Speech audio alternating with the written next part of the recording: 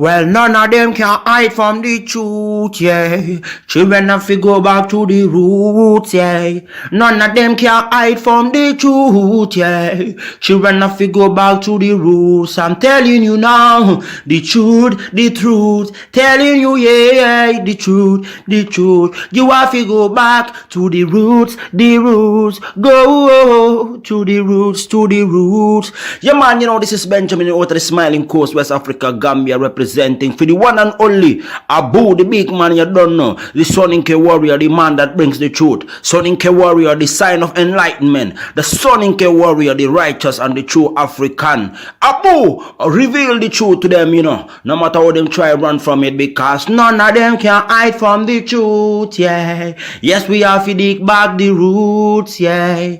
Fire! Subscribe now.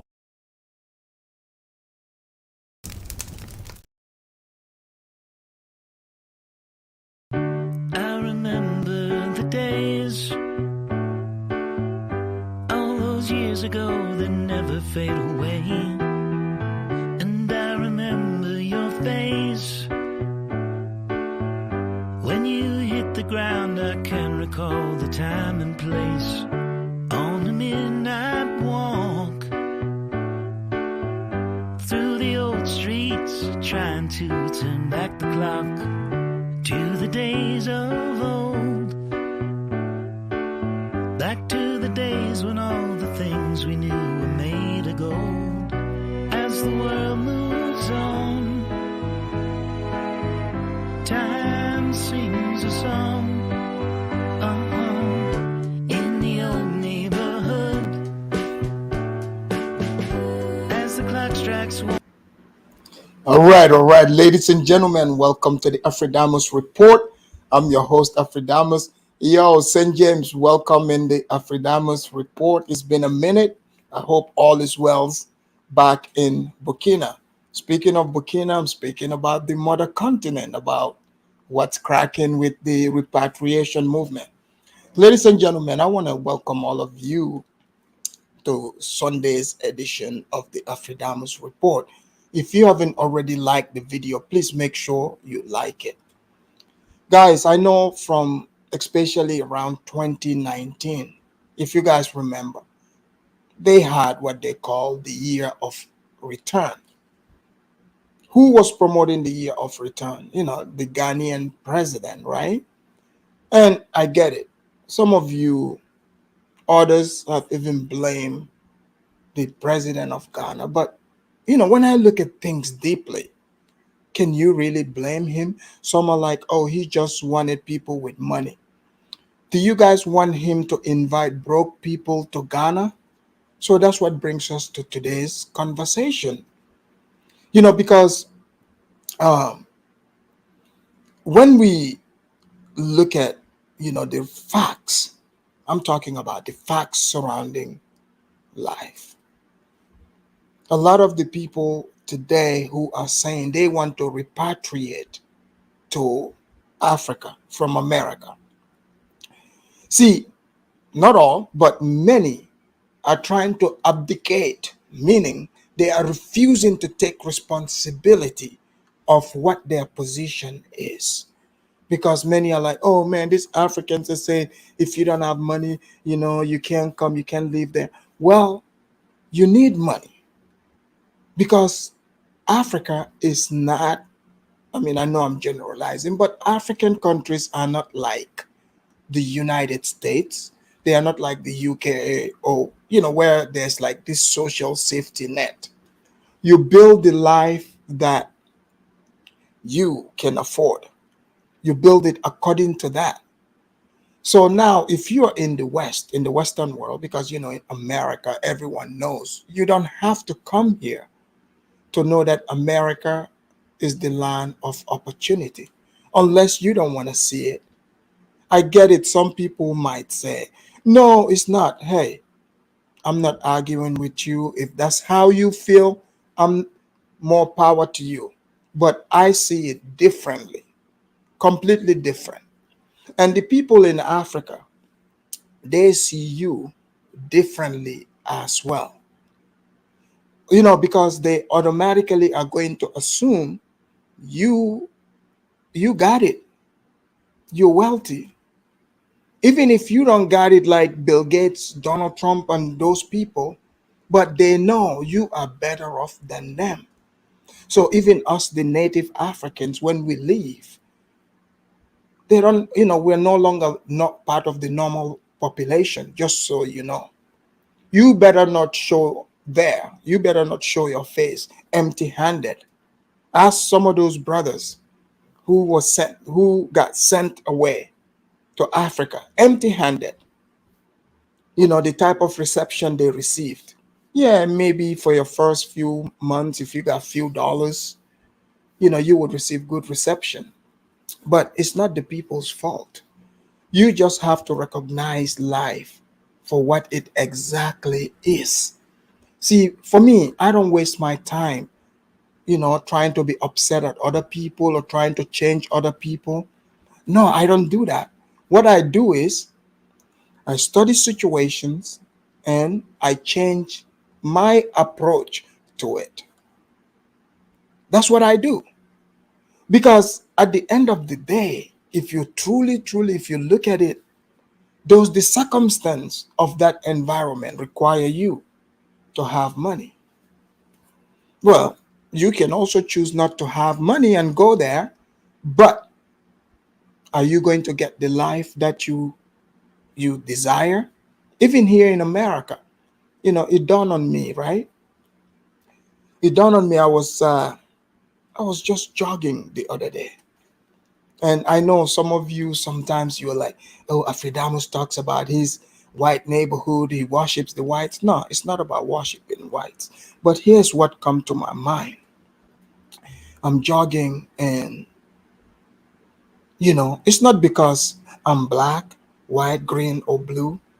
To be able to live in this environment, it's not free.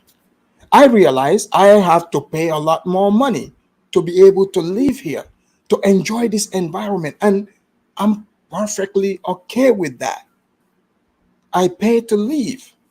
Some people want to make, like people that make argument to say, oh, man, oh, money ain't shit. Well, you can live in ain't shit environments. I'm happy right where I'm at. You see, you can call me all kinds of names. But it dawned on me, I said, look, right here, to live right here is because I'm able to afford it. The day I stop affording it, guess what? I won't be able to live around here. In fact, they will not be as friendly to me as they are. This is just common sense. Is this how it's supposed to be? I don't know. But this seems to be a trend, all over the world. And if anyone should know this, it should be an American person. Not only any ordinary American, black American for that matter. Look, I get it. You might say you are happier being poor, but I think you would be a lot less happier, you know. No, I would say you would be a lot less sad, victimized, and depressed if you got a little bit of money because it stretches far. So we come to the year of return, Ghana. They said Ghana is open, is the year of return. 2019 has been the 400 years of slavery. They wanted to, attach slavery to, like the biblical story of the 400 years of the Israelites being in bondage and then being free. But it doesn't truly match that because they started sending people into slavery, before 1619. But if you match 1619 to 2019, so that's 400 years, but they've brought people in since like the late 1440s, not here on the soil of America, but in the American continent, because the first Africans they brought as slaves to Mexico, that was in the 1527, around 1526, 1527, right? But people are going to say, no, the only people whose enslavement mattered is the blacks in America. And the blacks themselves would say they are the best blacks, the most important blacks. You guys have heard them. I'm not making this up. Of course, it's not all. I know some are going to come here and try to make that argument. So the blacks say they are important. Well, that means the blacks are coming from the richest country in the world, which is America, the wealthiest. So when the Ghana's president say the year of return, they open their arms, the Ghanaians are not expecting that it's going to be crackheads coming off of the streets of Philly, or crackheads coming from Baltimore, or crackheads. You get the point, right? Even if they cannot get the Jay-Z's, the Beyoncé's, at least they can get people, who can afford things in Ghana.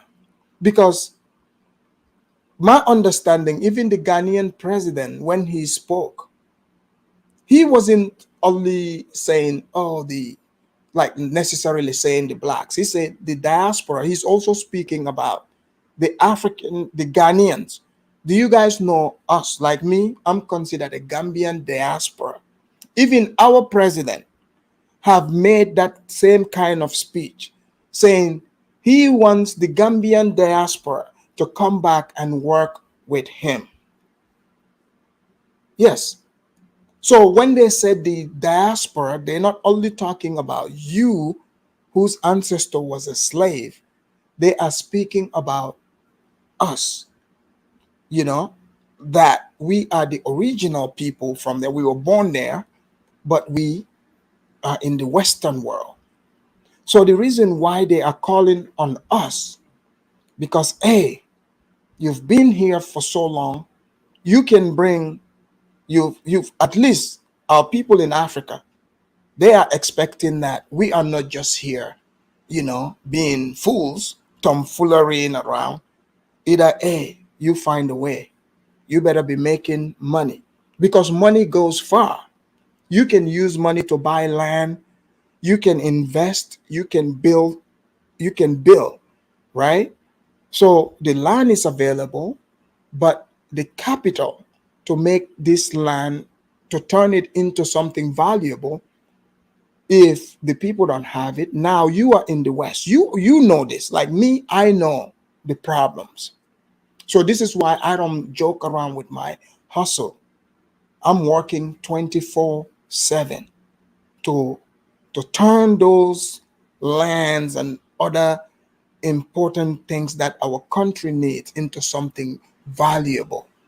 I'm not gonna just be one of those people who just points out and complain about what the president didn't do or what the government didn't do. So this is why you don't hear me talk about things like that. It's not because like some crybabies who are so egotistical and emotional talking, oh, Afridamus is always talking about the blacks. He's obsessed with the blacks. Why don't you talk about your country? Well, technically, America is my country too. But if we are all black and you're repatriating to Africa, don't you think you would want to hear what I'm about to say? I am giving you the scoop. I'm telling you the mindset, what the mindset is over there, what is expected of you. Period. That's all I'm saying. So if we are coming, we are expected to bring money, which is, to me, right? It's not a bad thing. It's a good pressure. Because why are you going to show back up as a loser? You know, like your parents, they raised you, they fed you, sent you to America. Now, what is your excuse coming back empty handed? That's a no go area. So even people who are from where we are from, Ghana, Gambia, Sierra Leone, all these countries, if we leave, we go back there empty handed, we would be called losers. Nobody is going to give us something, anything, unless if you inherited things. But other than that, you are seen differently. And No amount of crying or complaining is going to change that. They see you as you got something. But here's where you got to be careful, though. Here's where you got to be careful.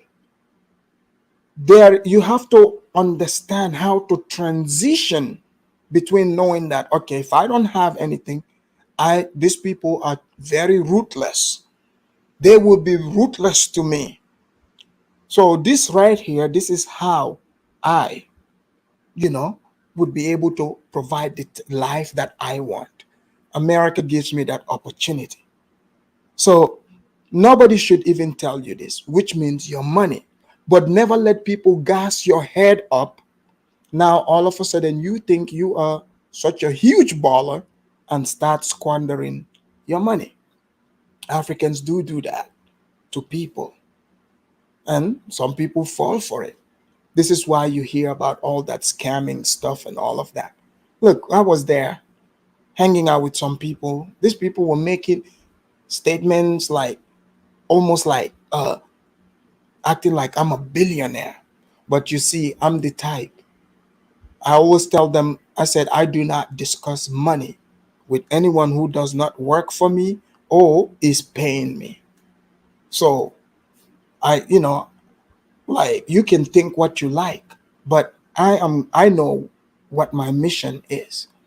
So now returning to Africa, for the blacks, many have shown their face to Africa, and on this simple fact that they are saying, oh, we all black. I get it. I have been telling people this fantasy is going to wear off. Now, you being required to have money in a place, doesn't mean that those people are mean. Nah, they have an economy. Ghana has an economy to make sure the economy booms. You know how you guys have heard about Gambia here so many times, talking about, oh, you'll let the white men come there, white people. Look, we've had this tourism going on almost 50 years. Okay? So to you, the person outside, you think, oh, these people are just worshiping white people. Oh, white people are doing X, Y, and Z. But you don't realize that tourism generates so much money for that country. Like it's the second, I think, after agriculture, you come to tourism. It brings in a lot of money, employs a lot of people. Like some of you want to fixate, I'm sure, on the sex tourism. That's like a minute part of it, minute part of it. So you come to Ghana. Ghana, Ghana wants to, what Ghana's president, you have to remember, Ghana's president is a foundational British, black British. He's one of y'all. Even, he's not from the slave class, he's from the slave selling class. Okay, but he one of y'all, went to school in Britain. He has the British accent. He understands you people, right? So he's like, all right, check this out. I have this great idea. Why don't we open Ghana to our brethren in the Western world? You know, it it came from a pure place. This is why when I hear some of you saying Ghana is trying to exploit you, I shake my head. I said, how ungrateful you are to say such a thing.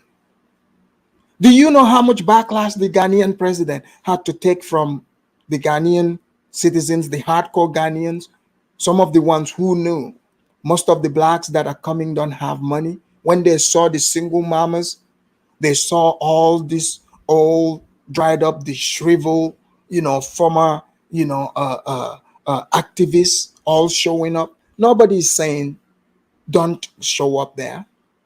But the president had a good idea, which I support.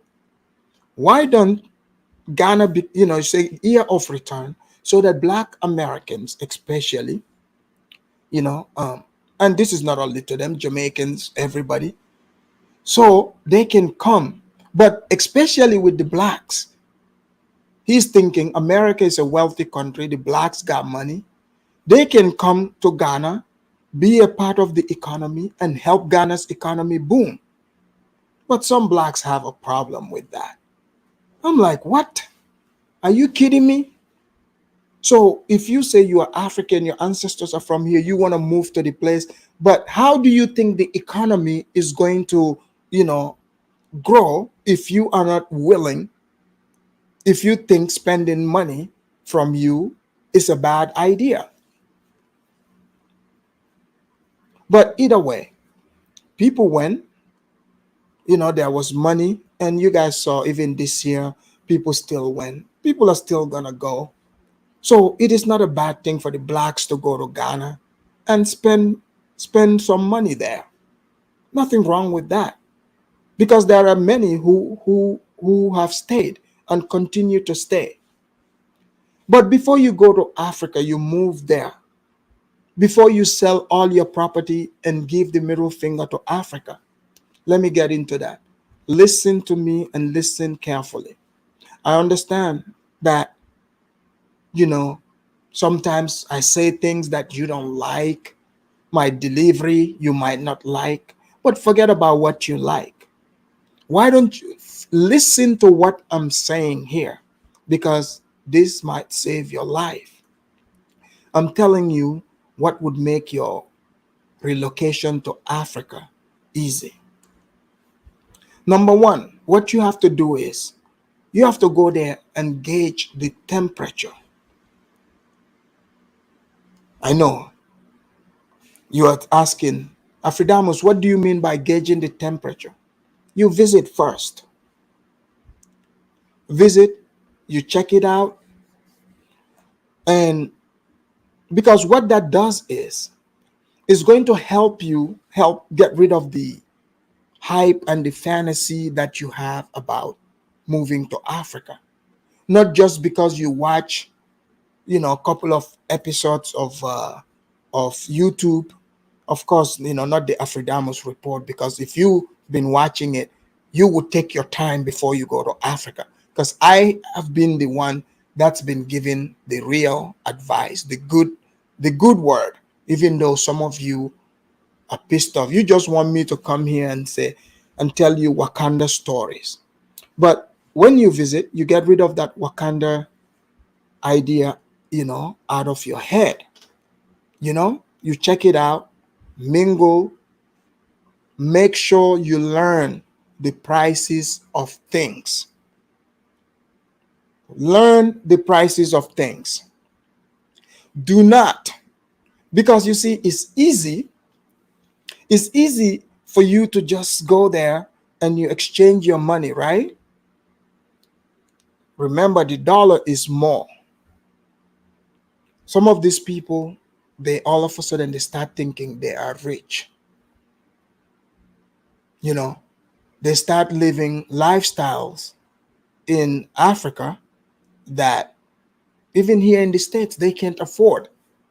So nobody's saying do not treat yourself to it, but you would have the opportunity to see, build little relationships, and you will know, okay, how much money. It doesn't have to be exactly, but like in a ballpark, how much do I need to be able to lead a comfortable life here? But many are not doing this.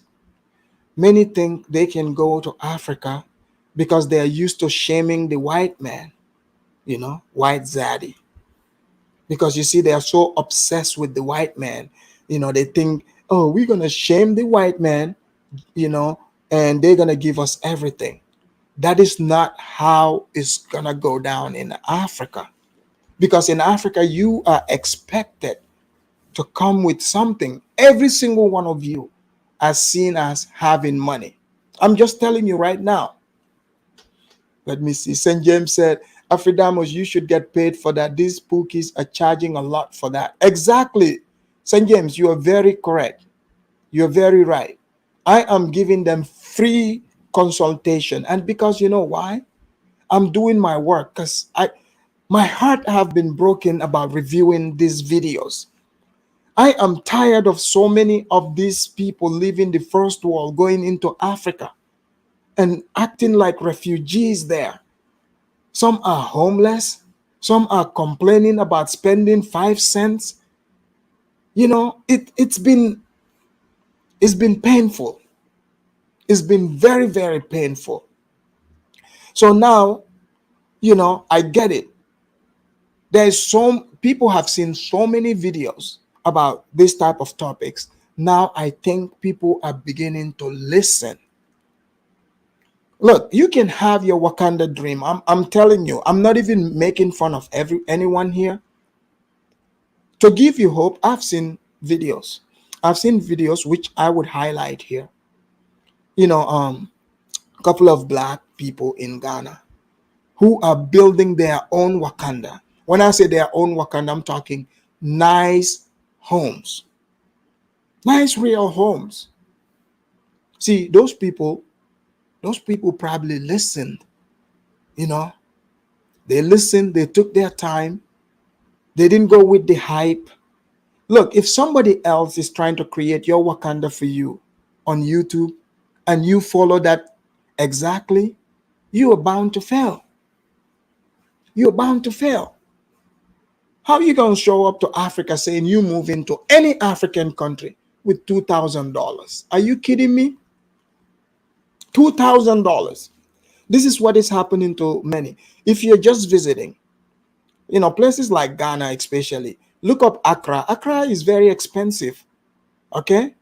The type of lifestyle you want to live, you're going to need more than $2,000. If you're coming from America to go live in Accra.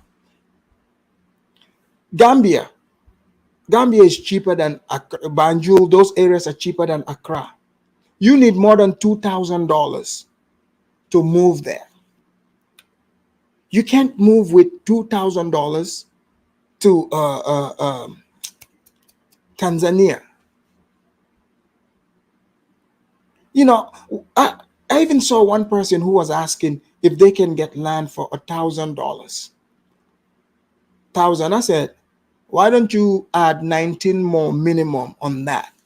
So you'll be able to even be in a better position to even discuss anything. I'm telling you.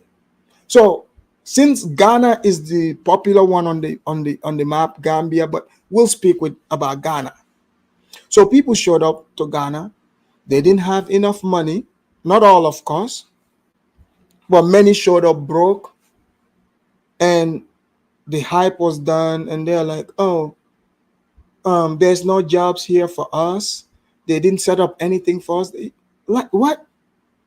You guys were supposed to come here and create businesses. And many black people that are going to Africa, they are refusing to connect with other black people because they want to compete against one another. Even though I tell you, when you say unity, blah blah blah, but you should find people that are like-minded, people that are go-getters, even here in America, and they are interested in these countries. You link up with those people. I'm telling you, you link up with them. Zongo said, Afridamos, they think Africa is cheap and they come with exploitative mindset. Exactly.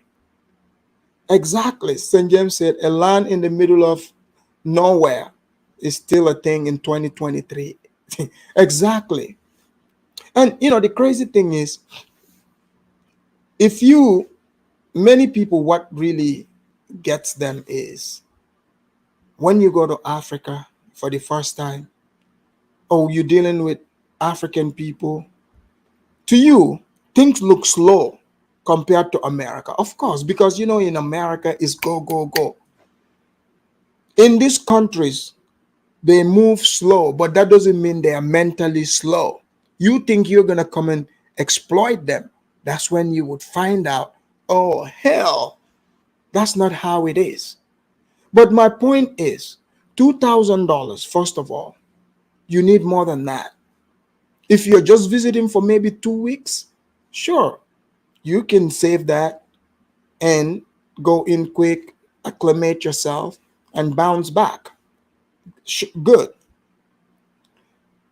Now that we talked about the money, you know, make sure when you go there, don't be discouraged. Once you find out how much things are, blah, blah, don't be discouraged. Pull, pull a pen and a pad, write things down. Because guess what? You have an advantage. You know what the advantage is? You get to come back here, do whatever it takes, 2 jobs, 3 jobs, work your ass off, save however, 20, 30 grand, because it's a one-time thing. It's a one-time thing. You buy the place you want, you own it outright. You own it outright, right? Step one. But you've already built connections. Everything doesn't have to happen just overnight. You don't have to be in a rush. You don't have to try to impress other people. Don't rush things. And also, this blackity black thing, I'm not trying to make fun of anyone. Look, that's just here in America. Stop worrying about the mindset of the people on the continent. Because let me tell you, everybody is black, as you can see over there. Those people are more worried about their day-to-day thing, their hustle and bustle. But the only way you would have that advantage is you got to show up with that money. And people are like, okay, oh, I want to go there and live like the locals. Okay, fine. Fine. Okay, you want to live like the locals. More power to you. You can do that too.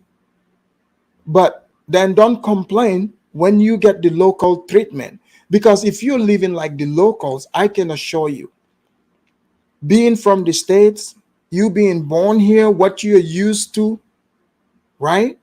Even myself, who I'm from there. I'm not gonna lie to you. There are a lot of local things I can't put up with. No, no, no, no. I cannot. I'm just telling you facts.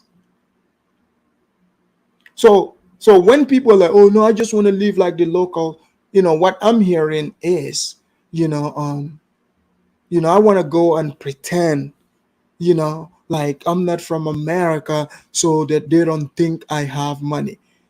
Look, the moment you open your mouth, they will know. Okay? The moment they see you, I mean, although some can blend in, but most of you, the moment they see you, it's a dead giveaway, right? And do not feel offended by this. I'm giving you the scoop right now. You know the game, you know what it is, and you must understand these people you're dealing with are not being malicious. They are not being malicious. America is sold as a rich country. Yes, this is why I have no desire in showing up broke in any country ever since I became an American. I refuse to show up broke anywhere. No, no, no. Even if they say Afridamus today we're going to Mars, you best believe. You best believe I would be robbing some dollars together heading up to Mars. Because I know the aliens on Mars are gonna be like, all right, here comes the people from America. They got money. So the moment you come in from America, sorry to tell you, you have no choice at this point. You have to have money. You have to have more than the local people. I'm just telling you right here. And stop hanging out with broke people, because broke people bring you broke ideas. And all these delusions, people talking about you're going to start a business. You've never owned a business in America. No, you've never owned a business in America. Business is one of those things where it's no shade on anyone, but you have to think about the ramifications. Business is business. It doesn't matter what country you go to. It's the same effort, right? So you have to take a lot of things into consideration here. Do you understand the language? What products are you selling? But you go to Africa, I've seen people do this. You know, you put a little stand, couple of tap ramens on it, couple of vegetables. Like, what the hell? That's not business. That's not what they expect you to be doing. You are short changing yourself. You are literally short changing yourself. I'm telling you how to make it. And this is one of those things, fake it till you make it. You ain't got to brag. So you coming from here,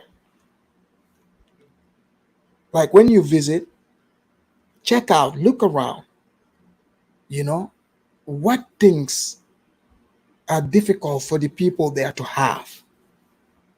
That's what you got to think about. But, just empty talk is not going to get you anywhere. And then, number three, the people, that are showing up. I've seen baby mamas.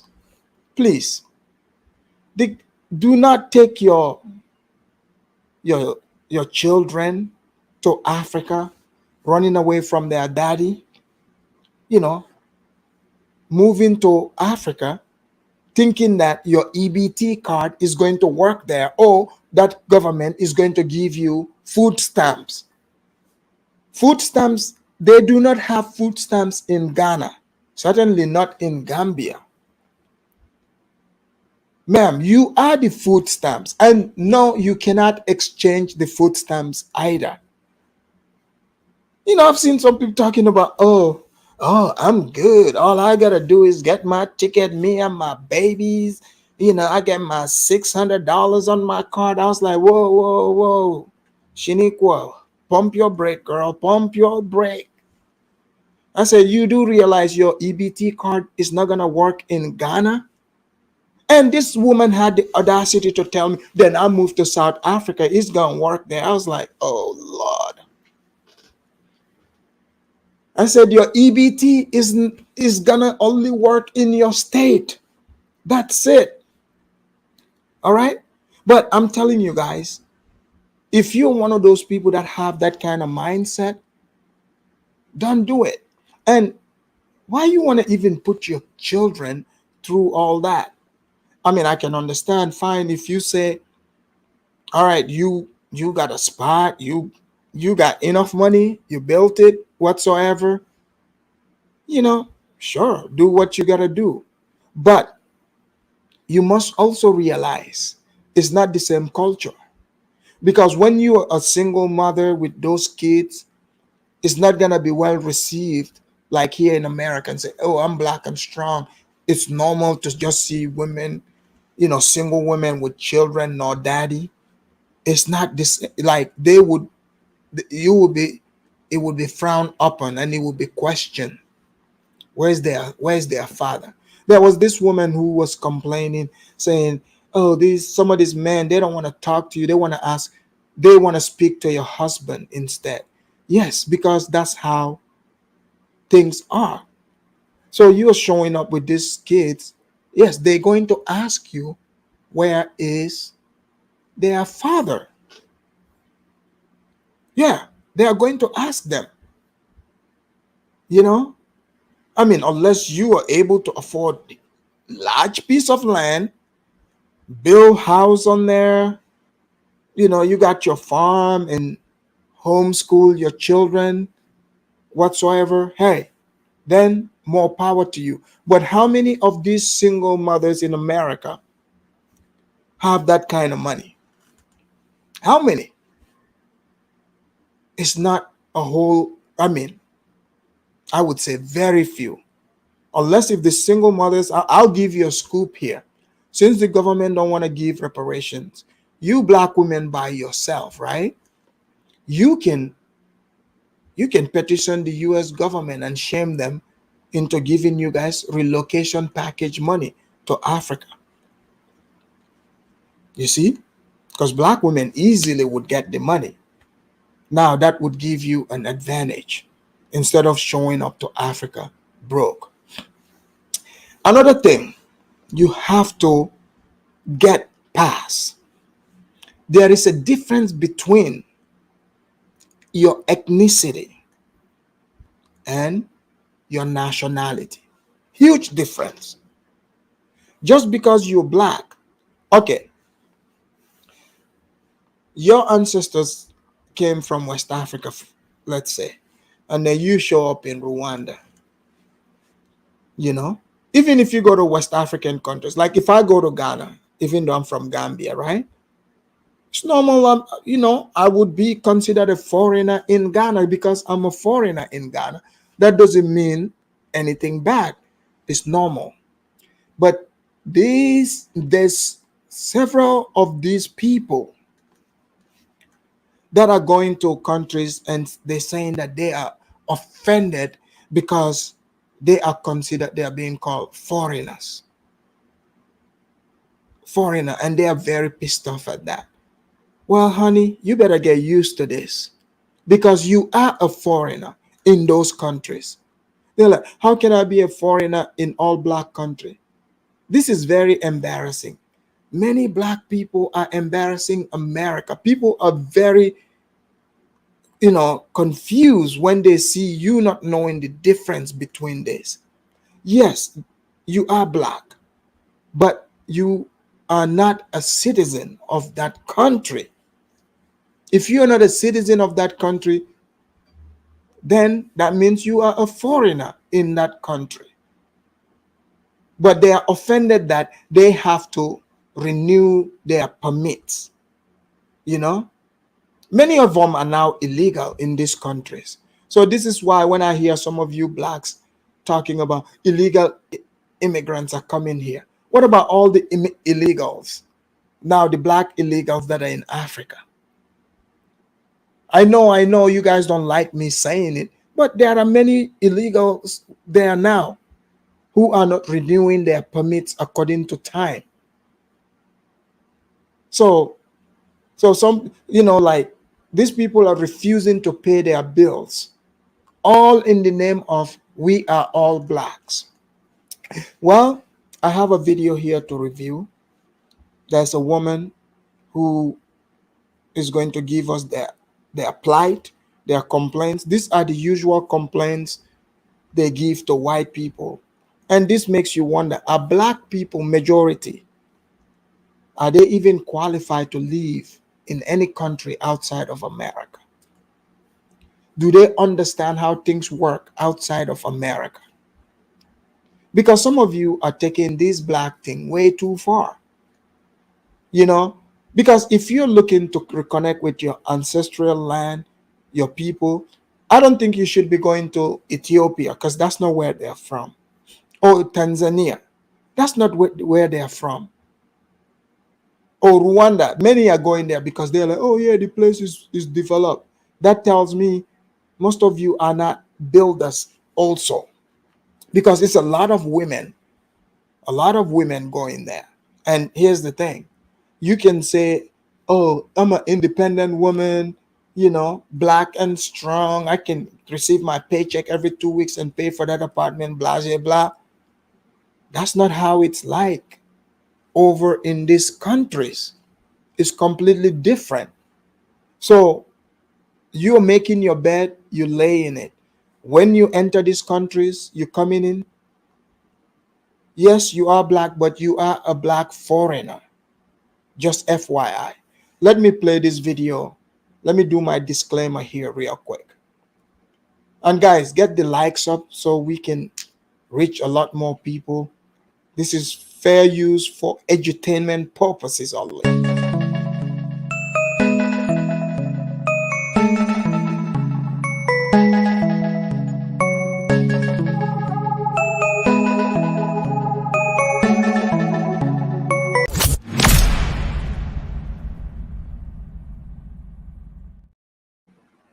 All right. So I've got this video here, and the title is Woman Says Black Americans Can't Afford to Live in Africa. They are poor. So this video is, I found this on a YouTube channel by a Ugandan woman named Nagiri. And you would hear her perspective too. And Africans do this as well. The Africans on the continent, most of them are so naive, especially the females. They're like, "Oh no, you can totally afford it to be like, girl, you do not know the bank account of most blacks in America. If she says she can't afford it, she knows." So you guys go by those emotional YouTube videos, some chick in Uganda telling you, "Oh no, you can totally afford it." Totally. Yes, you can, but for how long? For how long? Many wanted to be YouTubers, but it wasn't paying. But I don't want to keep you waiting. Let's hear what this woman got to say. Outside enjoying the beauty of the continent of Africa. I am in Dar es Salaam, Tanzania. So I just decided to do a video, and I wanted to talk about the good, the bad, and the ugly on the continent of Africa, specifically Tanzania. The good, the bad, and the ugly. Where do I begin? Let me begin with the good. The good is Tanzania is a beautiful country. It is very tropical, very warm, very peaceful. The people are very kind and friendly. So you can see that this woman here have allowed herself to, start looking like red fox without the beard in Sanford and Sons, right? She doesn't even can't afford wig. So I'm guessing she's going with the natural look. So a lot of these people are waiting till they get gray and chop off all the hair. And they think it's sexy to go do this in Africa, right? So she's going to tell us the good, the bad, and the ugly in Tanzania. So let's see what she got for us in that box. They say karibu, which is welcome everywhere you go. So I love that part about Tanzania. It is just a beautiful place. I feel at home, and I just love it, love it, love it. Another good piece of being here is the food. The food is very fresh and organic. Everything is natural. So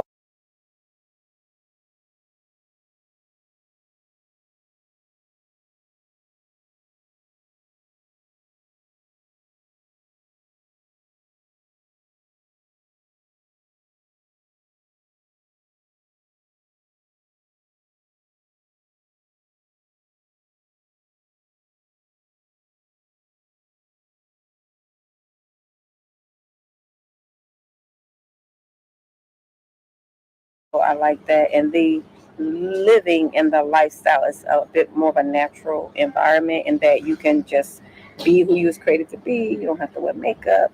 You can just, wear your hair natural. You can just be who you are. Sorry, did you guys hear what she said?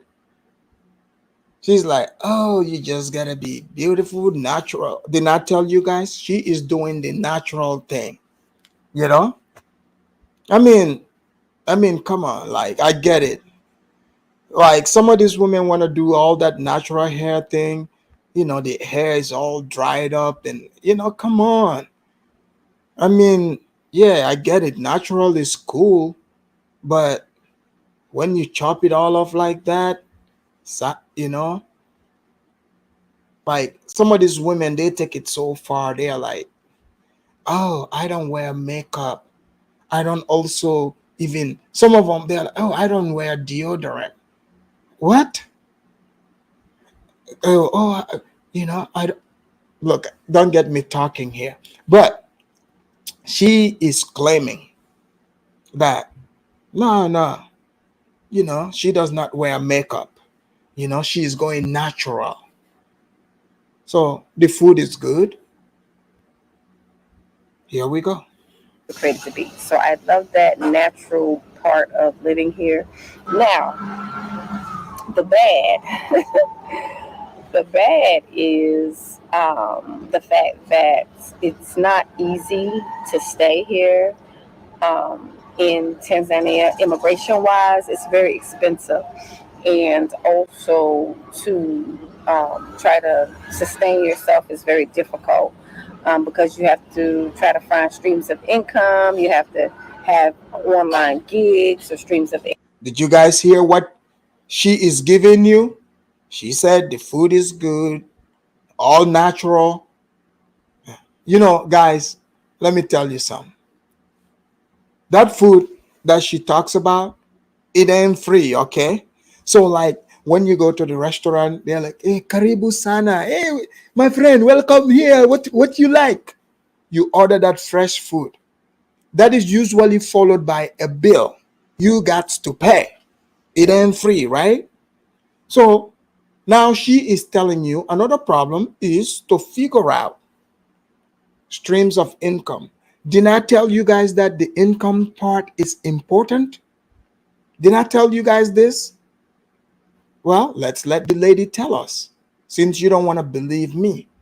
Income, and you have to do it online basically because unless you have a work permit, you're not really allowed to work here in the country unless you have a work permit. So it could be very pricey because work permits are not cheap. So that is kind of like the bad part. And also, you must have a residency permit if you want to stay long term here. That is very pricey as well. It the prices can range based on if you have a registered business or if you don't have one. The prices are different. If you have a registered business with the Tanzanian partner, the prices are going to be different. But the prices are different for all the different stages that you are at here. Meaning, if you want to get a residency permit and you have a registered business, and or if you Did you guys hear this? So some of you are thinking, oh, I'm just going to show up to Africa the moment I hit the ground on the airport. I'm like, some of you are fainting, acting like you are in church, going bound down on your knees, touching the ground. And at the airport, they say, welcome, sister. Welcome home, sister. Welcome home, brother. Yes, it is home, but you still got to pay that permit. See, it's not like you just moving in because you're going to a foreign country. It's like you have the visa, you come to America. It's not just smooth like that. Like you're like, yeah, let me just walk my black ass straight to McDonald's and get me a job. I'm giving you McDonald's as an example. They're going to ask you, are you a citizen or you got a green card? You see?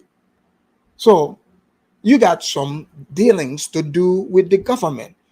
Visiting a country for a short time and actually living there are two completely different things. So this woman lives there. So she's giving you the real scoop. So you got to take all that into account. you want to have one registered as a foreigner, and or if you want to just get one, it would all be very expensive. So um, yeah, that's kind of like the bad part. But it's just expensive to stay here. So I think that's why many people are leaving also because it's a beautiful country. It's a beautiful place. The people are beautiful, but it's just many of us come here and we're middle class. Some of us lower class and we don't have a lot of money. So it's just very pricey to Did you guys hear that?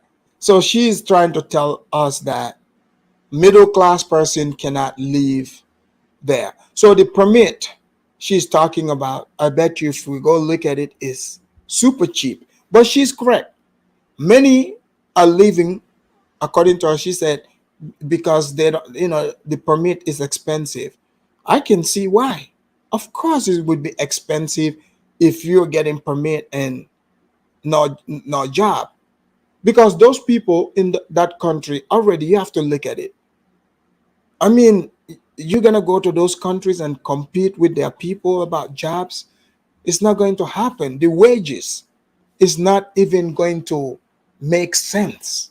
It's not going to make sense. You're not gonna go there and, I mean, unless you start your own company, you start your own business. And when people hear company, you're thinking it's gotta be a Walmart. No, you can start small. You can start small and work your way. But to have a permit in a country, the only way that makes sense is if you're working in that country or you've got a business in that country, because that permit is not free. So you got to make money for it. And also, the permit is probably like $50, if even that. So some people they would rather move from paying $50 every year than to figure it out. To live here long term. So, and then also paying rent 3 to 6 months. It's not always so easy to get a month-to-month lease, but it's possible. And all things are possible when you can negotiate, but just for the most part, it's very pricey to be here. And then finally, the bad. I'm sorry, the ugly. The ugly is a two-part ugliness. So the first ugly part is the fact that many of the locals, the Tanzanians, do not know who we are. So they kind of see us as just any average foreigner, which we are actually Africans. Don't necessarily see us as Africans all the time, especially if they know we're from America. Over here, they hear our accent. Did you hear this? So she's saying another bad thing is those people don't necessarily know anything about them. They see them as foreigners. So here's another thing that you have to take into account. Despite coming on, because you guys have seen this attitude with many people, even here on YouTube. Oh, you all Africans don't know nothing about us. The Africans don't teach anything about us. Look, you might think in your head that you're super special and important. Everyone thinks that about themselves, probably. But other people got other things to do. Those people don't care about learning about America. Why would they? They're Tanzanians. They live in Tanzania. How many what did they teach you about Tanzania in your American school?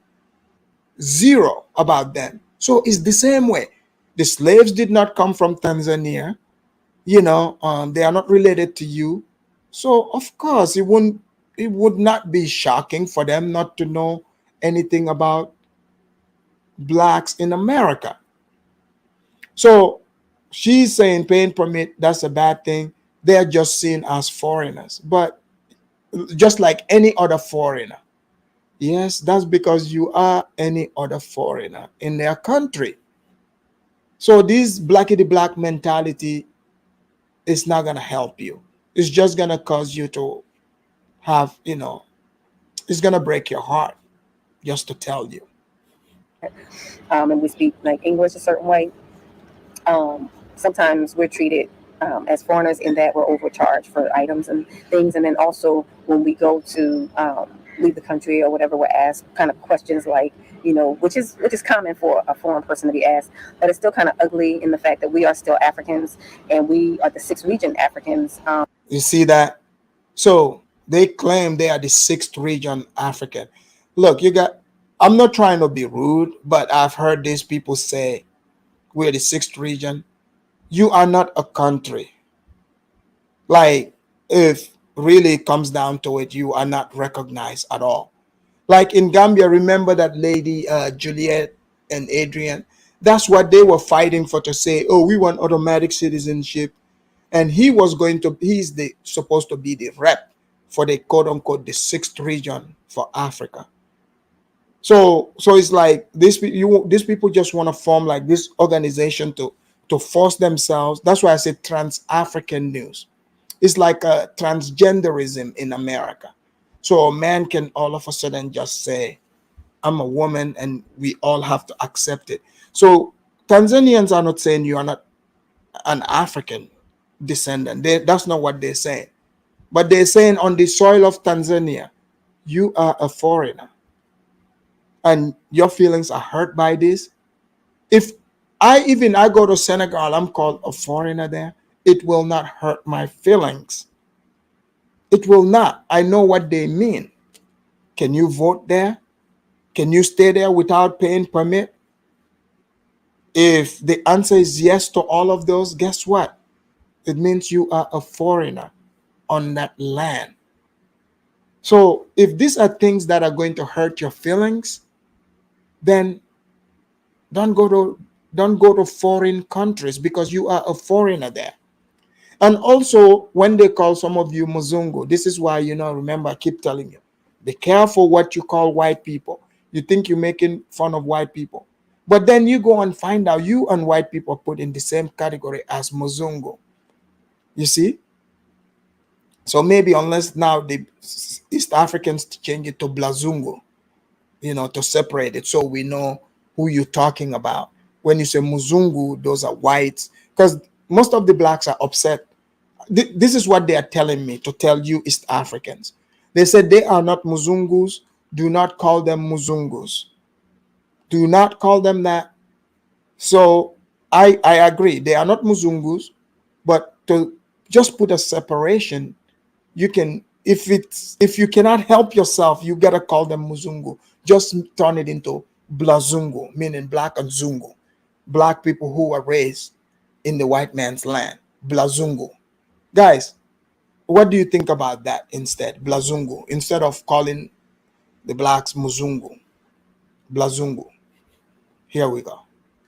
And we were dispersed over 500 years ago. So it is really disheartening and kind of sad and ugly to be kind of treated like and treated like a foreigner, like we don't belong here when we are African as well. No, we don't. We weren't born here, and we don't know exactly where we are, where our tribe is, and what area of the continent that we're from.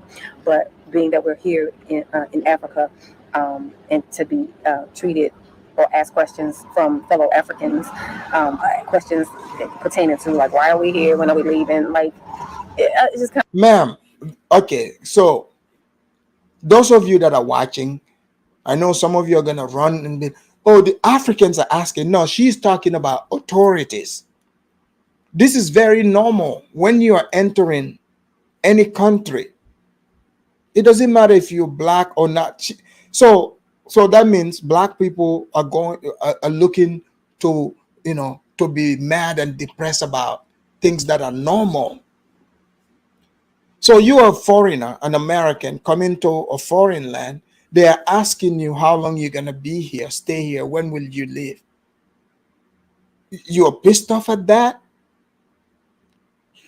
That's normal. If I guarantee you, if she becomes a citizen there, a resident, ma'am, they will not ask you that. Don't the black call us foreigners when we come here? Look, I have been in America for at least 20 years. And I am an American citizen on top of that. Does that stop the blacks from calling me a tether? Even Africans who were born here. Some people, their fathers themselves were born here. The blacks are still calling them foreigners.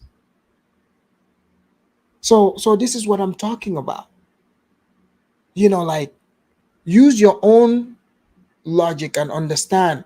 Like, you're not going to get the same exact treatment when you leave America. When people say, oh, we are mistreated. No. Are you just want to be treated, better than everybody else. You want a special privilege. Like you just want, okay, you coming in, like a regular Tanzanian. That's like being a Tanzanian. Like, just because in your head, you're like, you know what? Oh, today I feel like I am a Tanzanian 100%. Like a man saying, I'm a woman and we got to go along. No, it's not like that. You're carrying a passport. You're carrying a passport, and that passport represents a place. So they treat people according to that. I see no problem in being asked how long you're gonna stay in a certain country you're not from. Guys, leave in the chat. Do you guys have a problem with that? Kind of it's kind of disheartening, guys. I'm just saying it's kind of ugly. It's a hurting feeling, but it is what it is. It's what we experience here, and also another ugly part of being here is the fact that how some of us as diaspora behave ourselves here. I have to touch on that. It is a sensitive subject, but a lot of times we come here to African countries with our toxic behaviors. That is not a good thing. That's the ugliness that I have noticed and experienced here on the continent of Africa. We're broken coming from the West, specifically from America. We're broken and abused and neglected and killed and murdered. You guys see the victimhood being exported. So imagine, like, so Africans see America as rich, powerful country, right?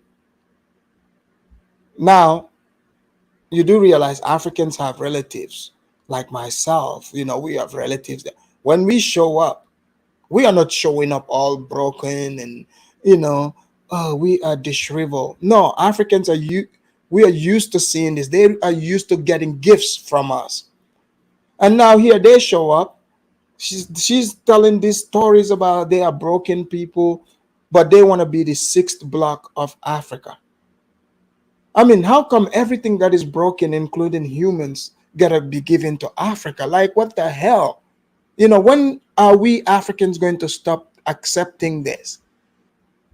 Like, literally, this woman went from enjoying the food to, you know, narrating how broken they are. Guys, please, if you are broken before you leave, make sure you fix yourself. Because the American side of me, as you guys know, I'm an American as well, dual citizenship. The American side of me is very ashamed right now.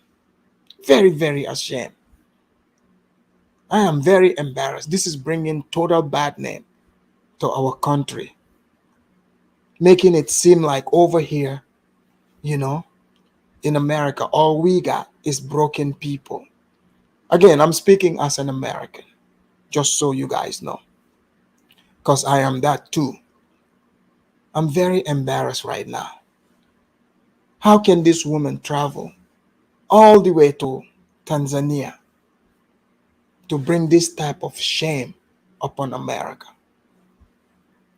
Do you guys see the point I'm trying to make here?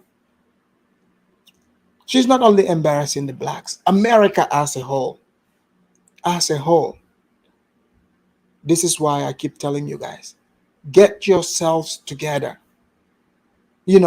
Most of these people, most of you, you want to spend your young life, complaining about white people protesting out there, thinking you're an activist. But when the time matters, you don't have the money to live the life that you need to live. All that energy you put into white people, hating on white people, if you transfer that energy into something else, I guarantee you, you will be able to build your own personal Wakanda in most African countries. Definitely not Sudan, but many places you can.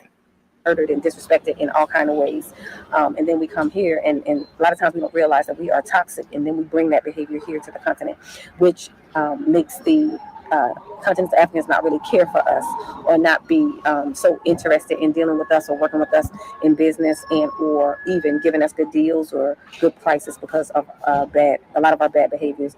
The unfortunate part is many of them don't know us personally, so they generalize. You guys remember last year I have said this. I said a lot of the bad behavior is gonna catch up. She lives there. She used several words. She said, unfortunately, a lot of the Africans don't care about us. They don't want to do business with us. No, it's not that they do not care.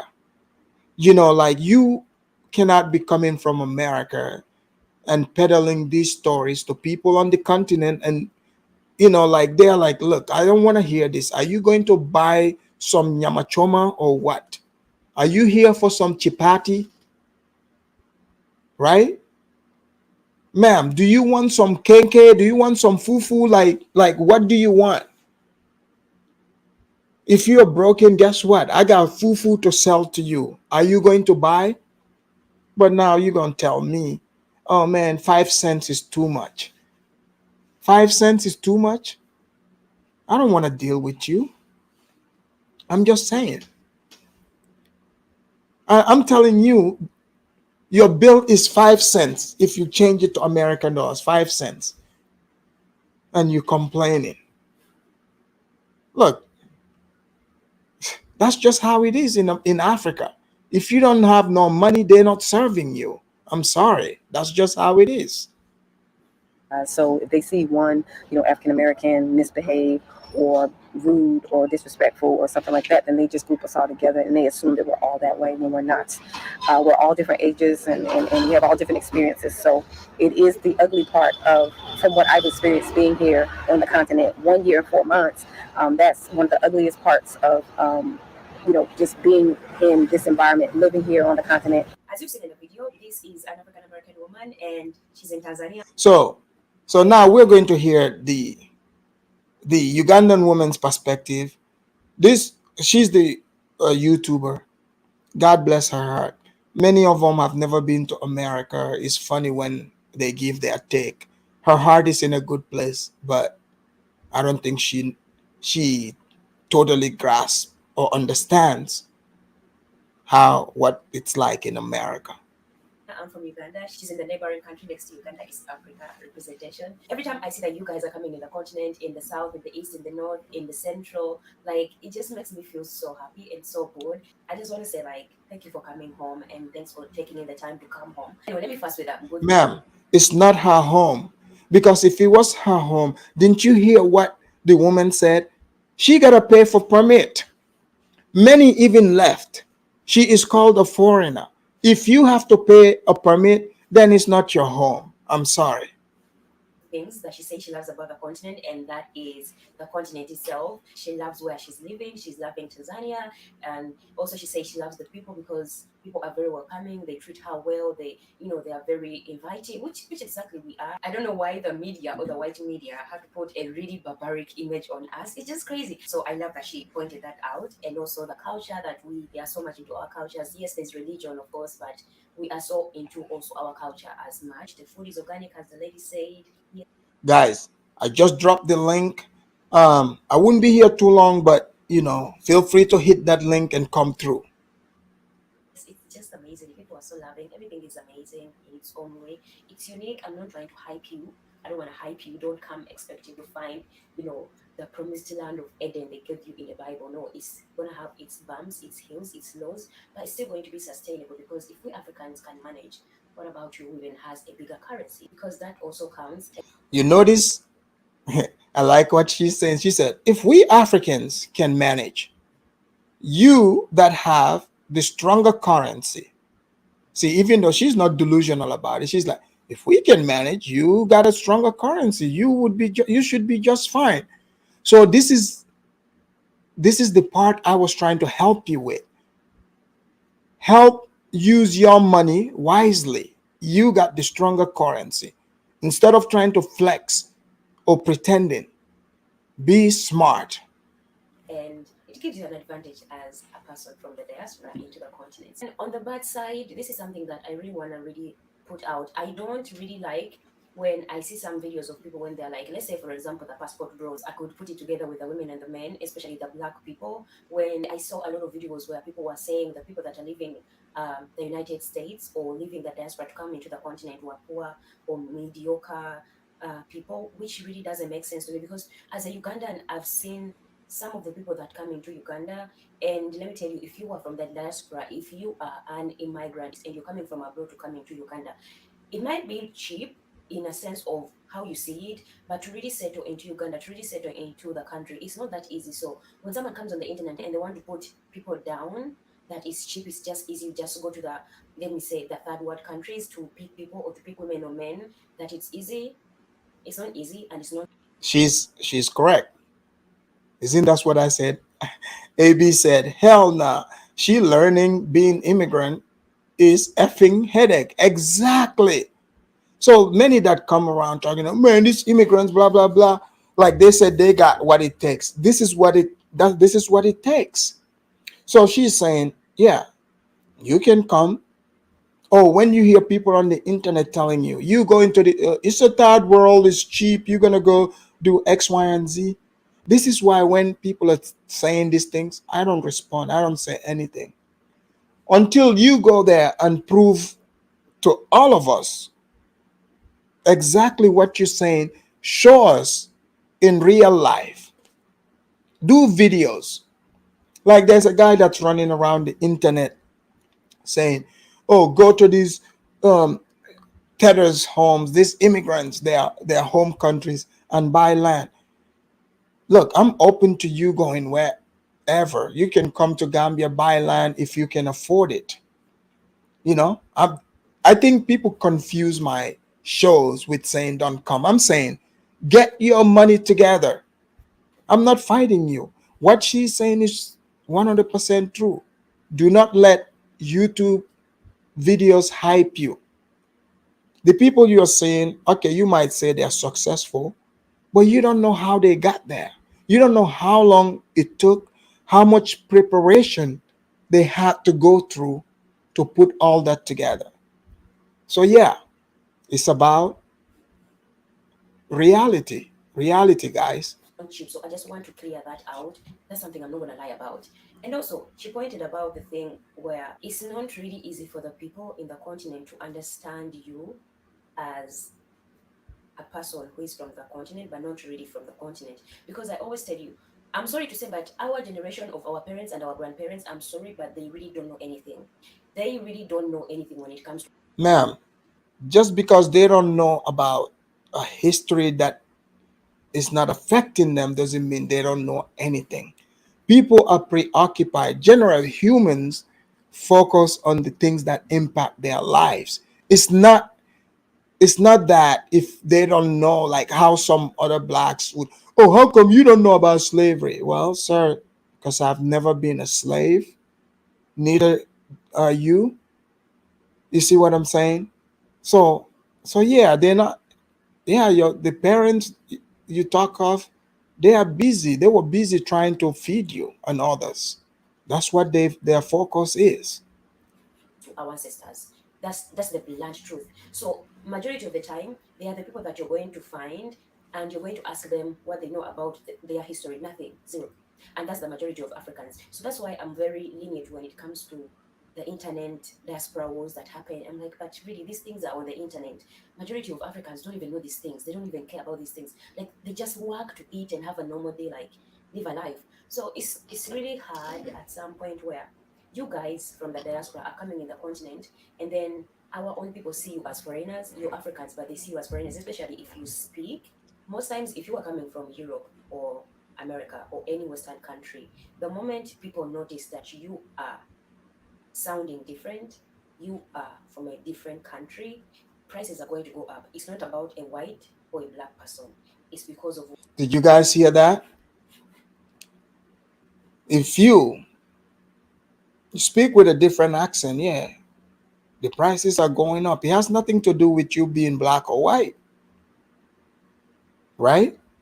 I mean, look, she's being nice, but if I go to Uganda, I will be seen as a foreigner there, and I am a foreigner in Uganda. The only language I know in Uganda is English. If the person doesn't speak English, I guess we're both toast. So that makes me a foreigner 100%. Guess what? If I show up there, me and a black person, now guess what? We became black because we're the ones from West Africa. That part, me and you both, we become tethers in Uganda. We become the Ugandan tethers, right? And there's nothing wrong with that. And I'm sure you know I'm used to being a tether. So now you are learning what it means to be a theater, and you can't take it. Like some even complain, they're like, man, they're jerking up the price. I'm like, why are you complaining to the internet? The internet can't do anything about it. You need to find out a way, improvise how you can infiltrate the pricing. How you do that is you learn how much things cost. It's not like here where the price is set. You can negotiate, but they know you don't know the price.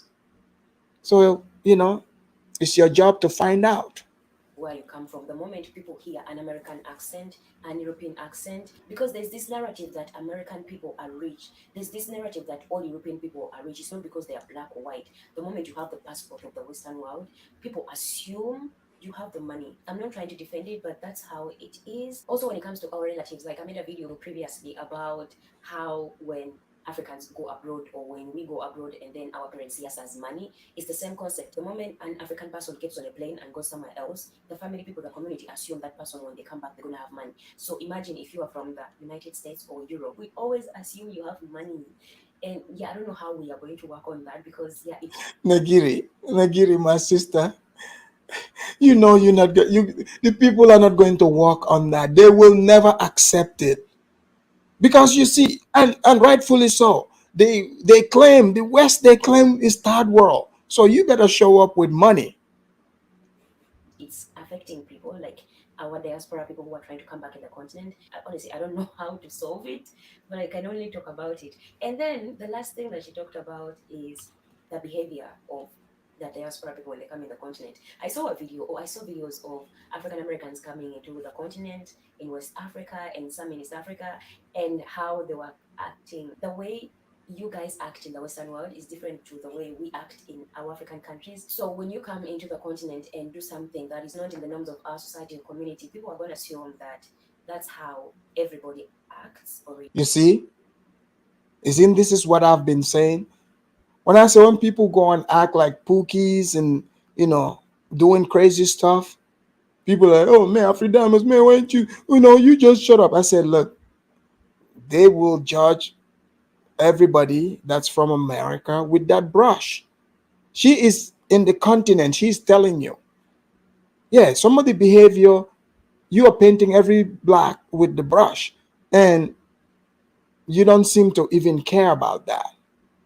Reacts or behaves in the Western world. We just need to have these discussions. As I always say, I'm happy to have these discussions between us. I just want to say, guys, that it's not easy relocating from one country to another, but most importantly, it's really not easy to come into the continent. Don't come thinking everything is going to be cheap because you think a dollar is way much higher than African currencies. It might be higher, but as a foreigner, in a sense of you are from the West, by the government institutions, it's not going to be that cheap for you. It will be cheap, yes, but it's still not going to be easy for the ones that are still, earning low incomes. So I don't want you guys to come with a lot of expectations. You need to know the steps that are made for you to settle in the continent. And I wish the African Union, I wish African people could come together and raise awareness, because if we want you guys to come into the continent, then things need to be put in place, like the way Ghana is giving citizenship to, yes, African Americans. I wish other African countries could do the same and maybe have dual citizenship where you stay with your American or European citizenship as well as the African citizenship. That would be so easy for us. And because we need your intelligence in the continent, we need your power in the continent, we need the knowledge of you guys in the continent. So this has to be a collective discussion. I guess she went to the school of two Niger too. She's like, oh, we, ma'am, didn't you just hear this woman complain about not having money? But you're telling, what? Okay, I better not say that. Go ahead. It just really makes me sad that you guys have to suffer that hard for you to be in your motherland or a place that was for your ancestors. I don't know how it will be solved, but it just needs to have discussions, and the more we talk about it, the more solutions will come. Also, Yeah, that's from Mrs. Nagiri. Look, she got a lot of good stuff to say. You know, Harlem Moore. Here we go. He said, minus the big forehead. She's cute. Really? Why you gotta go there? Yeah. To Niger College. Barnabas said, Hey, Damas, should whites move to Africa? If so, which country and why? Yes, w-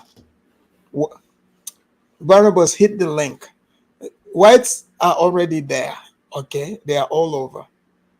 You know, but I think for you, Barnabas, I think Somalia would be a great place. Mogadishu, they are now building skyscrapers there, big malls, and um, yeah.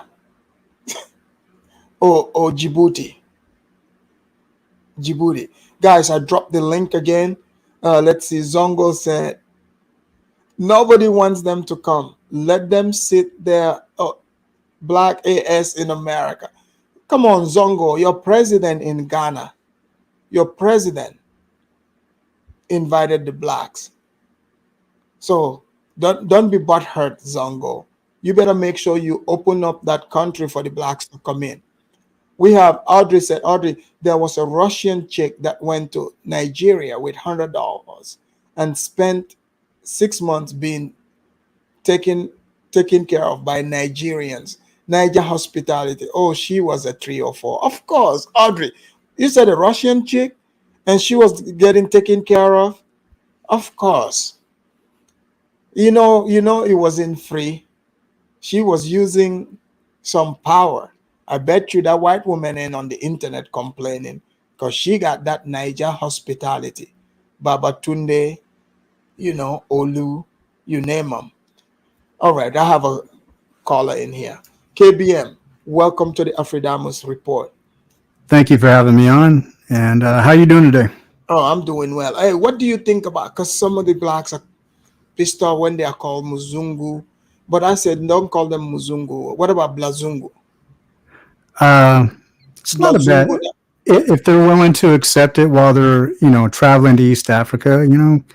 I mean, why not? But Mzungu just doesn't mean white in East Africa. Mzungu actually also means that you are a visitor. You're not a native. yeah. They could be like, nah, I'm not a Muzungu. That's the white ones. I'm Blazungu. Yeah, Yeah, I think if they accept that your recommendation, yeah, then why not? We just have to teach it all around East Africa. Okay, don't call them Mzungu, call them yeah, Blazungu if they're from the United yeah, States. yeah, Blazungu. Anyways, KBM, you go to Kenya. You have a wife there. You're Kenyan by marriage.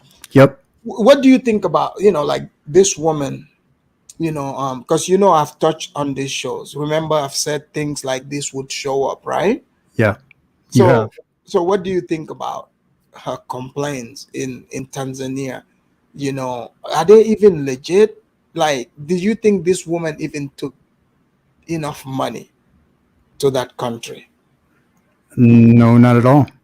She probably brought maybe 1,000 more than the average person. Right. But I mean, she's telling us right now that she didn't have enough money. That she's running into too many roadblocks that so many people actually run into when they go over, and try to stay and thinking that okay, I can live a year or two off $1,000. Mm-hmm. Maybe in a hut somewhere way out in the bush, but Wait. You said in a hut? in a hut way out in the bush, that might be possible, but it ain't going to be in the city. I'm sorry. Yeah. Because I heard Nairobi is expensive too. It is very expensive. I was thinking about this. Remember when I called you earlier? I'm not going to bring the guy's name up, and I told you about the guy that I'm going to send you some stuff on. I started thinking about it, and listen to your title. I started thinking about it. It's like, these people cannot afford to live in Nairobi. They cannot afford to live in Mombasa. And I can tell you right now, you can get an apartment in my neighborhood in Nairobi. Me and my wife, we pay like barely over $100 for a 1-bedroom apartment. It's a pretty big 1-bedroom apartment. But guess what? You can't afford it. And I'm going to tell you why. Why? You can afford to live in an apartment, a 1-bedroom apartment in America for $1,200 a month. You can afford that. Right. But you, the same person, cannot afford to live in an apartment that me and my wife live in for a little over $100 a month. for the same size apartment. And the reason why is because your mindset is all messed up. It's all backwards. You're not taking into consideration all the details. Not only. Oh, okay. Yeah. Like the water, like electricity, wire, like cable and stuff like that, right? Right. And to be honest with you, I'm just going to be honest.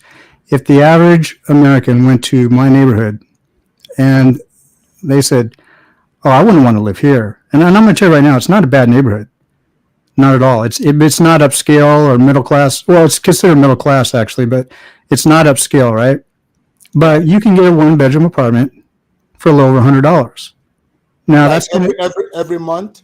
every month, and that's going to get That's some cheap. people jumping in the shorts like, "Oh wow, this is a Mzungu saying this," so it must be true. If he's living there, he's paying that kind of rent. I could do it. No, you can't.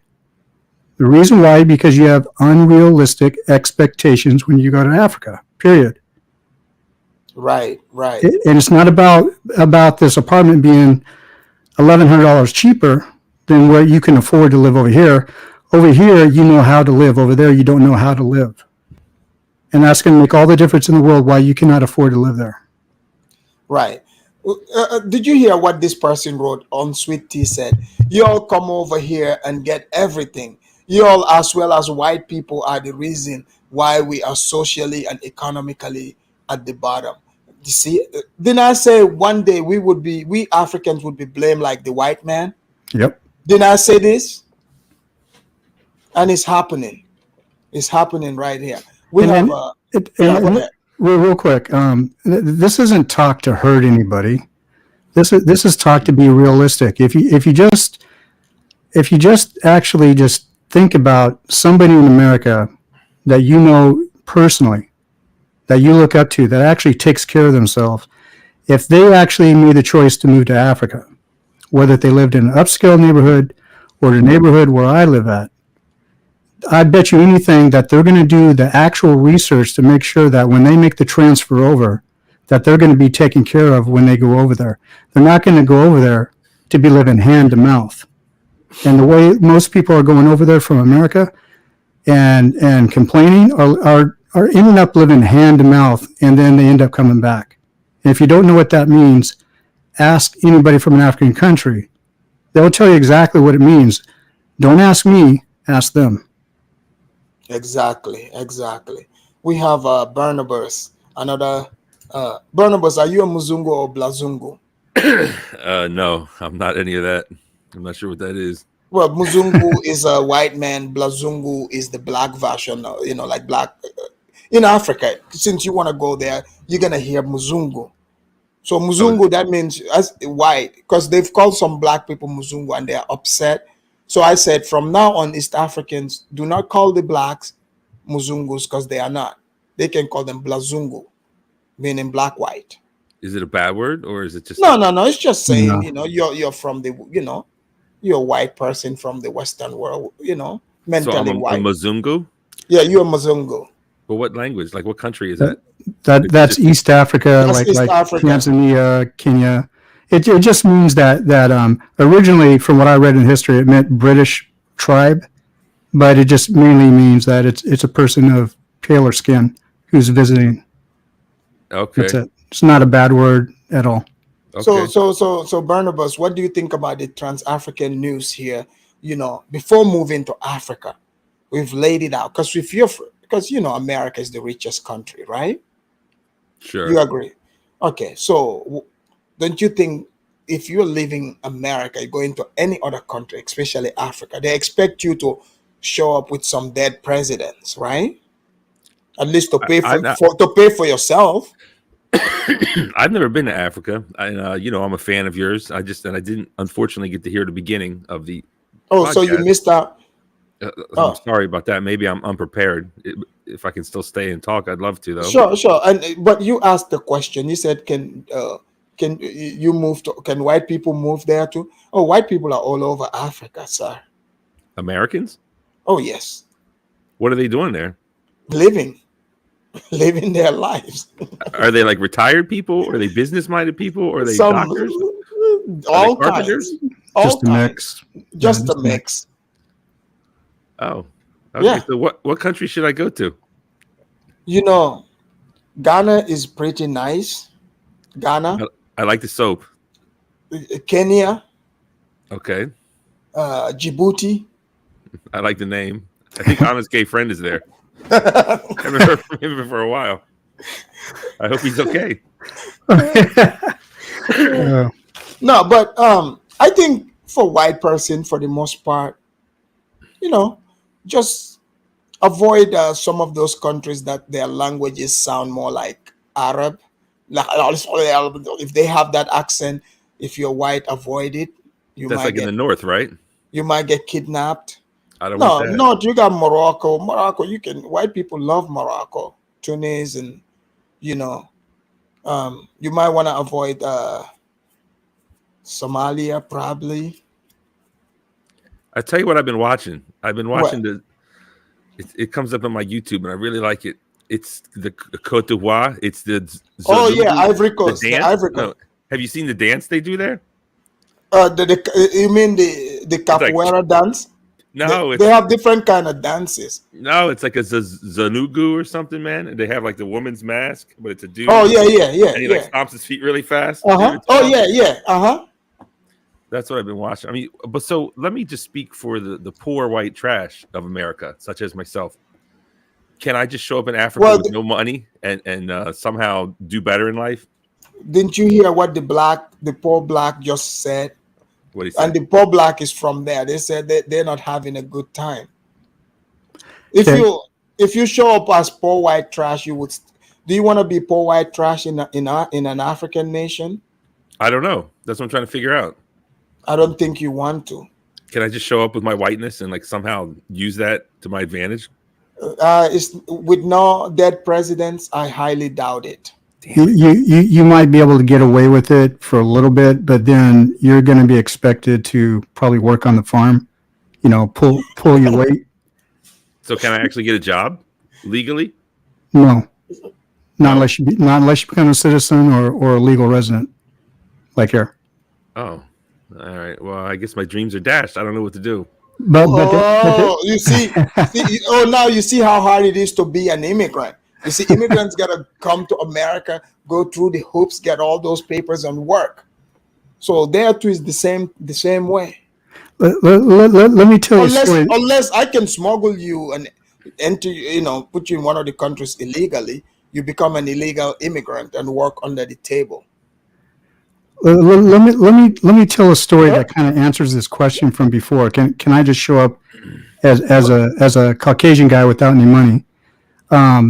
I think it was my second or third time there. Okay, so this is a good idea, and most people don't know this that are new to traveling. Is that before you travel to another country, you want to make sure you tell your bank where your ATM card is going, like what country and how long you're going to be gone for.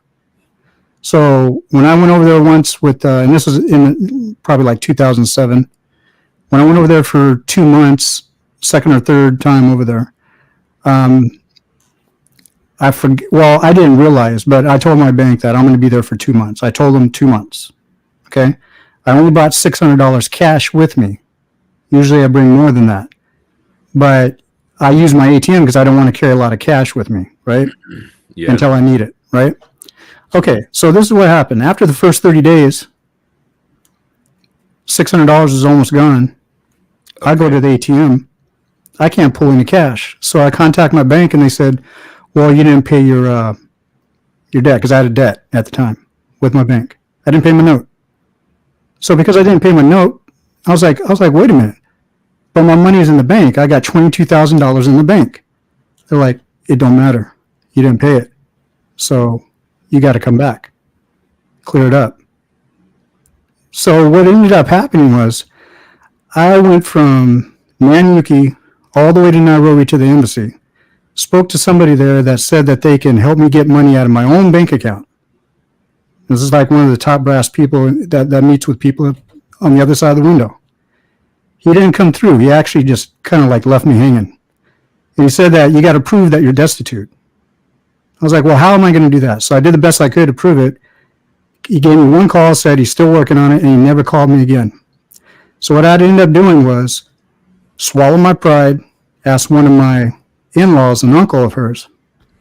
He gave me like $90 to last me for like the last 30 days for me and my wife. Rent was coming up for my wife. My rent back in the U.S. was already paid. And then I had a friend, in my city in America that came back to meet me because I was going to be there 2 days before I had to leave, right? Because I didn't pay the full price where I can just change my ticket and leave. So he gave me $200 on the last 2 days. I gave that to my wife so all the bills could be paid or whatever. But that's what's going to end up happening. So it doesn't matter what color skin you are. If you have no money, basically the honey of living in Africa for a short time or long period, you're going to be homeless real quick. So wait a minute, you're white? Yeah, I'm a Caucasian. I'm a Mzungu. I'm a Christian Mzungu. And you have an African wife? Yep. How'd you find that? Mutual friend. But you shouldn't say how did I find that? It's like how did I find her? Like Barnabas said, the white privilege, the only privilege Zongo said you'll have is to Africans. They expect you're gonna have that money, but if you don't have that money, that whiteness is not gonna mean a thing. Right. So I can't cash my white privilege in Africa. No, if you have some money, they'll pretend that your whiteness means something. But if you don't, right, you're just like any dusty on the streets. So you married this woman. They probably thought you were like a rich white man, and in the end, you had to ask them for money. I mean, dude, that sounds horrible. I mean, I don't know you. I don't mean this disrespectfully, but no, he's not scamming them. That's not what he's like a reverse romance. I paid my in-law back immediately. I paid my friend back immediately. Okay. As soon as I got back. So are you working? Are you working out there? No, but I do have a business out there with my wife. Well, that's working if you have a business. But Barnabas, aren't you worried? But we didn't have a business then. This was like 16 years ago. Yeah, now we do. Barnabas, aren't you like worried about like going to Africa and cashing on your white privilege, like about what the blacks here would say, like they because they'll be like, okay, in America you got white privilege, now you followed them in their homeland, like what's that all about? Yeah, I'm Aren't you worried about them accusing you of following them to their homeland and cashing on your white privilege there too? I don't like when people say bad things about me. It hurts my feelings, sure, but I gotta look out for me, myself, and I. And if Africa is the land of opportunity, milk and honey, and there's somehow I can live a better life, I'm there. I'm on board. I'm just trying to figure out. You're on board, so you just figured, hey, look, the Negroes are gonna complain in America. I don't even get to hear this. I would be here on the beach, drinking my Mai Tai, doing whatever I do. I'm going to gentrify Africa. Hey, then you would be welcome. Like sure bets would be like Kenya, Rwanda. Rwanda, man, I seen that Gambia. movie. I ain't going there. Are you crazy? Why would you go to Rwanda? I seen the movie. They're chopping people's hands off. It's scary. That's a movie. That was 1994. That's all over. That was in 94. That's not that long ago. You should see Rwanda today. You should see Kigali, the cleanest city in the world. Hold on. Let me. You guys speak. Let me show him Kigali. Mm-hmm. I'm looking for Fatima Diame. Do you know who that is, Afrodamus? Who? Fatima Diame. They're all over Africa. She's Senegalese blood, but she's Spanish. But she is the woman. She's the queen of queens, as far as I'm concerned. If you bring her up, you'll be happy. Fatima Diame. I dare you to type it in. How do you spell that? Hold on, let me show you Kigali since you were scared to go there. They chop people's hands off in 94. That's an immediate no. Hold on. Are you guys seeing it? It looks beautiful. Yeah. See that colorful dome? That's the convention center. Next to it, that's the Radisson. That's the Radisson Hotel you just went off. That's right next to it. Oh. That's in the CBD, the Central Business District of the city. I ain't going to no country where they're chopping people's hands off in They're not doing that 1994. over there. They're not doing that over there. They did. Yeah, well, they also did it here, and they're doing it recently. You said who? Fatima who? Fatima Diame, Diame. Fatima. Hold on. Have you been searching African chicks? I found this one a while ago. This is the one. This was love at first sight. I'm telling you. Is it Fatima Diame? That's it. She's actually from Spain, but her parents are from Senegal. Okay. That's what I'm looking for. That's I who guess I have you're to go to looking. Senegal. Then you want to go to Dakar. There we go. Okay, is that her? Oh, the athlete. Okay. Yeah, she does a lot of long jumps. Yeah, she's a Well, long jumper. She's pretty tall. That's the one right there. Oof. Well, Senegal is nice. Okay, so if you want a woman like her, Barnabas, are you ready to agree to a dowry? I told you I'm poor, white trash. Okay. I don't have any money or any means. You can't get her then. Your whiteness is not gonna save you this time, buddy. Damn I it. hate to tell you. Look, this this rule applies to white people too. Okay. Yeah, to pay a dowry. Yeah, you. Yeah, I mean, even if they consider it, man, you gotta come. You can't go there and acting black, telling them How much is a dowry? Yeah, well, I don't know. It depends. It all depends. It depends on what you agree with the parents. And Did you pay a dowry, KBM? Yeah, there was no way I was going to get married without. Can you tell me how much, or is that a private matter? No, it's a private matter. Okay. But I can give you an idea. Sure. Of mine is that like in her tribe's tradition, the man would go and find some honey to make a wine out of the honey, and that would be the gift to the parents as dowry. And I guess it's not an easy process, but since I don't know how to do that, being over there, and I didn't know anybody, being the first time over there, who I'm going to buy cattle from, goats from, or anything like that as a dowry. Or 15 goats. Yeah.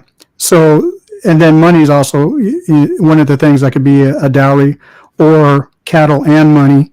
It could be a combination of both. So for me, it was just money. Well, because I didn't know anybody. So what, Barnabas? You wanted the African wife for free? Well, I was going to give her love and attention and affection. But she's already getting enough love from Africa. Yeah. Well, I like to title your episode. You were hoping I'm here to learn. You were hoping you could cash your white privilege check. Yes, absolutely. Yeah, because you've heard the blacks say it so much, you really believed it. I'm looking for a bank that accepts it as legal tender, and I haven't found one yet. Well, I mean, I'll be looking for you, but so far I've done some credit checks to see all the countries and banks that accept it. But they, I keep getting, they're like, yeah, sure, white man, yeah, he can come. Does he have some Benjamins? That's always the question somehow. Yeah, they're asking me, in fact, are you related to Mr. Benjamin? I said, they look alike. In fact, I'm telling them, you guys are family. Benjamin Franklin? Yeah. So, now they know you got the money. Afrodamus, remember I sent you that video of Mouthy Megan?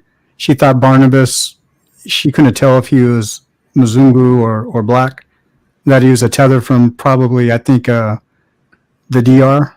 Remember I get confused. Barnabas. Somebody said this about me? Yeah, she made a video about you. Where is it? Who made a video? I want to see it. It's Mouthy Megan. I think it was on CT show. You were on the panel, and she was complaining about the things that you were saying. Mouthy Megan? Yeah. Dude, please drop that link in the back. It was probably a month, maybe 2 months ago, but no more than 2 months ago. Dude, if anyone sees a video of Oh, me, wait. It wasn't her. It was four black righteous folks. That's who it was. Four black righteous folks, one name. And the four is a number four, not spelled out. full black. Four black Four. righteous folk. Four black. And Hold at on. the While you do time, that, let's bring in Jude, our Okay, hey, Cameroonian thanks, correspondent. Afrodamus. Great show, man. I'm listening. Yeah, back and I'm Barnabas, gonna- you've learned a lot. Yeah, don't show up in Africa, hoping to just cash your white privilege. Make sure you bring some friends, some dead presidents. They welcome that quite a bit. What about your place in the Gambia? What It's about good or it? not? that's a good Good or one. not? Huh? It's good or not? Oh, I'm sorry. Did I scare the other guy Oh, off? oh, it's a wonderful place. What do you want to know about it?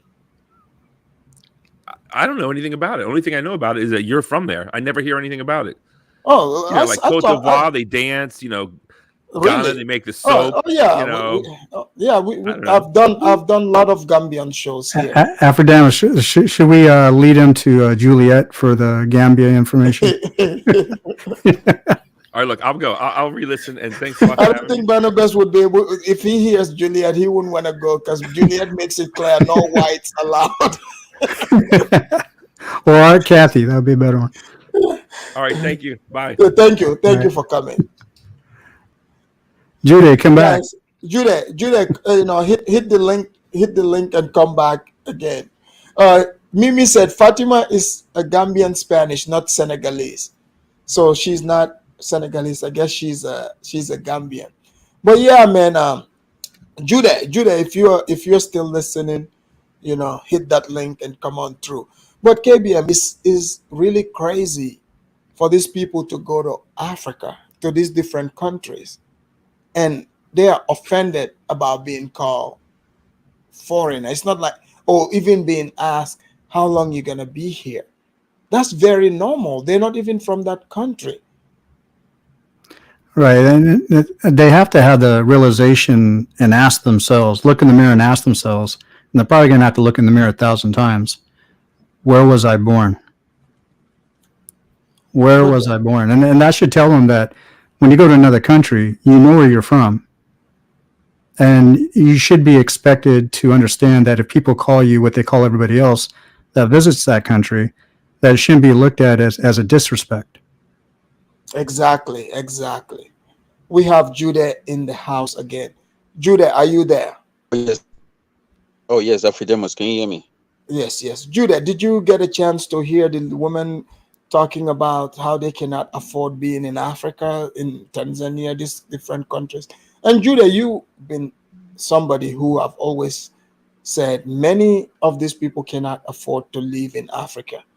What do you want to say and advise the people that are showing up with only $2,000, thinking that can sustain them in any African country?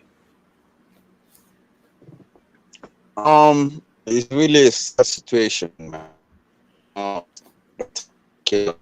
Greetings to all KBM and Afrodemus and other people not on the panel, but this is the thing, right? Us Africans that live in the United States, for us to go back to Africa, we don't just pick our bags and go to Africa. It's a whole, like you have to save a lot of money. Even $10,000 is really small to take it to Africa.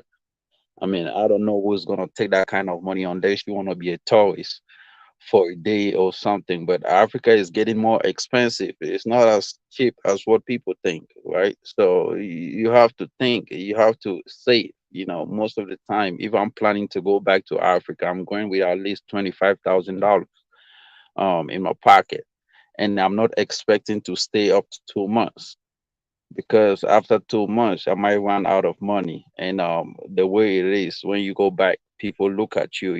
You have families that you have to spend, but maybe these people are not. They don't have nobody back to in Africa that they are spending. So, but the little money that they take, man, it's not encouraging at all. You see people that claim they want to go and do business in Africa, yet they tell you they have only $2,000. Yet maybe some of them still, are relying on food stamps and unemployment benefit. That's what most of them use to go to Africa, or they expect to be having that while they are in Africa, right?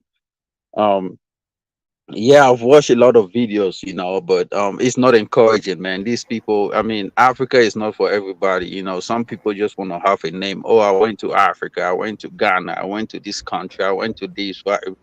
And eh, they are back in United States. And look, I'm not gonna this thing that, oh, we have to go to, man. Look, Africa is not for everybody, man. Serve in America where you find yourself and do what you can, and don't go back to Africa, because it's becoming more of a But problem Judah, than. okay, like for example, Audrey wrote, she said Art Carty went to Gambia with 2,000. But it looks like Art Carty, from what they said, they were able to eventually collect a whole bunch of money from other people. So unless maybe you're Art Carty, right? Where But you this can, is the thing, right? Yeah, because you, the yeah, you know bag, that. the bag said they went with like $6,000. Eventually, they just kept flipping it. Right, right. But So, this is so the thing. maybe if you Yeah, can flip it, like, but how many people can actually do what they did? right, right. But at the same time, you are failing to understand that these people are a good talker on the internet. They have taken more Right. money from people. People say, "Oh, Arcati, oh, the back." I watched a different video from Wait, somewhere where Judah, do you I'm think not gonna. bag is even that's just a talk? Because that land, when he said I've went Come around there, I on, saw the land, right? That land is way he can't afford that for six. That's more than six thousand dollars. let me tell you what happened. People are cashing out with credit card fraud over here in America. You take it over, and in Africa, and you just You, use it, and that. Come on, man, come on. I I think I watched heard one about video one. where I somebody knew somebody who did that. He did that credit card fraud. exactly. He ran to Ghana. He's I'm in not Ghana. gonna look. I have realities of these things that are happening. A Black American I've started following back, all the way back, and I heard one of these videos that they mentioned about how, oh, this is why most of them are not coming back to United States, because you ask them What they about did. credit card, they're gonna tell you how much. Yeah, man, could they owe a lot of credit card? I'm telling you, these are facts that most people are taking advantage of, and taking all this credit and going to Africa and just decide to buy. But it's not just about the $6,000 that he claimed. Oh no, no. But When this, he said 6,000, I knew that can be real because for that size of land, like oh, come on. I mean, like that costs a lot of money. Like For them, that's also, I have, they must. I have, It's way more than that. Way more than that.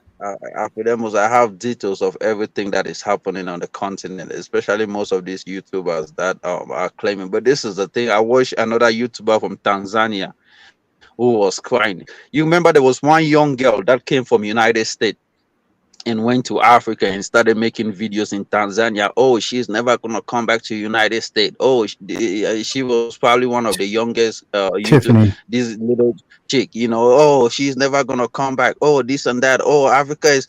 Oh man, come on, man. And out of a sudden, she is back. I think her YouTube page is even shut down already. Like, come on, bro. Like, these people go to without thinking. They don't plan. They just follow crowd. They don't do their own personal research. They just think, oh, because one is going there and making success $1,000. Oh, I'm also gonna make that same success. Oh, because this person is going to this country, I'm gonna go to this country and make it. They don't have no. They don't want to start something on their own. In my place, we They have a just they saying that want to follow. They want to follow other people without. That's what I was the, saying. Without knowing how those people got there. in my place that we have a say, we call this kind of people sheep goat, because the sheep goat don't think. When they cross road, they just go in the crowd, even if there's a car coming, they just follow, and just they might get hit by a car, right? And this is how these people are moving. They just follow. Oh, okay, everybody. Okay, this route is going to Ghana. Let's everybody go to Ghana. This is it. And when they start getting crushed or their business is failing, they start calling the name of Africa is doing this. Come on, man. I don't condone. Look, I'm not gonna look. Matter of And fact, what about don't show Judah? up. What about the ones getting upset because they are called They said they are being called foreigner in the country and asking them, when are you leaving? Bro, what do you expect when you come to Africa? Your mindset is a colonial mindset. The way you speak is a colonial language. Your attitude is a colonial. Nothing in Africa pleases you. You look at Africa as back in the days. Oh, I was watching this YouTuber. He said, "Oh, I don't want to go to Africa. It reminds me of 200 years ago in America. I don't want to be taken back. I don't want to be seen, on tar road, seeing people still eating with their dumb hands and all this." This is the thing, right? When you make all these all saying, then what do you expect from Africans? They look at you as immigrant. You don't integrate, you don't mingle. You only link around with people that have, like I've seen most people, right? But Judah, Especially this one I when they hear go this to mostly in when they go to the East African countries like Tanzania and other places. But they don't have these issues in Gambia and Ghana. Oh, come on. Look, No, and look, I'm look. talking about their permit stuff. You know, they Oh, know. but this is the thing, Afridemos. I'm not even gonna let any African country just give citizenship to these people, right? I was watching a stage for Uhuru, But right? you And I used to was seeing tell us how that people was you used flaunting to all say this. Gambia, but you said Gambia should give them automatic citizenship. No, no, Remember? no, no, no, no, man. These things are Oh, useless. This Amazonians should citizenship give is them making automatic citizenship. Zongo, let me finish. You're gonna come in. This citizenship that Africans is giving to African government is giving to people, man, is making African dumb. Not productive at all. These people are of no use. You give people citizenship, and the next day they are picking their flight back to you.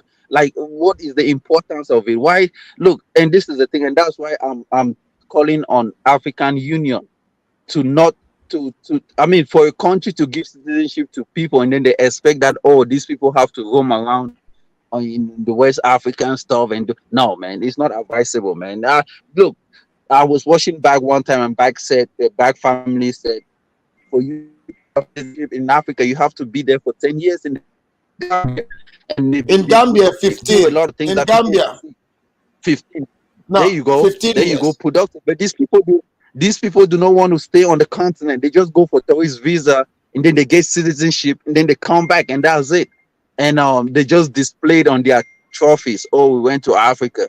We have African passport. Now Sierra Leonean passport is becoming useless because every Jack and Jill can just get one morning and get a Sierra Leone passport. But Sierra Leoneans themselves, for them to have their own passport, can take up to 5 years in the process. And this is crazy, man. Like, I don't know. We Africans, man, there's a lot of things that we have to work on. If not, No, then but we'll be suffering. Judah, do you think these countries, like let's say Ghana, year of return, right? It was supposed to be like a tourist thing where they're not only calling on just the blacks, but the Ghanaian diaspora itself, people like No, no, Zongo no, and you, no, me, no, myself. Hold on, no, no, hold on. no, no. But Judah, it's also to stimulate the economy. What is wrong with that? Why Okay, can't the no. blacks show up with money? Look, me and you know that the blacks do not have money. The people that believe that black Americans have money are Africans in Europe. They believe that these people have money. The average black American cannot even travel from one state to another. I'm telling you for a fact, they cannot even travel. Most of them catch Greyhound buses from one state to another just to travel around. Like there was one time I was catching a flight from Utah to Atlanta, Georgia. It was only two blacks that were traveling from Utah to Atlanta, Georgia. We had to stop in Denver, Colorado, and then from Denver, Colorado to Atlanta. It was only two blacks that were traveling, me and someone else. You don't see blacks travel like that. Judah, So this year, this makes me feel like I have a white privilege because when I travel around the United States, I'm in first class with the white people, white business people. exactly, exactly. Yeah, So no, when people say, "Oh, these people are," I'm in first class. So to me, it's like I don't even see the people in the back there. So I don't know most if the most blacks were blacks, there. So there's no right. blacks even in the back. Oh, come on, man. This is a real. Most blacks even they don't see traveling by air as a necessity. Like it's not part of them, man. Most of them prefer, short distances Okay, drive, and that's it. but if they come to Africa, like when they came to Ghana, exchange their money, at least the money stretch. Oh, it's stretched, but did you see how they are regretting because Ghana economy fell? They say, oh, this America, and this is the thing, right? You have people that are coming in for financial gain. Yeah, they compare the economy to US dollar. When US dollar dropped, they started complaining. Oh, US dollar is dropping. Oh, take your money back from Ghana. Oh, take it this and that. These are people that still depends on America. They No, follow Americans. but the All these things. inflation.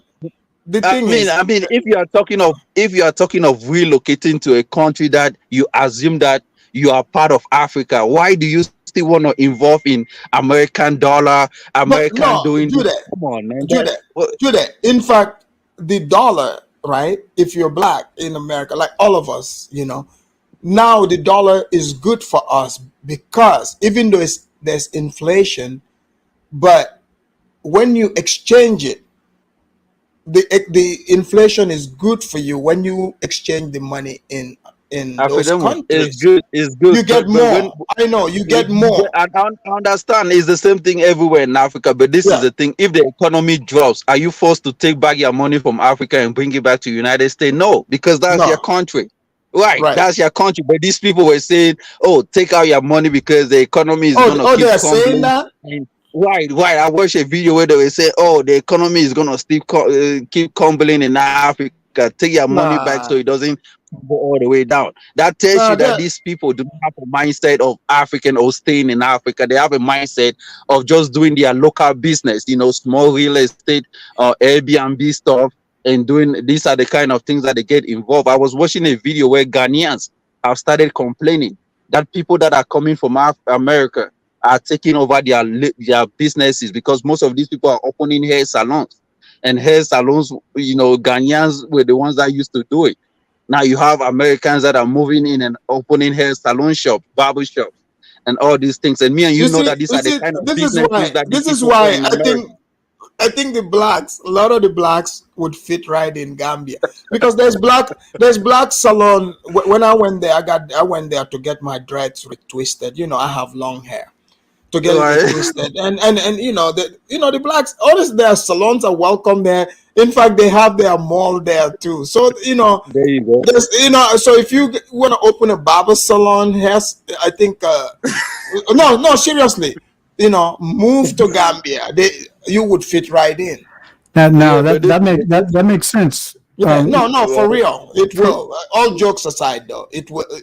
I But think if this is they the want thing. to, yeah. Oh, this is the thing. Me and you know that these are the kind of businesses they do in America, right? So they are gonna eventually take that to Africa. But this is the thing. We Africans were expecting people coming back with a big mindset, talking about industrialization, transformation, machinery, all this, Wait, but they so don't are have the you saying they don't? capacity for. Are you saying people don't need their hairlines, No, come on, corrected? man.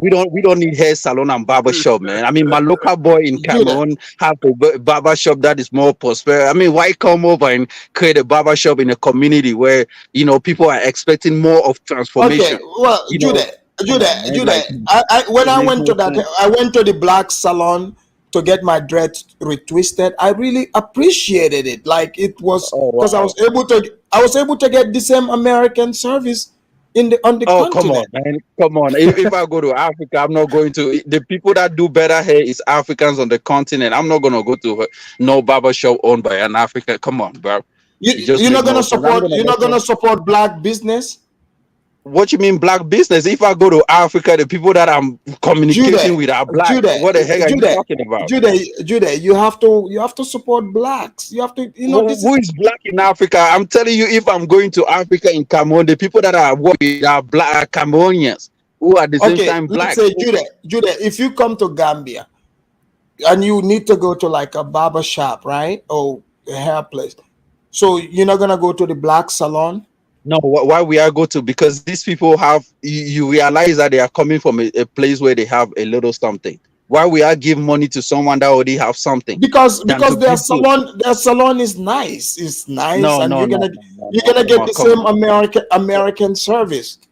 Oh, come on, man. Like, come on, but I'm not gonna do that, man. Like, I'm gonna let someone talk, but this is the thing. We don't want small businesses to. We don't want these kind of businesses, and So we wait, so want so you people. so you you you prefer like Chinese that bring like big machines, building roads and Oh, stuff like that. of course. That's why when I'm dealing But with businesses, Judah, like right now, but I'm the sourcing. blacks are coming to reunite with their brothers and Oh, sisters on the bro, continent. I'm not into that skin color stuff, man. I mean, just because you look black doesn't mean you are my brother, bro. I'm not into skin color. Oh, because you were black, we are no. Come on, bro.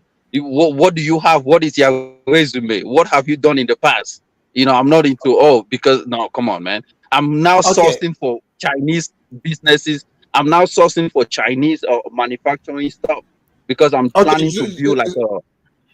to build like a palm oil mill in my place because palm oil not right Yeah, now you is guys do getting have a lot of expensive. palm oil. Right. So I'm trying to source like Chinese machinery. You can talk Look, this business with African Americans. if you can pull that off, Judah, you are going to be a wealthy man. Bro, you cannot even talk this kind of business with African Americans because they have no clue about how businesses like this works. The only people that have the same mindset is Chinese people because when you start talking about palm nut, they know what it is, they know the Mhm. importance, they know what kind of machinery you need. But African, Yeah, no, come on, bro, come yeah. on, man. If you can pull that off, you will be one rich Cameroonian. That's for Oh sure. yes, man. Yeah, that's But, that's but, one but, thing that we're hoping for. Go ahead, but, KBM. Let's bring in Okay, go ahead. Then we'll bring in Zongo. Go ahead. now, I was Zongo, going to say, yeah, go ahead. a good idea for a barbershop, and I bet you would clean house in a lot of places, is that if some of these American guys went over there and they just call it American barbershop, and you Yeah. got Americans actually cutting hair, I bet you a lot of people would be encouraged to go in there just because of No, the name. Because yeah. I saw one African guy, I think it was in Liberia, I don't remember, but he was in the States for just a little bit, came back, and he opened up his stand called something like the American Hamburger Shop or something like that. He was cleaning house.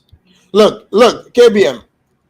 Blacks that are listening, don't mind what Judah said. Judah is telling you his perspective, but I'm telling you right now, this is a great business idea. If you want to open like your barber shop, get your stuff, you open this in Gambia, they're not gonna hate on you like the Ghanaians, that's for sure, right? Because Ghanaians love salons, they like to open it themselves. But Gambia is a fresh ground. Just like KBM say, you call it American barber shop, you make it look nice like here. Look, you are going to make a killing. You are going to make a killing. I'm telling you right now. That's for sure. Like, all jokes aside, but if you're looking for business and you don't have the business idea, if that's one thing you want to work on, you should definitely open that. In the Gambia, though, that's what I can speak for. What you wouldn't be harassed or none of that, but you would definitely kill the game. Go ahead, Zongo. Can you hear me? Right, loud and clear. Greetings to Afadamas, greetings to Judah, greetings to KBM, and greetings to the chat. Hello. I mean, for a second, I thought Judah is from Ambazonia, not Cameroon. Why do we what ascribe in They Cameroon? don't have their own country. They don't. They are still on the Paul Beer. Right, this guy. Judah Zongo. is Judah is no So longer a Cameroonian. He's an so Ambazonian. so Zongo. Ambazonian. Some of the blacks are saying that you Ghanaians scammed them in the year of return. You took their money. You did not. Little did they know it's expensive there. You didn't give them citizenship, and you heard the woman. Let's say you like. What do you wanna, you know, add onto this? What is your perspective? People showing up with $2,000. Have you seen people show up in Ghana with less money? So Afadamas, I think my observation is that I mean, a lot of them come. A lot of them spend their their youthful time being unproductive and waste their time, and they find Africa to be a breeding ground to exploit it. That's what I came to realize. I mean, after being unproductive in the U.S., right? So they want to go to Africa, and they think they can gather some little amount of money and take it to Africa and make some huge sums of money. And little to the expectation is that once they get there, I mean the the actual reality on the ground doesn't really match like their plans or what they really expected, right? And it's very obvious from like the what the lady said in the video, right? That Right. she $2,000 even couldn't sustain her in Africa. I mean, what do you expect? Do you expect $2,000 to sustain you for your lifetime or what?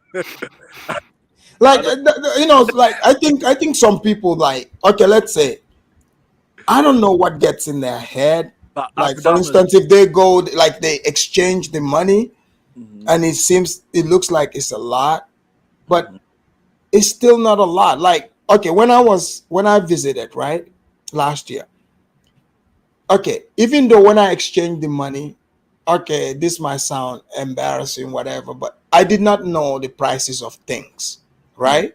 So that would show, like, I don't know the money, how far it goes. yeah, But I calculate things in American dollar terms. yeah, And I know the language, so I listen to how much things cost. exactly. You see what I'm saying? Yes. I listen to how much it costs.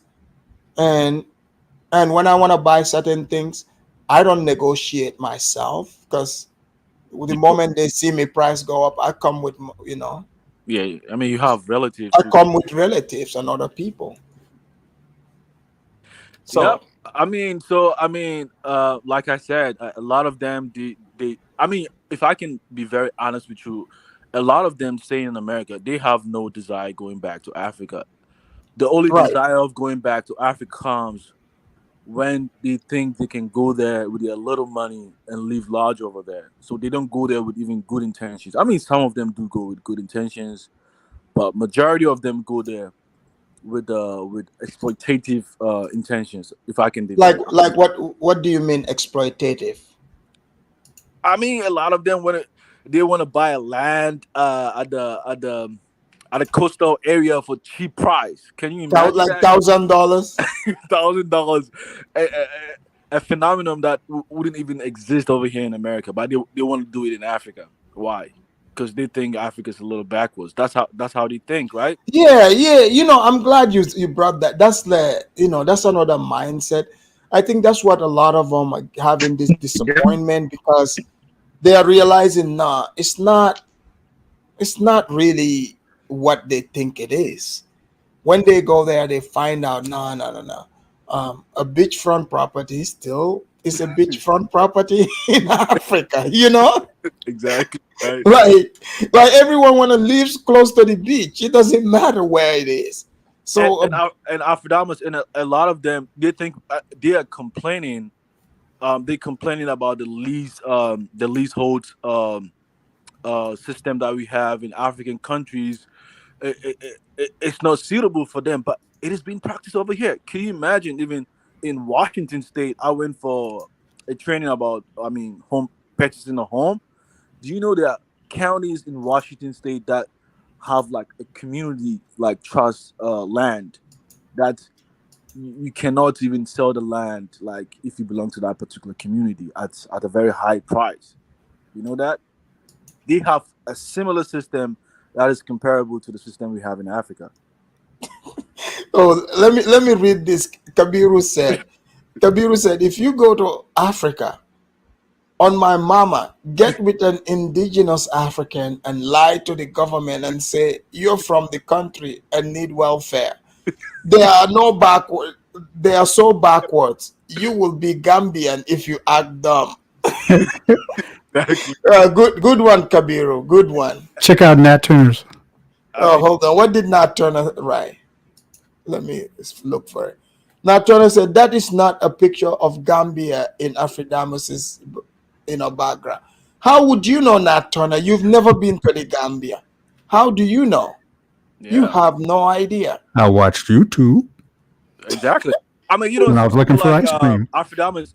I mean, you do see people like Brandon going to Africa, thinking the little money, being unproductive in the U.S., but they think the little money No, they have, but Brandon is doing his thing over there. that they can go to Africa and live He's large. got he's got he's got his He's got more than a bunch of these people. He's got land. He's No, no, expanding. no. And I've seen his video. He's eating good on video. He's not Yeah, over there looking skinny, yeah. all He destitute, has, and he has he good still intention. look the same. Yeah, he has good intention. I mean, I'm not like But when Zongo, you kept saying good intention. Like, what do you mean when you say good intention? I mean, someone who really go to to the continent with intention to contribute to the society. You know, a But lot. don't you think most really, in a way, they kind of want to, but they just don't know how to.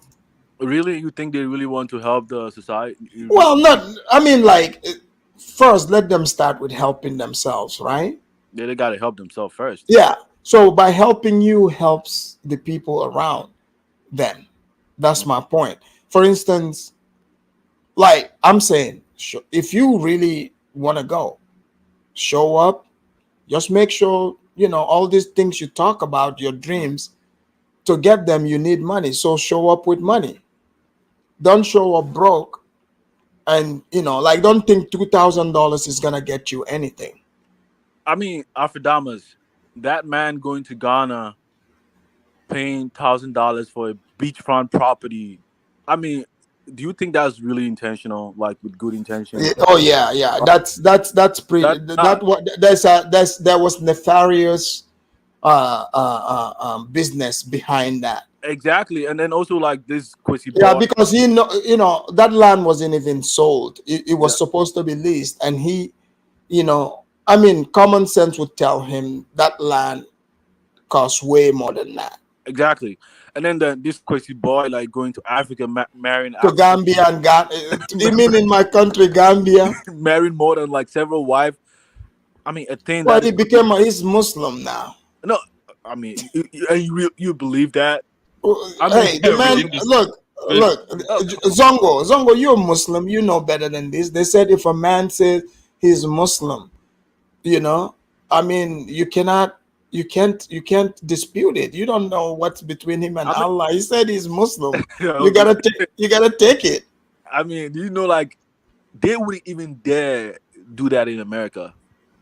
Right, because the law doesn't accept. See, people like him, they go. Wouldn't do that in a Middle Eastern country, but they would do that in Africa because they think because that's where they are from. That's why they say Hey, but they say Africans are docile. Zongo, guess what though? They say Kwesi boy is from Ghana, from the name. No, he's not from Ghana. He's from Connecticut. It's a breeding ground. No, they say his parents were Ghanaians. Who? The Kwesi boy. Kwesi boy. Hey, he fits. Yeah. Hey, somehow he's able to fit right in Africa. I wouldn't doubt it. But there are. Hey, look at the bags. The bags are. The bags are. They've been in Gambia how many years? They've moved completely. They ain't coming back. Yeah, Afrodama. So I do understand that the idea of capitalism, like adding element of competition, in order to like to boost the economy, but to bring people from these advanced countries to go to a developing country and competing with small scale businesses in African countries, that's pretty much unfair. I mean, we expect them to, claiming that they are the powerful, the best blacks. The blacks. Hey, hold on. Mimi's like, Kwesi ain't no damn Muslim. Mimi, why are you hating on Kwesi? leave that man alone, okay? Kwesi is taking advantage of the system. He is not Muslim, man. Look. Yeah. He said he's a. See, okay. One thing about Kwesi, right? You gotta give it to him. Kwesi understand what the laws are, right? You would you ever catch Kwesi complaining? Kwesi does not complain. Have you noticed? Kwesi finds a way around the law. He knows this is what the law is, and he exploits it and take advantage of it to help himself. Hey, that's what he's doing. I mean, you can't. I mean, except when he's accused of scamming. But besides that, you can't fault the man for taking advantage of what is legal. Hey, Afrodamas, man, I met one of this black. Someone told me a story of them. This Chinese couple staying in the house. He stayed over there. and I mean they were very nice. They told him like every secret about their family, to him, and he stayed at a place here in America, right? And after staying there, like they're like, oh, okay, now I mean they wanted to know when he's he gonna leave, right? Because they don't have a written contractual agreement with him, he doesn't want to leave, Right. and they're like, we're gonna kick you out if you don't leave. And he's like, well, he's gonna report them to the to the legal system. And these are like migrants from other countries, so they really do not understand the legal system in this country. And he was using the legal system to threaten them. Against them. Exactly. How does it? Who was doing this? This is a black. He's a one of these blacks over here. Oh, jeez. Exactly. And I'm telling you, I mean, Afrodamas, man, they're going over there. They have exploitative tendency. Well, I know there's a guy who over here, his job, he was like one of these credit card fraud people. I Mhm. heard he did a big hit years ago. He ran to Ghana. He's in Ghana. He's been living there. He's built nice houses, I heard. Exactly. I mean, if you claim, I mean, you are so influential, you put the black race on the global stage. Why would you go to a developing country and compete for jobs that belongs to the locals in those countries? Well, but I you mean, know, what if that's where they are moving to though? I mean, and and that makes you influential in the Western society. I mean, those Hey, hey, those, those dusty Ghanaians better lift themselves up by the bootstraps. no, I'm not speaking from that angle. Actually, The blacks are coming there to do business. They ain't got time for no I mean, talk. there's no problem if you want to do business. That's fine. I mean, but for you to claim to be influential and to Well, use that, they are influencing the market. oh my goodness, man, at the world stage, That's right. doing small scale businesses, Look, every small business you see starts from big business starts from small. doing. Okay, I mean, can barbershop be like a a company? world class. Yeah, really, Yes, they can. yes. It's possible. Uh-huh. Yeah, it's possible. Well, I mean, I don't No, know. it is. Barbershop, really? Come on, man. Well, You the don't. psychological observer said, why is travel with Tete beefing with Afridamus? I'm not aware of it. Who is beefing with me? Look, I have no beefs with anyone. You know, who brings the best news on this side of heaven, right? So, Judah, you were saying, travel. What is his name? Diners kicked you off.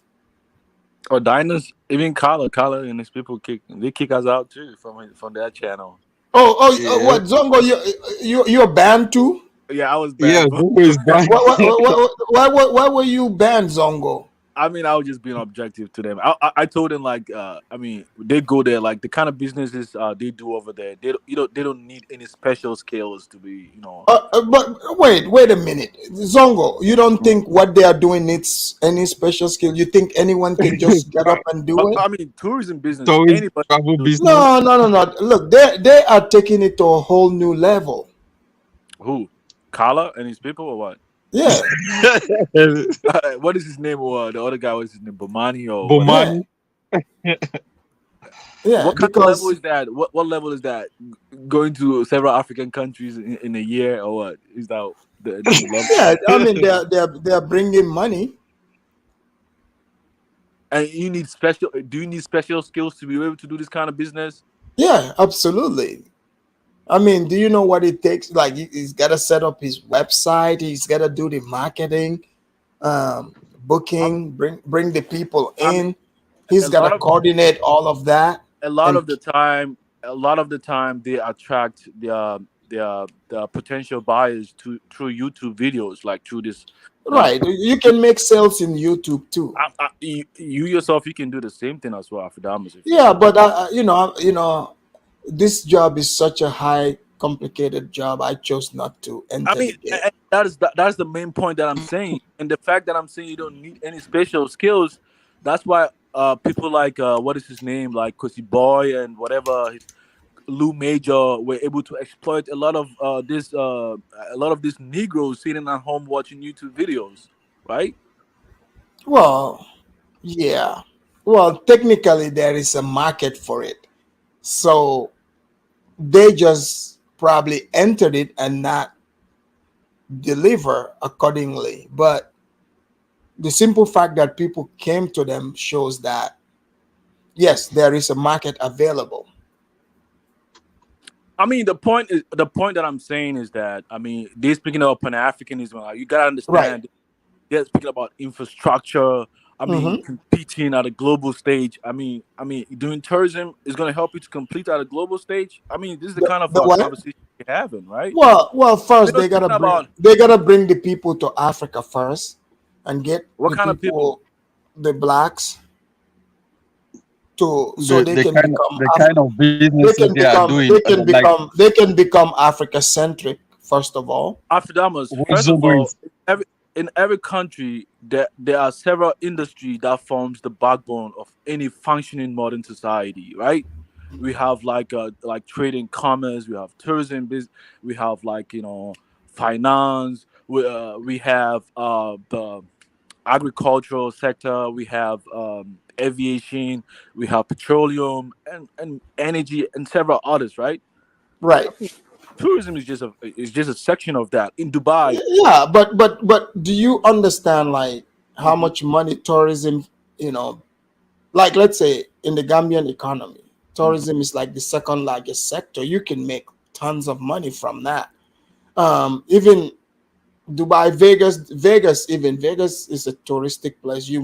They make killing. That's what their economy is based off of. Even like New York makes a lot of money off of tourism.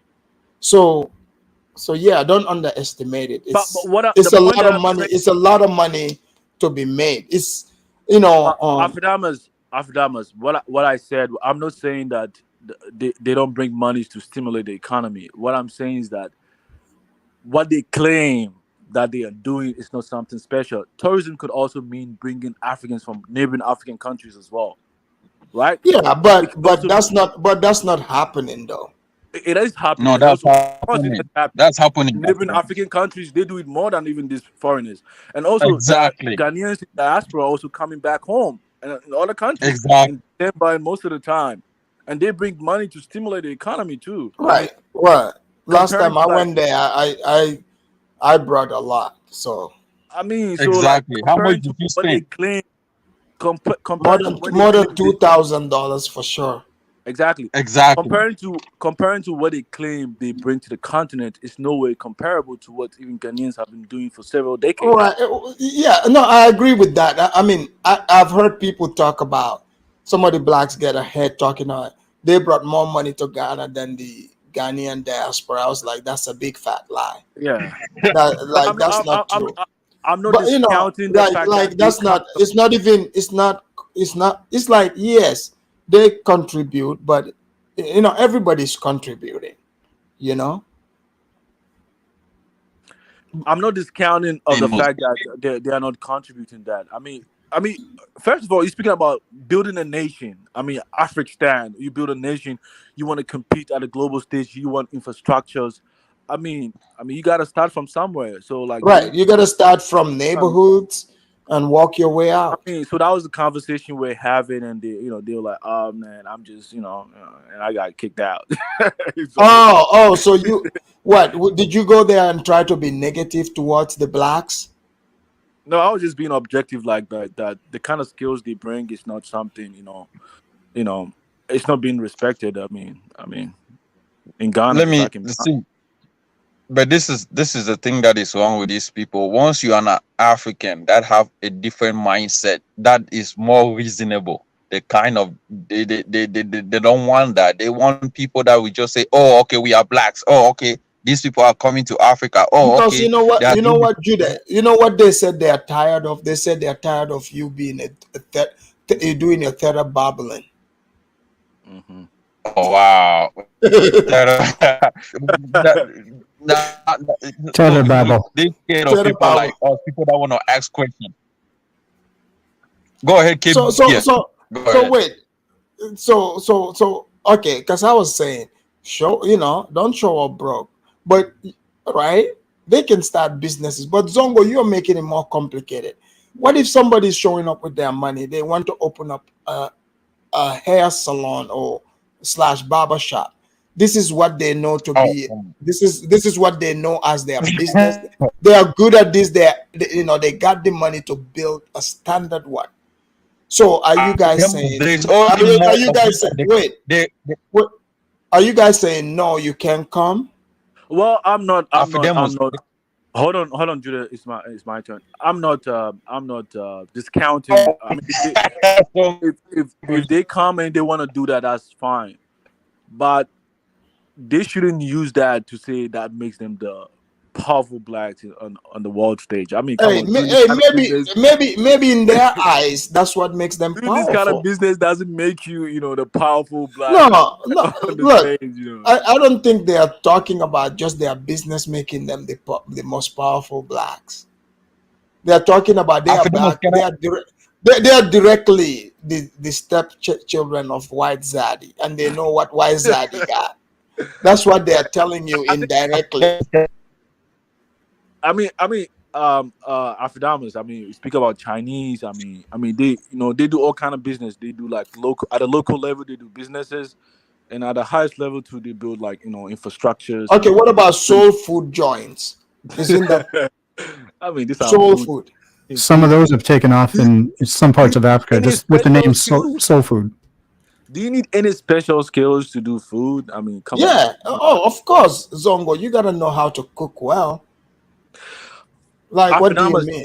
the point I'm trying to say is that if you go to African countries, they do sell good food, but usually some of the problems or the challenges they face is knowing how to package, to do the marketing. You get what I'm saying? That's where the Sometimes, blacks yeah. come into play. What? That's where the blacks come into play.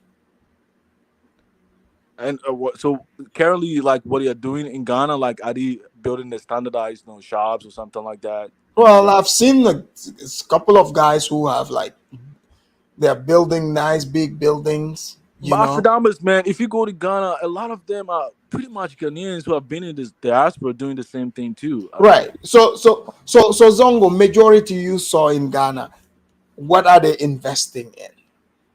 the blacks. I mean, if I can be honest with you, I mean, I haven't really. I mean, the blacks weren't very like noticeable to me when I was in Ghana. Like, I didn't notice their presence when I was in Ghana. I mean, I visited a couple of places that I did hear about a year of return, but I'm like, okay, all right. I mean, year of return, that's fine. But at that time, I was getting ready to come to the States, so I mean, I didn't see much of like their presence over And there. guys, please stop with the yelling in the chat. Because Yeah, writing in caps mean you are yelling. You don't yeah. need to yell. Write normal. Thank you very much. Continue on. Yeah, you do see like presence of other like nationalities making like huge steps, like other foreigners like coming to make huge steps. Okay, Zongo, if you would say Hmm. the advice you would give, because I said make sure you visit first, you know, get your money right and then find your way. What advice would you give?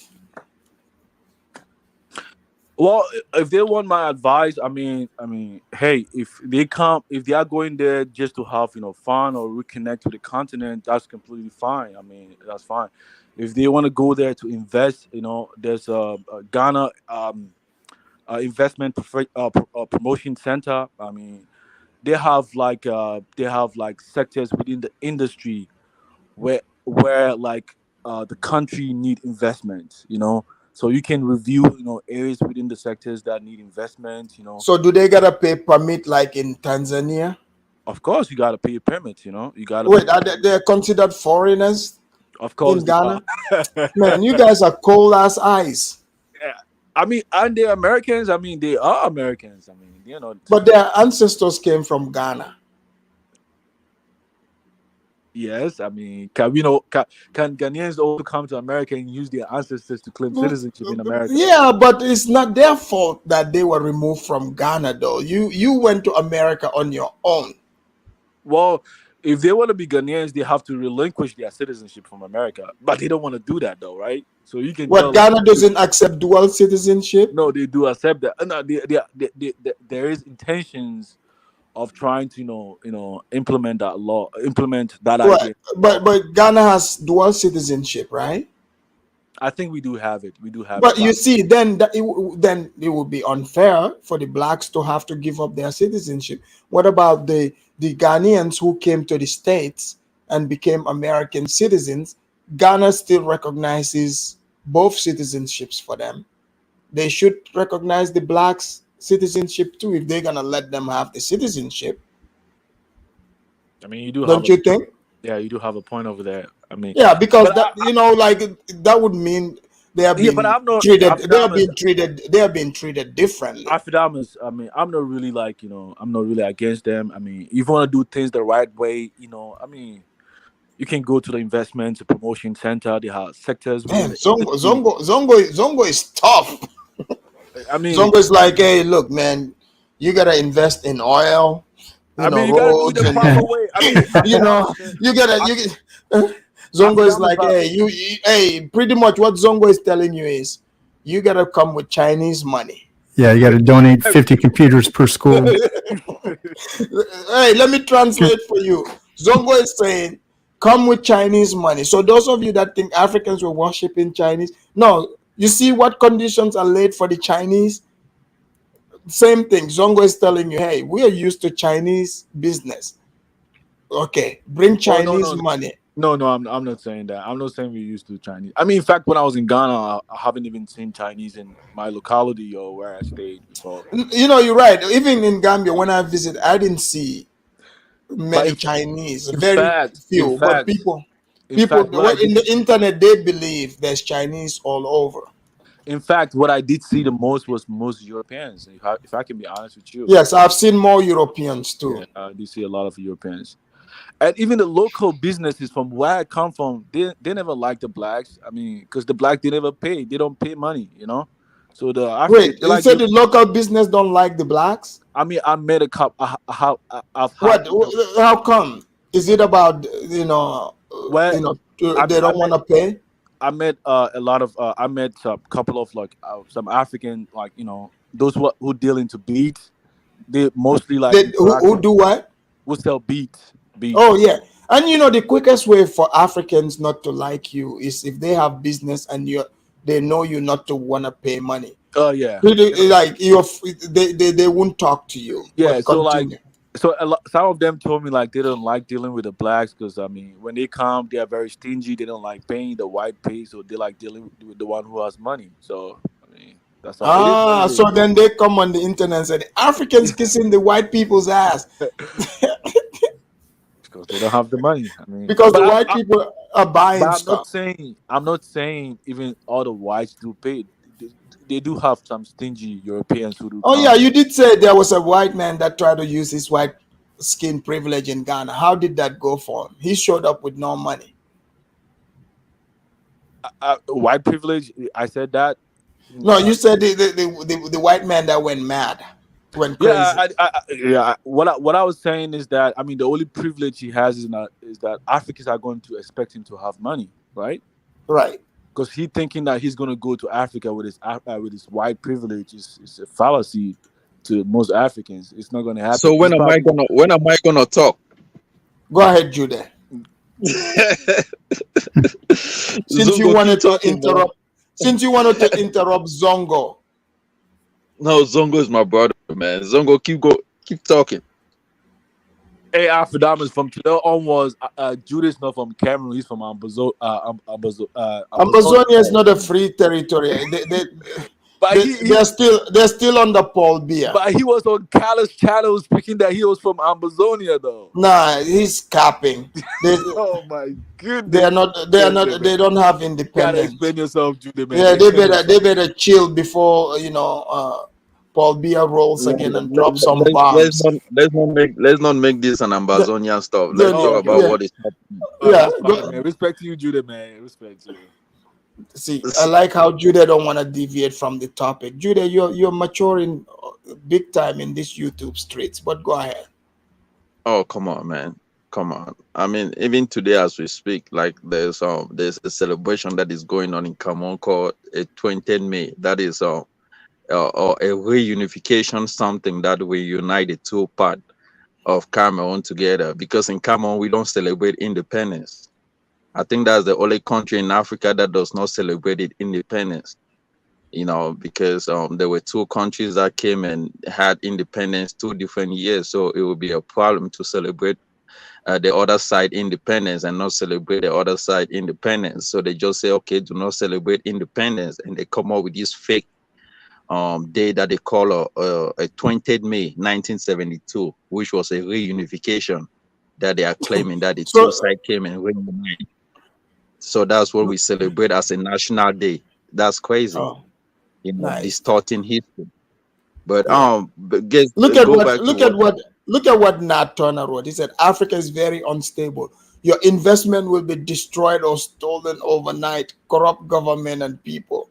Come on, many Nat many Turner. He many watched people that Hotel don't know this. Rwanda. Many people that do not know this guy. This guy came on the party. This Natona guy, his whole neck can feel this whole panel. This is a guy that this is a guy that was asking if Africans have an ice cream shop in their country and an ambulant. I mean, Can come you on, man. imagine? Yeah, I mean, Can you imagine? when you have Can you imagine people like go this ahead. going to Africa to invest? I mean, really, we have this Oh, kind of come on, man. mentality. That's what I'm saying. When when you see people that most people do not know who this Natona is. I mean, his whole neck. I don't think he can even walk from one distance to. These are people that live and take only food stamp. I mean, only you can tell from the kind of food he eat, McDonald's and all these hamburger and Burger King and stuff.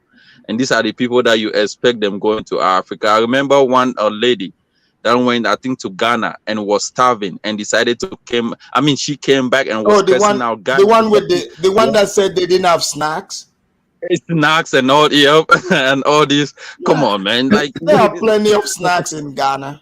Hey, Judy, you didn't know like the last time when you said like she was dating a guy, I had to go and check her channel, and it's true. Like she oh was. yeah, of course. She came back and was there. Look, man, I'm You telling you, see, like this. you see The, you see, just like Kidola said, the Ghanaian men seem to love the biggie deli bellies. Man, hey, Afghanis, man, like the men culture. I just in there for something else. You know what I'm talking about. I don't. Okay. you see, these are the people that they have a certain kind of mindset that they like certain kind of things that once they don't, but they will tell you how they go to these European countries and all this. But when it comes to Africa, they want to have everything in place. They want to have their McDonald's, and they don't want to try different things. And I find it very appalling. Like for people that do not want to mingle around and interact and move out of their space. You don't need that kind of people in Africa. Their mindset is so myopic, so small. A Chinese person goes into every other country in Africa, does not understand the language, but is able to do business. And African America cannot venture into Angola. They don't want to learn. They don't want to learn the language. They feel like look, this a European person. I'm watching a guy called there's a white guy that roams around Africa, and he speaks in like all African languages. Like out of a sudden, within 2 months in a country, he can already start. An African American can be in Africa for this past 10 years, and he's claiming his people came from Africa. He has no interest in learning the language. He has no interest. All what he wants to benefit is a citizenship and just go back to America and just run away from Look, the Africa. blacks can That's the barely. mindset. They cannot even speak their own native Indian language. Come on, Remember, and their own right only because this. only Tariq can speak it. To Oh, Tennis. there you Hold go. on. 86 Lio said even Ghanaian YouTuber Nappy Briggs now marry FBA BBW. Oh, Man, don't tell what's me up? about it. Nappy Briggs is married. Who's The guy Nappy is married. Briggs? Who's Nappy Briggs? One of I know these Nappy YouTubers Briggs. that Yeah. interviews a lot of African Americans. He used to interview this lady, this Cameroonian lady that does music in Ghana. They call her, what's her name again? The lady that we always talk about here, that we claim she is Oh, an African African superstar. American. African African superstar is superstar. not. You know? African Jesus, oh my superstar is God. not. She's American. No, come on, man. His parents are Cameroonians and stuff. But this is the thing. Really? Nappy Briggs used to. Yeah, come on, man. And so Nappy Briggs is now married to one of these few. Wow, that's crazy. What is going on, man? Hey man, they probably won the American green card though. I mean, That's what I'm There thinking. you go. Zongo, you have to tell him, man. Tell him Zongo. What's going on? What's going on in Ghana, man? I mean, hey man, like, too much. these people want to talk about the bumpsters in Gambia, but these Ghanaian bumpsters are getting exploited by black BBWs. Like, what's going on? Oh, Hey man, in fact, this eats love Who? Migrate. migrate whatever the name. Who's that? I mean, she has this macho man from Hey, Northern Ghana. remember the one that said you got paid in P to Oh, Prince? yeah, you know what? got paid. I have watched her videos. That woman, she seems like she's sound nowadays. She made this Yeah, but macho she man. used to- Gullible. Northern Ghanaian guy, and man, he's just following her. I mean, I think probably. No, I've Zongo, seen her you with think that you don't a know- muscular guy. Yeah, With man. Yeah, the but this Zongo, muscular guy. Zongo, are you new on YouTube? That lady used to go out with Prince Ayoko for almost Yeah, I know. 2 years or 3 I years. know. Okay, there I you know. go. Yeah. And the guy came. That was the guy that when Prince Ayoko was going and building EM house. That lady was there. That lady was bringing that guy into Prince Ayoko's bedroom, and they were doing their magu. And one Christmas day, Prince Ayoko came home and said, "Okay, we're gonna do a Christmas party." This lady was not even home to enjoy the Christmas party with Prince. She went and stayed with this guy, and that was where the problem started. Oh, I pay you in this. I pay you. Oh, come on, it was crazy, man. But Vin Man. From Ghana myself, Yeah.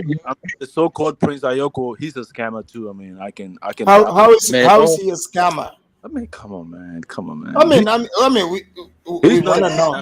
not. He's not no prince from anywhere in northern Ghana, man. No, he's a prince, man. I've seen him do. He was doing the prince dances. Hey, Even Dinus, Those kind of dancing from those look, cultures. Dinus is a prince in Nigeria. Like, Anybody can be a prince. Even a Chinese person can be a prince in an African country.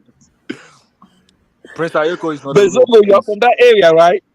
Zongo, you're from Donba or whatever. I'm not from northern Ghana. look, Oh, where you? I think that woman left, Prince Ayoko, because she saw this other guy who's got muscles. Vinman was over there picking. Yeah, there's a whole thing about it. Vinman was picking up rocks. This Negro Yeah. just pick up rocks just for the hell of it. I mean, Afridamos, man, these men are building houses for these ladies, washed up ladies in America. I'm like, damn, man. I wish these guys knew better if they were here in America. Oh, Zongo, you have to tell them. What about this your brother who got married to a 90-year-old lady, an African American woman that have almost like 35 grandsons in America? Wait, you said 90? And this guy is just 25 years old. Yeah. Hold on, Judah. You said 90? I don't believe man. you. I think she's like 70, 80 something. And the guy is just 25, man. Are you serious? In Ghana. Come on, Africans, bro. What happened? What happened is this Ghanaian guy, 25 years old, goes to this lady, was building a house for this lady, the lady that will repatriate back to Ghana. And out of a sudden, he fell in love with the lady. I'm like, what the heck? And this lady was calling his grandsons in America who are almost like 30 something years old, and his children that are 50 years old, telling them how he has a new boyfriend in Ghana. And he's 25 years Sounds old. like another Juliet story. So guys, if I go to Nigeria or Ghana and I become a chief, they give me the chief title. Are you guys gonna start calling me Chief Damas?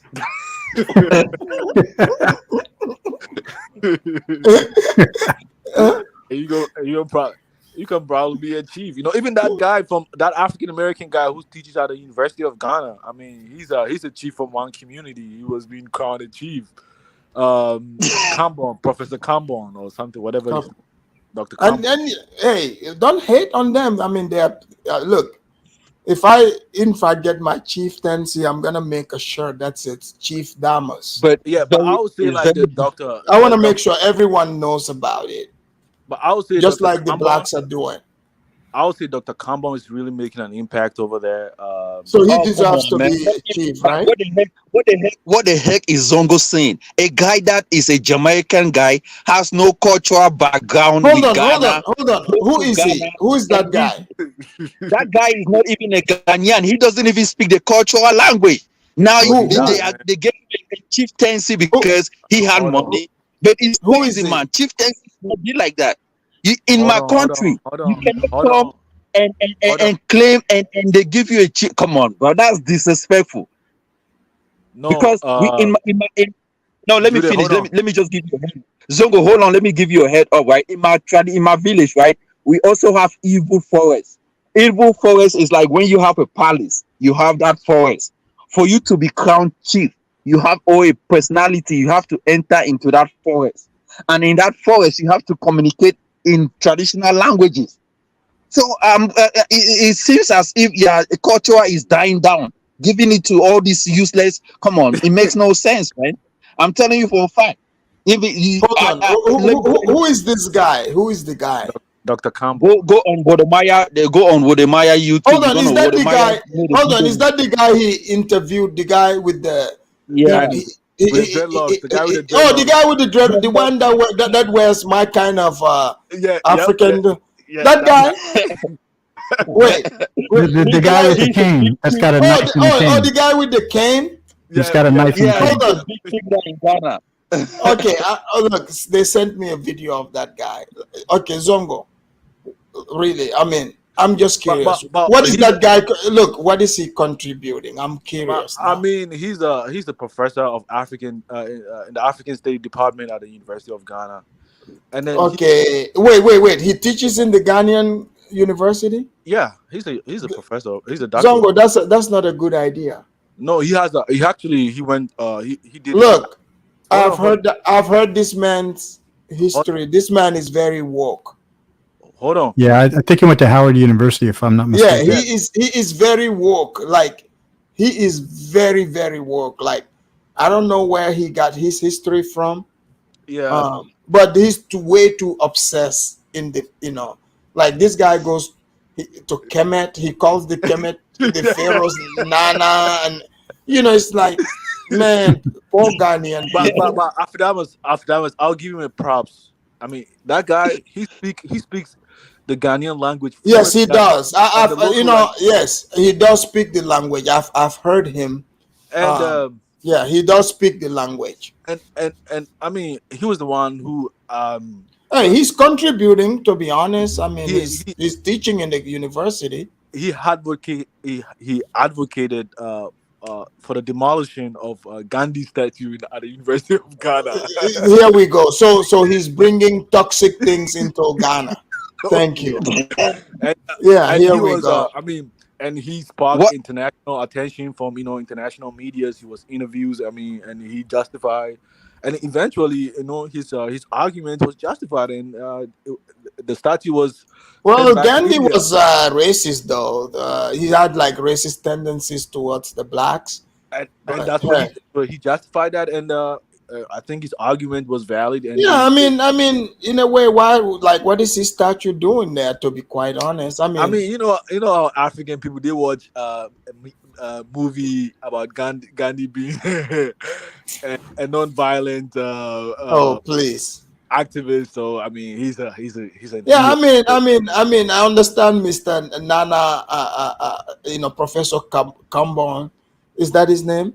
Yeah, Kambo. Okay, he's work, but I mean, yeah, I'm with him on that. Like, I support him on that. look, I mean, but this is the thing. he might be woke, but I mean, I think I support him on But that. he does bring Africans confusion. I mean, Africans shouldn't be conver- disrespecting culture, man. We shouldn't it's be disrespecting culture, giving kings chieftaincy to everybody. It makes no sense, bro. That's just it makes no sense. It makes your culture degrade from top to. I mean, what kind of respect are you gonna give a person that? Oh man, I'm so sad. I'm so sad, But man. but It's not but good. but Jude, everybody that goes to Burger King if they want, they could be a king. They have these little paper Yes, king the crowns, crown. you know? So that happens in America too. Everybody's a king if they go to Burger King. Yeah, exactly. Oh, You know But what? I mean, You but know as what? a This really proves like the blacks are obsessed with being kings, like royalty. Because you notice some of these guys, their target is to get these titles, and that's why I think was it in Ghana when they gave the Chinese bought the chieftaincy and they Yes. put him on, and that the internet went crazy. Oh, look at the all Africans! They made the Chinese a chief. Afridamus. I'm like, you guys think this Chinese is Af- can hold Afridamus. any lands? Like what the hell? I think Africans have this infatuation towards like chieftaincy titles or something, or what leadership, titles or whatever. Because But my Zongo, in a way though, I support Jude on what he said. that what. I know this Ghana and Nigeria, they Mm. they don't mind, giving you the fake chief title. And Jude is right, right? And you said the Like in right thing. Gambia, in Gambia, right? Gambia. Have you seen anyone come out and say they gave them chief or any? Gambians don't even joke about it because they are like, you might think it's real, so they don't even jokingly, they don't bestow this upon anyone. Yeah, but So because I, they feel like you might take it serious, so they don't play with it. Judah is right; they don't play with those titles. That Afidemus, let me if tell you what you are happened. not it, they're not giving it to you. Afidemus, now let me tell you, okay, a chief in my place, you have to marry so many, you have to take over wives from your parents. And you're not taking them as your mom, like they are your wives. Like when you Oh, see you start from your giving tribe, from your tribe, for my tribe, for my tribe, really? once Like a chief, you gotta marry them, you gotta marry them, like once like marry, like the king.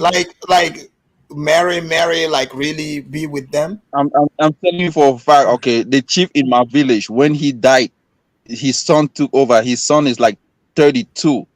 When the son took over, his father left almost like 30 something wives, and the last five of those wives were probably like, I think 34, 35, and 40. And this king already have like children with his father's wives, and now he's marrying his own wives. I mean, a young guy, he's marrying his own wife, and that's the culture. That's what is expected. Well, Now, I'm sure Chief Kambong wouldn't mind now, it. yeah, but Afridamus, now, if this can I explain Now, something? this king, let me finish. Let me finish. This king has the right to count people in the community, people that he has seen that they are doing success. So, say if you have a guy that is not from that tribe, but comes into that village and he is building a lot of things, helping out with a lot of things. Yeah, the king have the right to give you like something of respect, but it's not gonna be a chief because there can never be two kings in the same kingdom. It's only going to be one. So they can give you a title that people will respect you, but Okay. it's not as a title So where so you are so, being. so in Oh, come Ghana, on, it's man. just like Echo Sunday saying. I think it's just a ceremonial thing. Yeah, And it's just, yeah, Six that's what Lyle I'm said, thinking. he said, Afridamus, have you seen the 15 minutes documentary on France 24 English about African in America and their beef with FBA? I have not. I'm gonna look it up later. That should be something good to But look up. Afridamus, Wow, so they went mainstream now, they're talking about Africans and blacks are having beefs, FBA. Wow. Go but ahead, Zongo. Afridamus, what I can say is that like in Ghana, the powerful tribe is like the Akan tribe, right? Right. And the chief that is spearheading that clan, the Akan tribe or ethnic group, is the Asante chief, and beneath him, several chiefs within several localities. They have jurisdiction. They have control over So, like, do they call him like the paramount chief? who. Like the main chief himself. Yeah, that Asante Hini is like Yeah, yeah, yeah, like the paramount chief, and then you have other smaller chiefs under smaller him. chiefs. So Dr. Kambon is like maybe like a chief of it's not even a locality, an area. It's not like the whole. You get what I'm saying? So It's Dr. like Kambon is really powerful. No wonder he keeps calling America the United Snakes. no, it's not. It's not powerful. It's like I'm saying that let's say Hey, like dude, he's a chief. look. Don't try to diminish this man's Hold on. title. Okay, After that was even if he's the chief of an empty swamp, he's a chief. I mean, hey, the guy, he's got the cane. No wonder this man, when they call him African American, he was upset. He said, "I'm not African American." He said, "I'm African. Do not add anything American to me." But I bet you something happened in Ghana. He's running to that embassy. But all right, go yeah. ahead. You're right, man. That's true. But he's a chief. He cannot abandon Ghana now. Too late. Does anybody know if he still has his U.S. passport? No. According to me, he has. Of He course, has. he He still has have a. What you He think? said KB, what? Zongo, he said what? according to me, he has relinquished his U.S. citizenship. Do you believe it? Okay. I mean, according to him, that's what I'm saying. But is No, there no, like, no. did he This, show the this proof is on the internet? No. Okay, well, I mean, I'll reserve my comment on that. But, more power to Chief Cambon, the man. that was Yeah, that I was the did not same. know That that was man. the I same did not person. know that man was a chief. I better put some respect on Chief Cambon's name. Jeez. You guys, Yo, and he's That was that was a doctor of the African Studies department in the University of Ghana, though. yeah, African study, huh?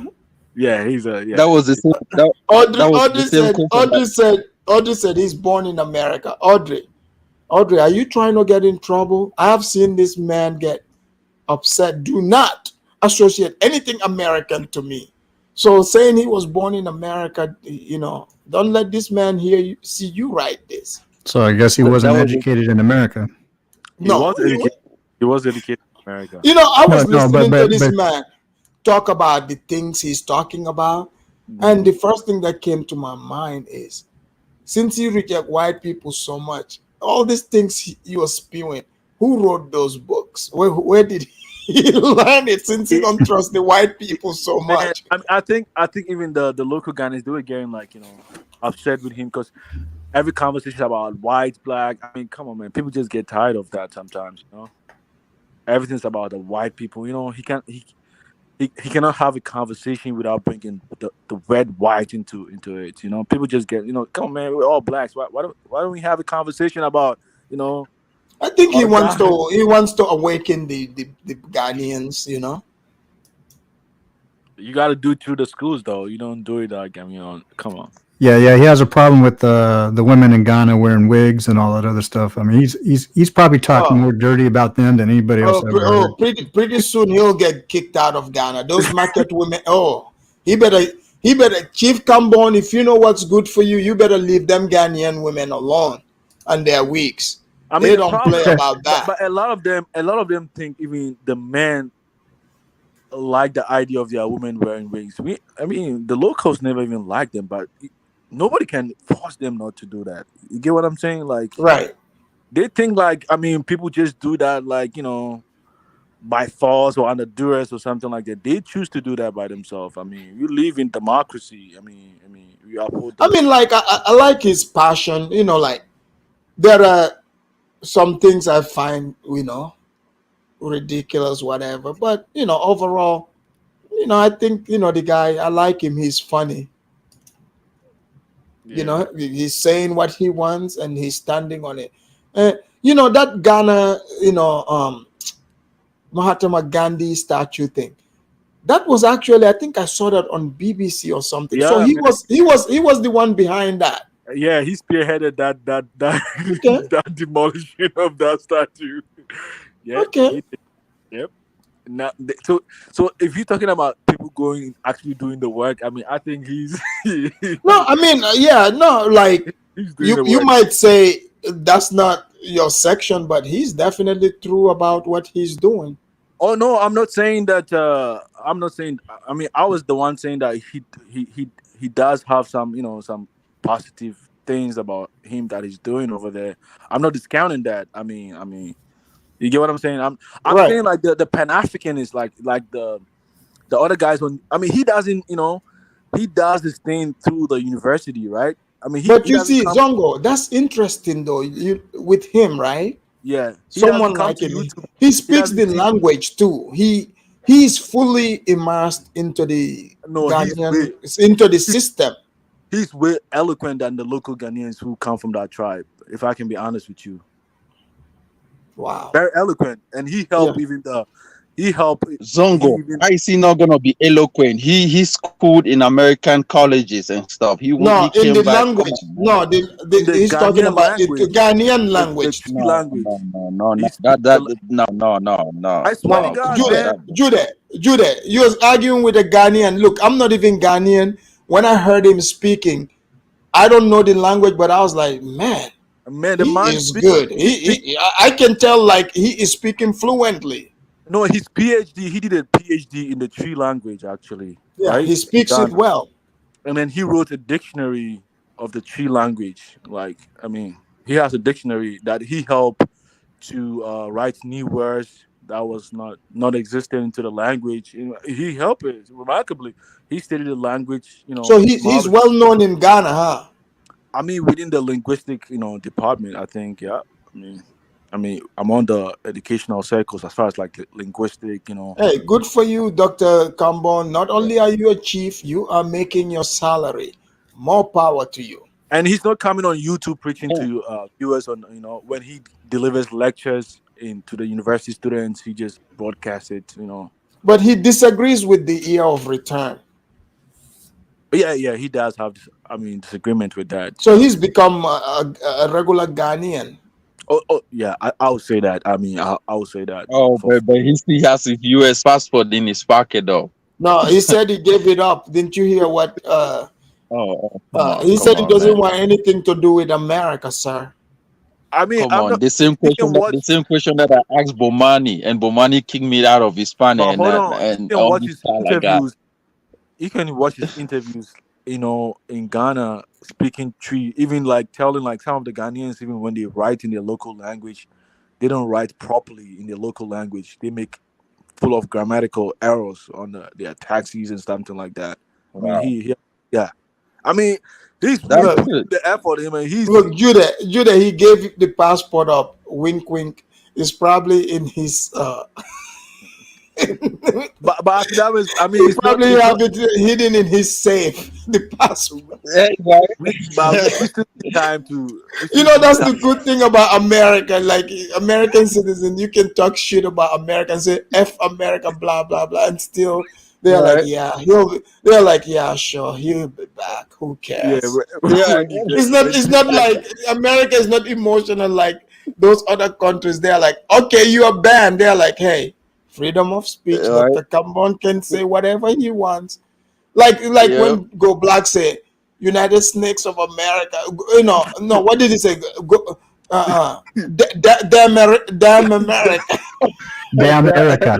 Damn Erica. damn America, and then I'm like, No, the when I first heard him say this, I said, damn. I said, this guy, he keeps it real, man. He is never coming back to America. Oh, Oh, please. it's a damn Erica. Put the E in front of the A and get damn America, damn Erica. But every day and then you see him in America, man. These guys look. yeah. Even though they say Africa is home, but man, America, black especially, will never move out of America, and stay up to 2 years without coming back. Come on, man.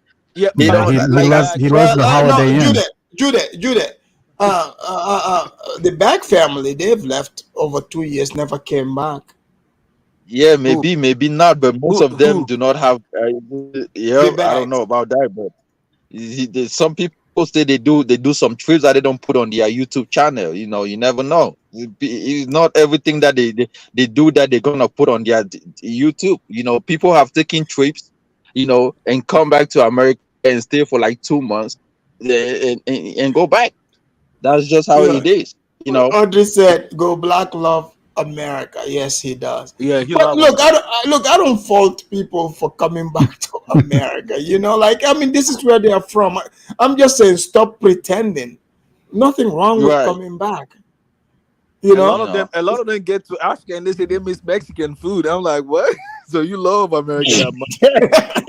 Taco. So they miss taco, and Well, I I'm better like, hook come up on. with so I better start encouraging Mexicans to come with me over there. We can start food Yeah, trucks, man. slinging tacos. I went to In the meantime, we get the Africans addicted to it too. I That's mean Yeah, what I that, was telling you, man. I mean Those people that me and you know, they are consumers. African Americans are consumers. They don't know how to build things. See, if someone was smart, they could actually do this kind of big tackle. But no, the only one, man. I'm done, man. Look, when people should stop. They are of no use to Africans anyway. That's why I prefer white to come into my community in my village and talk with me than African Americans. I don't do that skin color stuff. Wait, Judah, are you anti-black? yeah, Judah, I What you mean mean anti-black and I'm black? What you mean I'm anti-black and I'm also black? How can I No, be you said anti-black?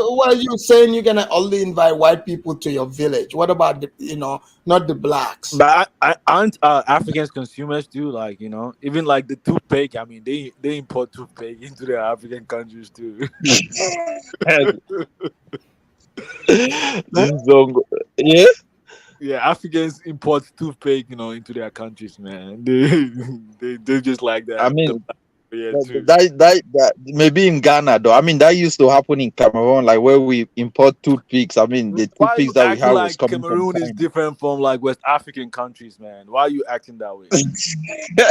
No, a matter of fact, I'm even talking about Ambazonia. We are not. We, Oh we are my different God, because we don't accept all this. Amazonia is like Nigeria. Cut we the we cap. wouldn't accept African Amazonia. Americans to come into our community and take us for a fool, man. We don't do that stuff in Amazonia. They wouldn't come in and take us for a fool. So We so don't give are you saying they are people. taking are you saying they are taking us for a fool? Oh, come on! Of course, they are taking Judah, Ghana and Judah, all these other countries for a fool. Judah, the blacks that they are our brothers. They are coming home. Oh, Afdamas is come on! Amazonia. Didn't Afdamas. you post a video here where a black American was cursing out a Ghanaian police for stopping it? For come on, man, It was disrespecting him like racist. It was, what but the it heck? was racism. That cop was being, was cause it was being a white supremacist. That's why he In had to cuss him. Ambazonia, you cannot even disrespect a police, not to talk of calling. Are you kidding me, So man? Afdamas. wait. Are you guys going to do what is it called? Uh, uh, Police brutality on the Afdamas. No, not blacks? police Fidela needs the brutality. link. Afdamas. But Let me you, tell you one thing. At my workplace, I mean, recently, there's a lady. She went to do her Peace Corps in Ghana, right? Right. And I mean, these people like they go to places in Ghana that I mean they interacted with even tribes that I've never even heard of when I was in Ghana. Mm-hmm. And she came back. I mean, she worked with me.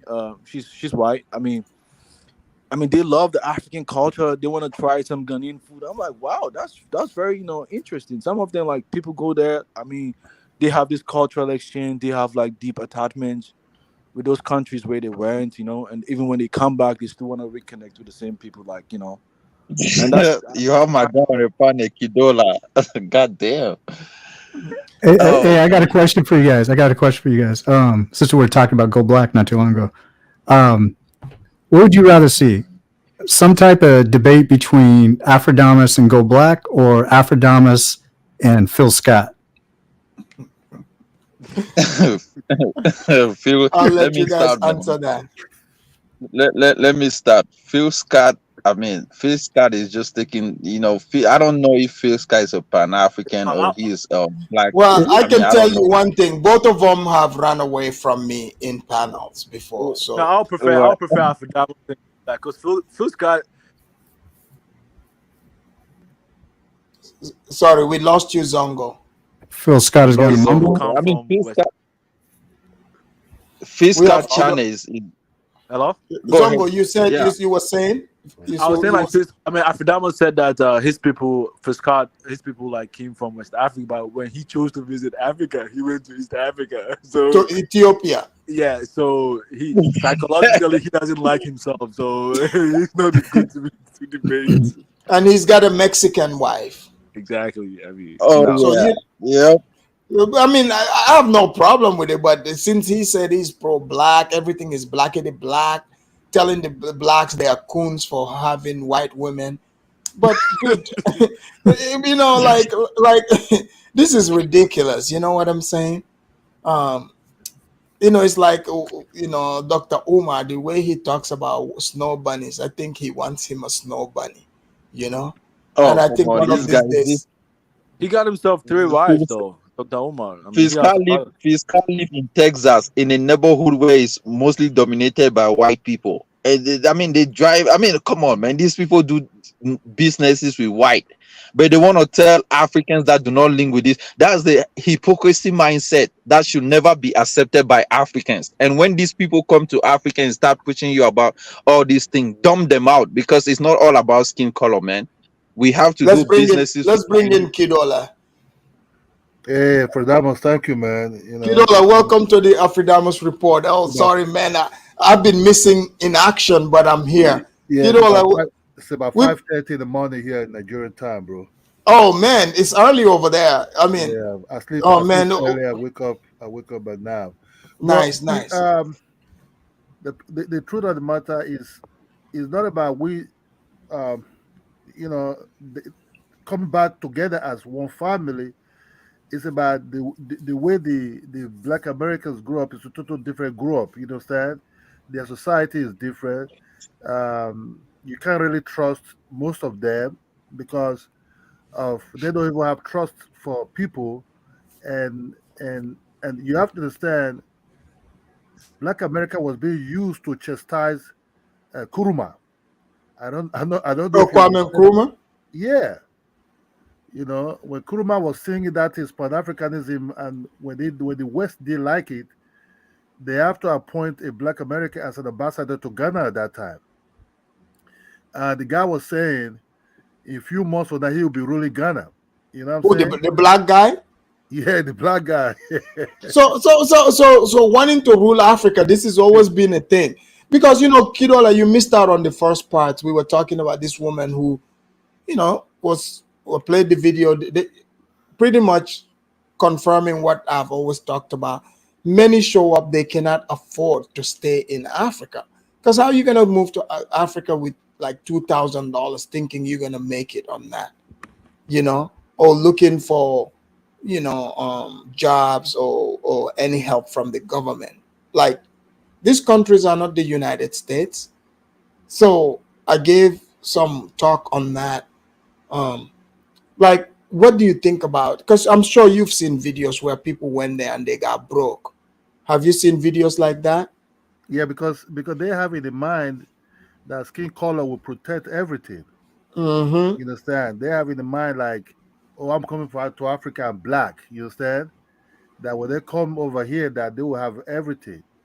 And and when they come, the problem is this: they don't have enough money with them. You understand? They don't have enough money. They just believe in that black B1 of a team. And And B1 doesn't work in no, Nigeria for Africa sure. don't No, nowhere. Africa don't have B1. We are tribal people. You understand? Even the word Africa is not being even used in West Africa. Mm-hmm. Nobody, oh, I'm an African. It's not being used. Neither you're a Gambian or you're your tribe. If I say Gambian, so I'm Gambian. Okay, where you from? Well, okay, you're Gambian. What tribe are you? We go by tribe. We don't go by race, skin color. So that's why if you tell them, like, if a white woman have a child for me, we don't see that child based on the skin color. We see that child based on the tribe. You understand? So, but they don't understand those things. You understand? They just think, oh, or black, or this, that. So no, my child is my tribal child. We don't see. They just go by the last name, and let me go for this last name of a thing. The problem is the power of your name Mm-hmm. represent who you are. You know what I'm saying? The Right. name, And the and name. and they said they were the woman was upset because she said, they are being called foreigners. And that shouldn't be because they are black in a black country. I can be a foreigner to somebody in Gambia. Exactly. That's my point. Like, even if I go to Senegal, they would see me as foreigner. Yeah, And I'm not offended by that. you have to make yourself. You have to slowly integrate yourself into the area where you are, into that society. Yep. You understand? Because you will be watched as a foreigner for years. until you integrate into that system slowly. It can be your children that might integrate into that system. It might not even be you, but they accept you slowly. As long as you keep the peace, you keep everything together. That's what I said something. I said, there's some white missionary in Jos who came almost about 50, 70 years ago. But their children now, they now become an Hausa. You understand me?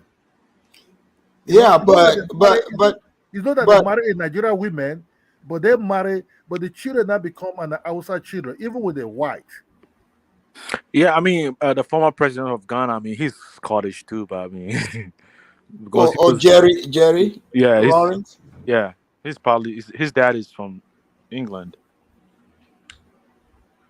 Do you know Right, that? Do you know that? right. Uh-huh. Oh, Yeah. Oh, hey, look, that guy was my childhood hero growing up. he's Him still, and him he, and Babangida. yeah, he still is. I mean, because I mean, You know, he has challenged a lot of General Babangida and Sani Abacha. Yeah, he challenged a lot of like the local politicians in Ghana that they shouldn't like the court system has been it's been abused. So if you want to detect if a politician really stole money, they should take him to the tribal the priest, the African priest, because Oh, he is smart because they yeah, can, because they can put their hand on the Bible or the Quran and still lie. But when you yeah, take them to the local African, there's repercussions. yes, they know that most Yeah. Africans who believe in Christianity and Islam, they know this. I mean, but a lot of people never took him seriously. do you know why Jerry Roll is a perfect example how to be an African?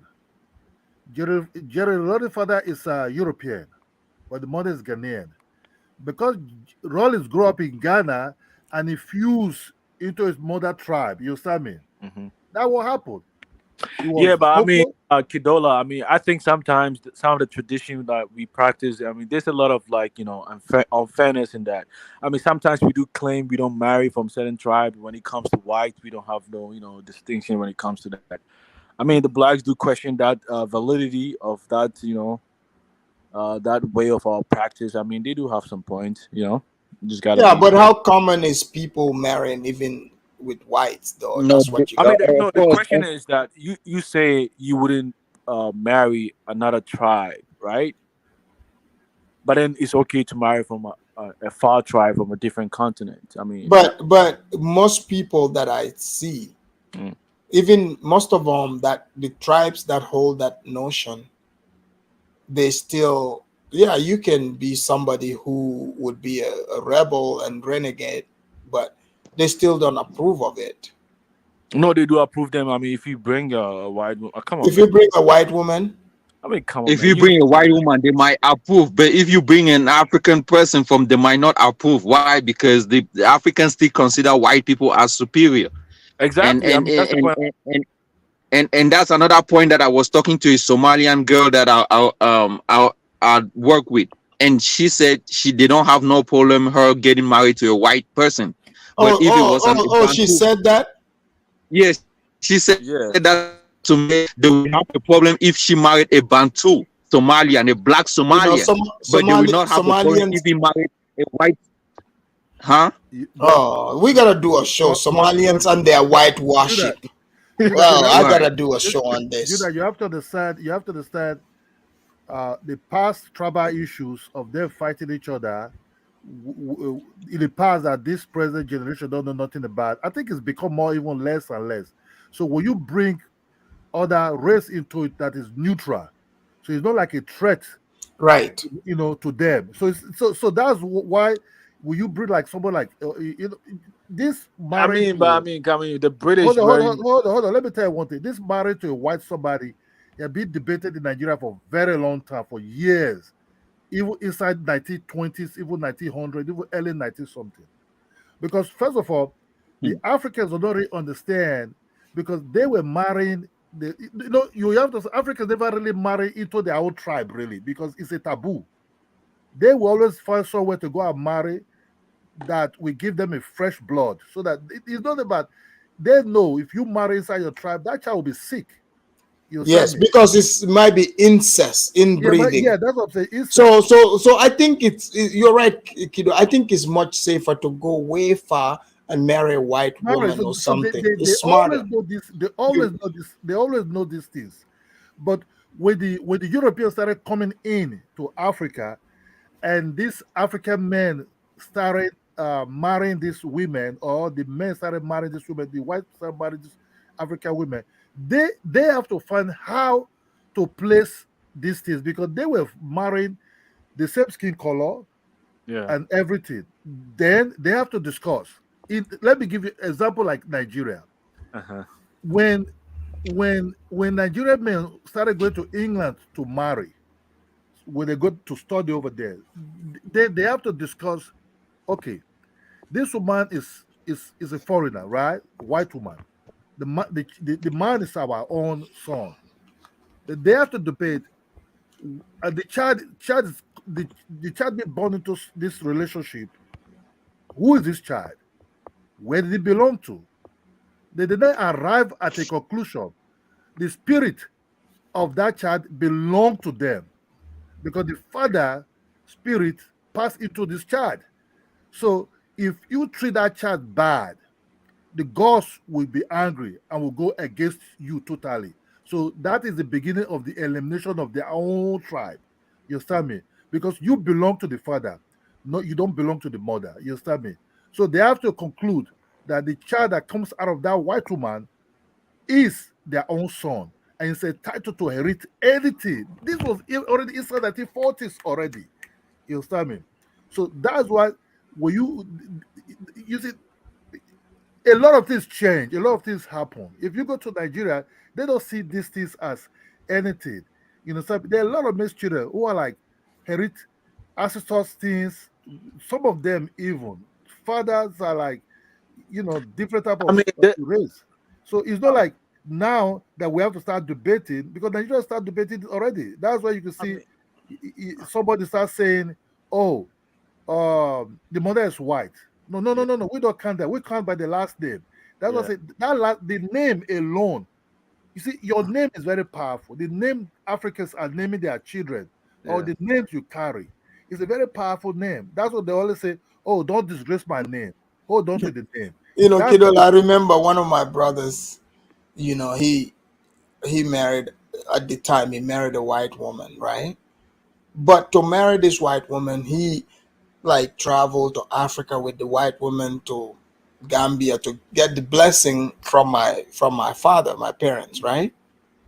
But my father, like our tribe, they reject this. Like he freaked out. My dad, he called a huge meeting, called his brothers from the village and all that, like to sit him down and say, nobody in our bloodline have ever married a white woman.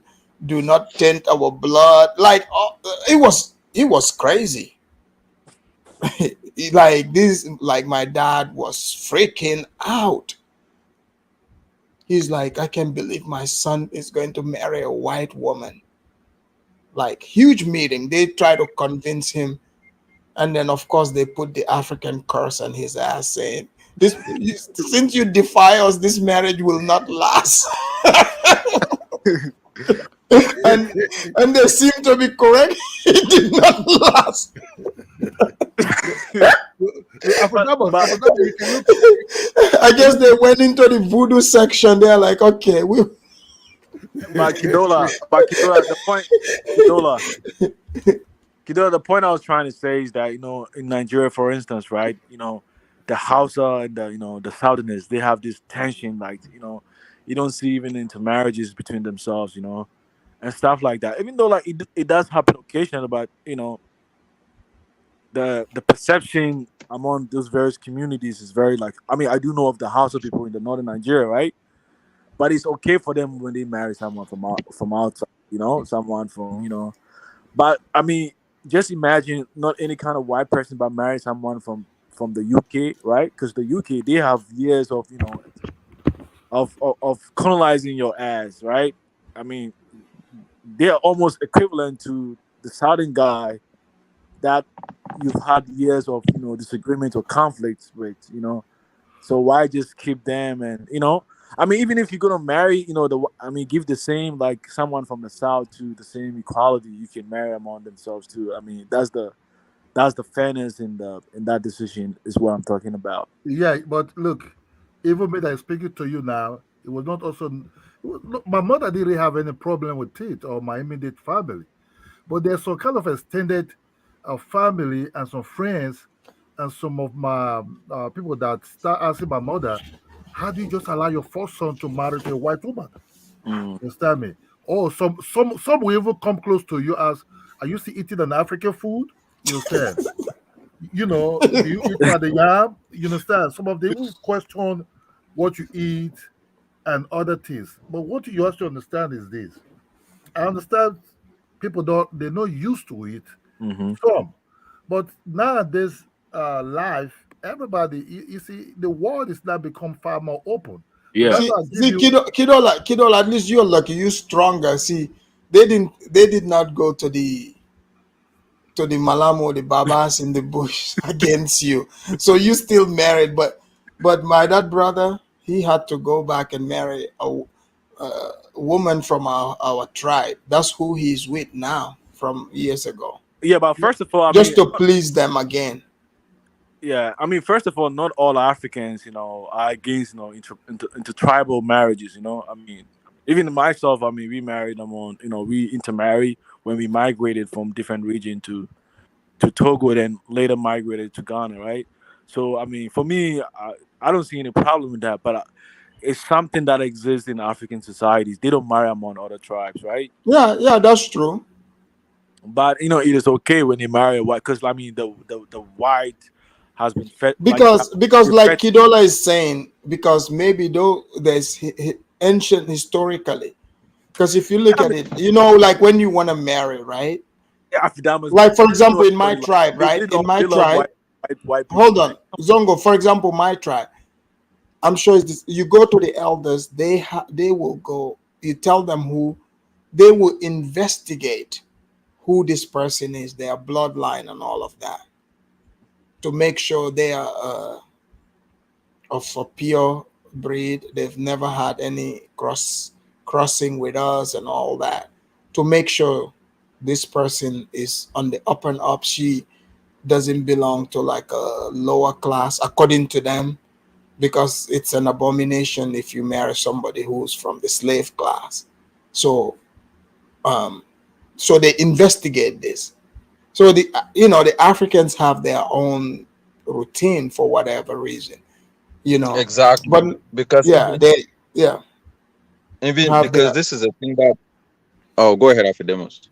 yeah. So like their own routine and laws that they go by. So what Kidola was saying, I understand, because he's speaking of like there's things from history long time ago. You and I, we don't know, but most of our elders, they know what to But look this for. but this is the thing, right? There's one thing in Africa that is in my country that is very popular, and is what is called succession. Succession is something that is very important in a family. And if you have a man that has children, and most of his children go overseas, like to America, right? A problem of getting married to a person that is not from a tradition, that is a different, like say a white or a different nationality. It causes problem when it comes to succession, because when you succeed your father, no matter what country that you live in around the world, you have to come back to Cameroon. I mean, I don't know about other African countries, but you have to come back and stay at home. You not so if you marry not to a white lady, right, or to a different nationality who does not understand the history of succession in a community, in an African Oh, culture, okay, I that got you. I, that I know that I know what you're that, saying.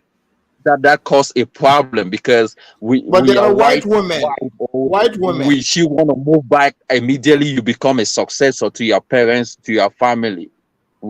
She wants to Oh, so you that guys she might practice not, that and that too? might, Exactly. That's my culture, man. That's my culture. That's why Okay. me getting married to Yeah, me getting there's a married part to of yeah. There's a part right. of my That's why. culture that practice that, but I truly am not interested in practicing that Oh, part. you are not interested to it because you are not deep into culture. But in I am where I'm deep from, into like, culture. we I no, you are am, not. You are but not. So Gambia uh, in particular, I don't see Gambia practicing. It's Gambian are you culture are is you are wiped you are out. you are you serious?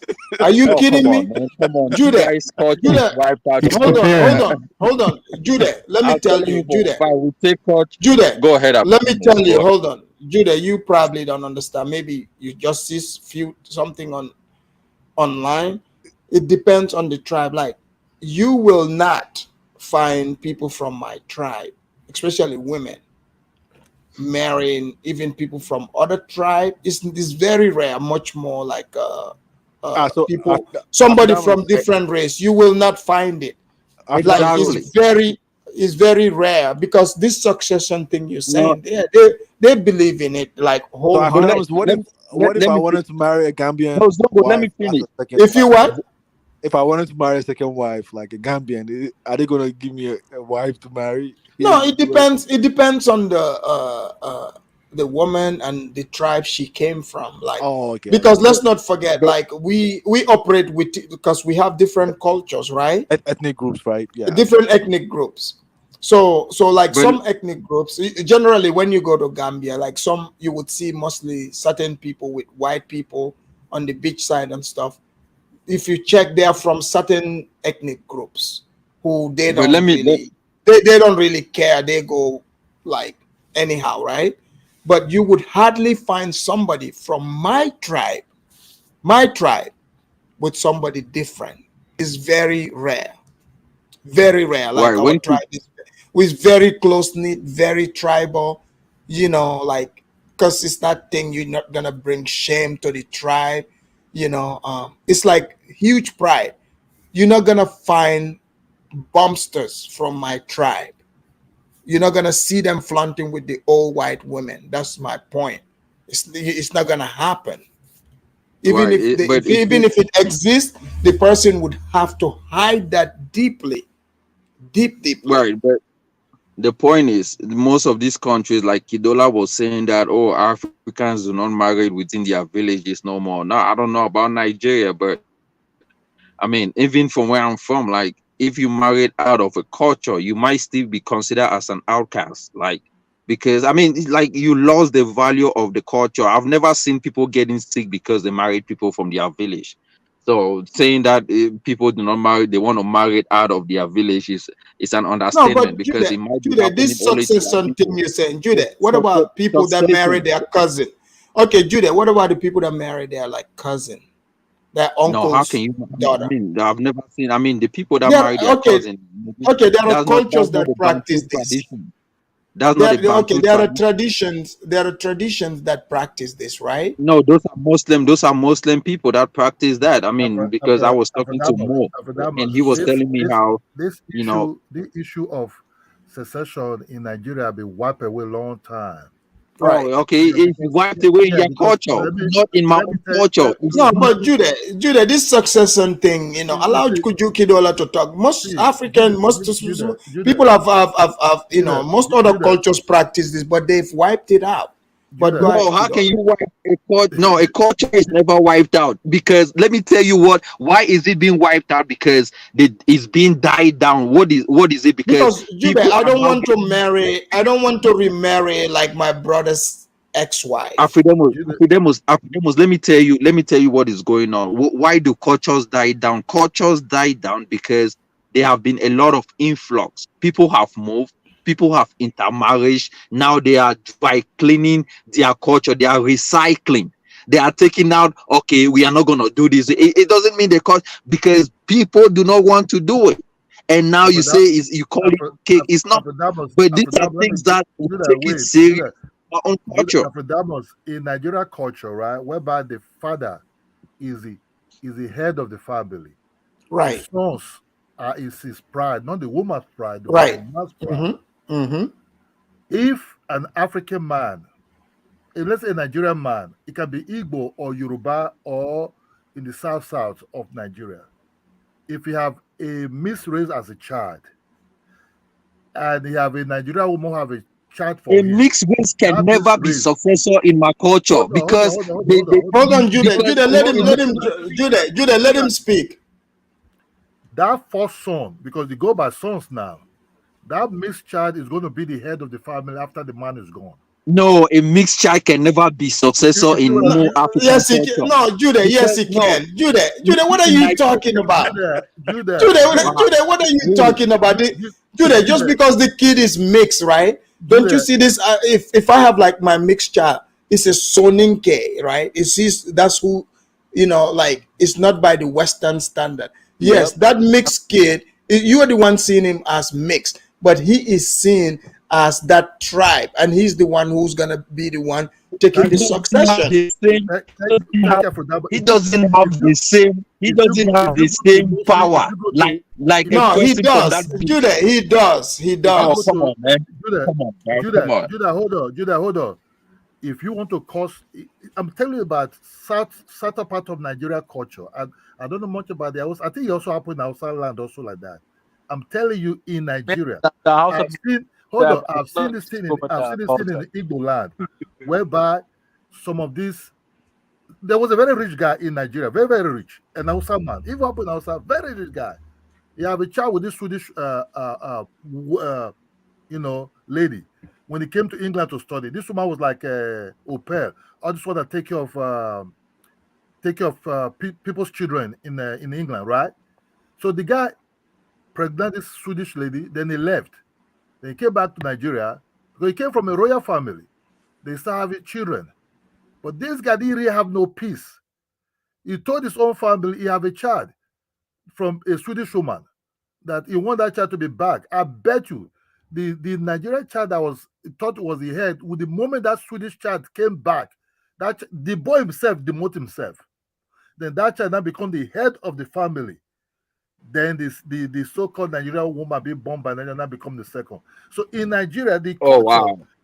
So yes, the culture, because you have to be very, very careful, because they No, believe your you culture can is never. weak because No, Judah, you are going by skin color. no, Here's no, the I'm thing. not You have to going. I'm not remember, going. Judah, wait, let me finish this. Judah, the I'm father. going by skin color Hold on, because that's how my Judah. culture is. Wait, You don't bring an Judah. external person that is not part of that No, culture but into he's their not culture. It's kind of, Judah. It's oh your man. hold on, let me explain this. Judah, the father carries the seed. The mother is just an oven. You put the seed in the oven, and But an the oven. admixture Hold child on, has hold on, no. hold on, God. hold on. It's just like baking bread. It's just different flavor added. That's Like all. the incubator. Incubator. I want to ask you another question. Was the child born overseas or was he born in Nigeria? Born overseas. Oh, okay. Now that's a different culture. In my own No, culture, if a child is not born even in that community, there is no way it exclude him immediately out of taking power as a successor. That's why your children has to be born in that community. Yep. Come on, man. Yeah, that's why you say culture is dying down in Nigeria because of all this social media stuff. Your there's no culture, culture. a There's no Bantu culture person does died. not have. A, There's no culture your died culture down is in Nigeria. dying down. There's no People are culture died becoming down in mixed race. Nigeria. There are Man, certain things Judah, that is not being performed in your culture, and you man, assume it's good. Wow, it's not. man, Judah, It's you not. always say you Like, live in Sundown City, man. You're gonna marry a Igbo. exactly, You're gonna exactly. marry. Your culture is all diluted. Well, but I'm talking Come about on, you, Idola. Judah. When you marry your white chick, your snow bunny from Sundown City, man, you're gonna No, dilute your. I'm not. Look. The snow bunnies that I fuck with. It's not. I'm not gonna marry these snow Oh, bunnies. I'm going back home and marry me a woman from my culture, oh, and that's just a now fact. you don't want any blast, no snow bunnies now. No, I'm not. I'm not mixing blood like that, bro. I'm telling you for a fact because I might be a successor soon. A successor is very important in my culture. It's Ju- being a successor is one thing that people cherish. I'm not Judah, gonna come here and want to be Judah, a successor soon and Judah, be a successor. Judah, And then my snow bunnies does not want to move to Judah, Africa. It makes no sense. Judah. Let me tell you one thing. A perfect example is Malawi. is it Malawi, Botswana. Botswana, the two guys that control Botswana, that make Botswana very great, their mothers are We're British. mixed. We're mixed. Hold on. Their mothers are British. Their father was a king Right. who went to England to study, right? Then when he came, because the mass tribe didn't understand, because they right from Memorial, their tribal people were marrying maybe blacks or something like that.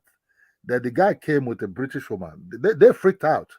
They said, no, we don't want this woman. You understand me? You have to marry here. The guy said, no, this is my wife. Then they not exiled the guy, right? They exiled the guy. The guy left. He left and he left with his children. What happened? Confusion came to that tribe, right? Big confusion. They were all wondering, where is this problem coming from? They begged the guy, please come back. The guy said, no, I don't even want the throne. You understand? They begged that, please come back. We're in trouble here. The guy then said, if I come back, you must have to accept my wife. They said, yes, we accept your wife. You understand me? What did they do? They accept the woman. The woman did a lot to make that tribe great and the people great. What happened now?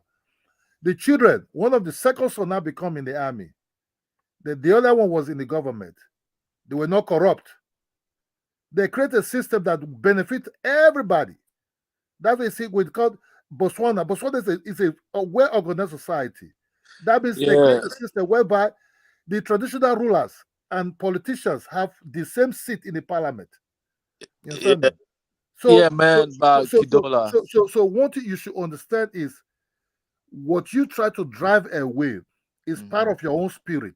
You cannot drive your own spirit and you be in peace. You But understand me? You Kidola, cannot be in peace because that's what I'm trying to tell you. In Nigeria, all these things are being discussed. This is right. It's at 1900 even. You understand? So it's not just now. But I mean, Kidola, at the nuclear family level, I think, a lot of this, cultural costumes and tradition is being, it's being discounted, right? Like someone like you, when you go, you travel, you marry. I mean, that's really understandable.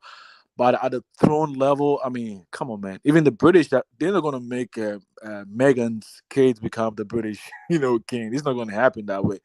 So I think Right. what Judah's saying, he does have that. I mean, at a throne level, the chieftaincy level, I mean, it shouldn't be condoned. But I mean, regular nuclear families within the culture doing that, I mean, come on, man, that's really understandable. But at a throne, it has to be from within. You have to marry a woman, unless maybe something has happened dire that you might need women or men from other cultures in order to sustain your culture. I mean, that is an extreme case. But other than that, I mean, you have to stick to your own kind. In most cultures, Yeah, that's come on, man. My brother, Did you even know why? my brother, culture is being passed down by.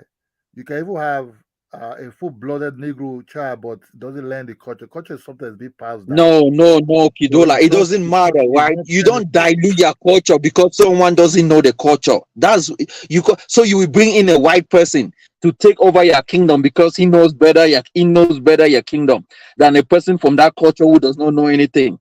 Exactly. I mean, you don't see that in other cultures. Look at the British, throne. Right? Come on, man. Look at the Arabs. 100%. You don't see that. I mean, but even in Ghana, the Ashantis, I don't think they do that. In other cultures, they don't do that. They don't, I mean, but maybe in terms of democracy, the leaders do that. But in terms of like the culture, because even I'll tell you one thing about the history. When one of the chiefs, the British, kidnapped one of their kings, the Ashanti chiefs, and they took him to I think Seychelles, and later took him to Cyprus, right? Oh no, Seychelles. When he came back as a Christian. they That's crazy. brainwashed him. His They mindset brainwashed him. changed now. Yeah, oh yeah. Right. Wow. And he came back dressed like a Westerner. I mean, man, he was that's the brainwashed. same, and that's the same mentality of the kids that are born in America or European countries. If you bring them as successor in Africa, there are certain cultures that they are not gonna do. For instance, Exactly. telling them, But Judah, you are acting like people, Africans that have their children by other race, the man, you're not gonna teach your kid about the tradition. Again, like I told you, the man is the one that carries the seed. This is why, you know, Demos, the child belongs to you. Demos, Yeah, many children, many African children born in America. Zongo, let me make this statement. Do you know that most of them are disagreeing against polygamy? They are what? They are disagreeing on polygamy. They are what? That's the mindset of the Jude, there are many Africans born and raised in Africa who disagree with that too. See, don't forget that, Jude. Their mindset is good. You make it. I don't know what's going on with your audio, bro. Aphrodabos,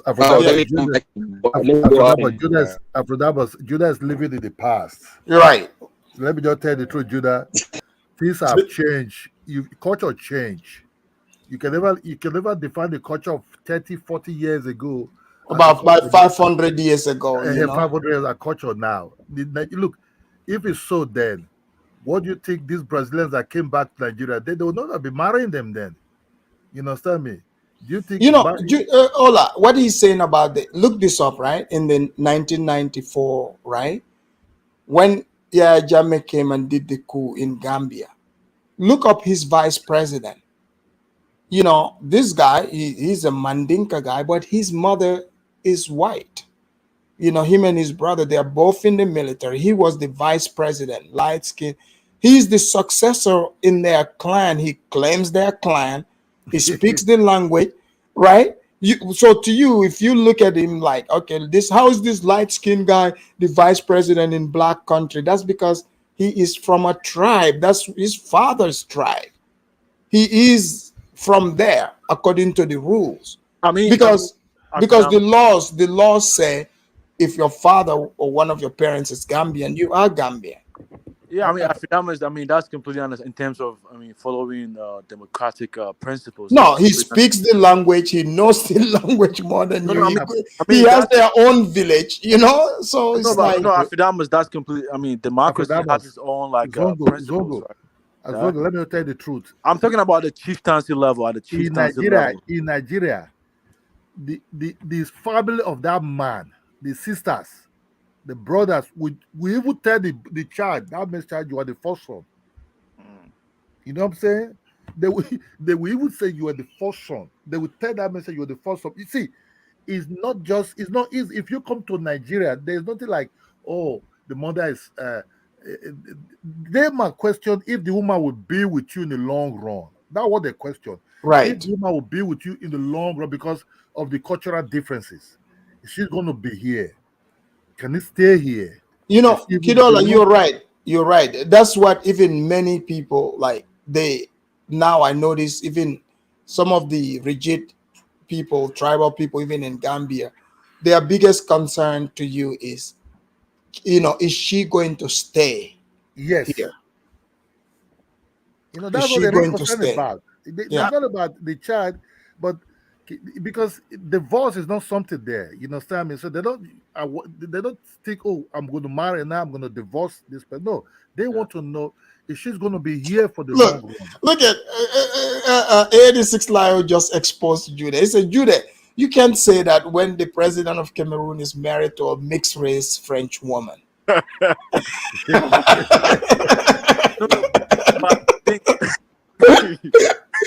know. You know, anytime Judah says things this way. No, when he says things this way, like he's upset, right? I know there's somebody is fighting in Africa. This is a guy in Salt Lake City who loves white snow bunnies. Like all of a sudden he's got a problem. Now he's gonna go back to Africa. But I mean, Afidamas, all jokes aside, I mean, the point I was saying is that following democratic principles, that's understandable. And the normal nuclear family level, I mean, come on. But I'm talking about in terms of like the chieftaincy or the tradition, like upholding the customs at the chieftaincy level. I mean, most of them tend to ensure that they marry within their own, My brother, forget that we teach all those things is being taught. Forget that level, my brother.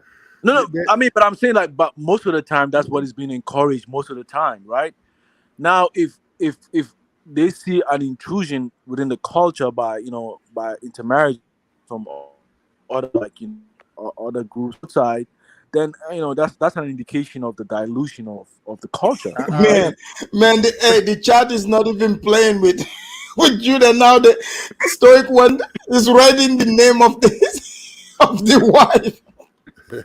Judah, you know this chat here, you cannot fool them, okay? They are ready for you. They are putting the names up for people to Google it. Afrodamos, let me tell you one thing. There's a society whereby if there's whereby you introduce your child to the youth, you understand? You introduce your child to the youth of that tribe. You understand? I have a friend who have to introduce his children to the youth. They didn't care about if the mother is white or something. The man took his sons there, two of his sons there, and introduced them to the youth of the tribe. What they do, they shake them, welcome them, then they perform what they have to perform. You understand me? Now they now know them. Okay, these are our brothers, this is what it is. You have to introduce them to the youth, which I will also do the same thing also. You understand me? Look, Judah, look, Kidola, our former president had him a half-breed, okay? We look...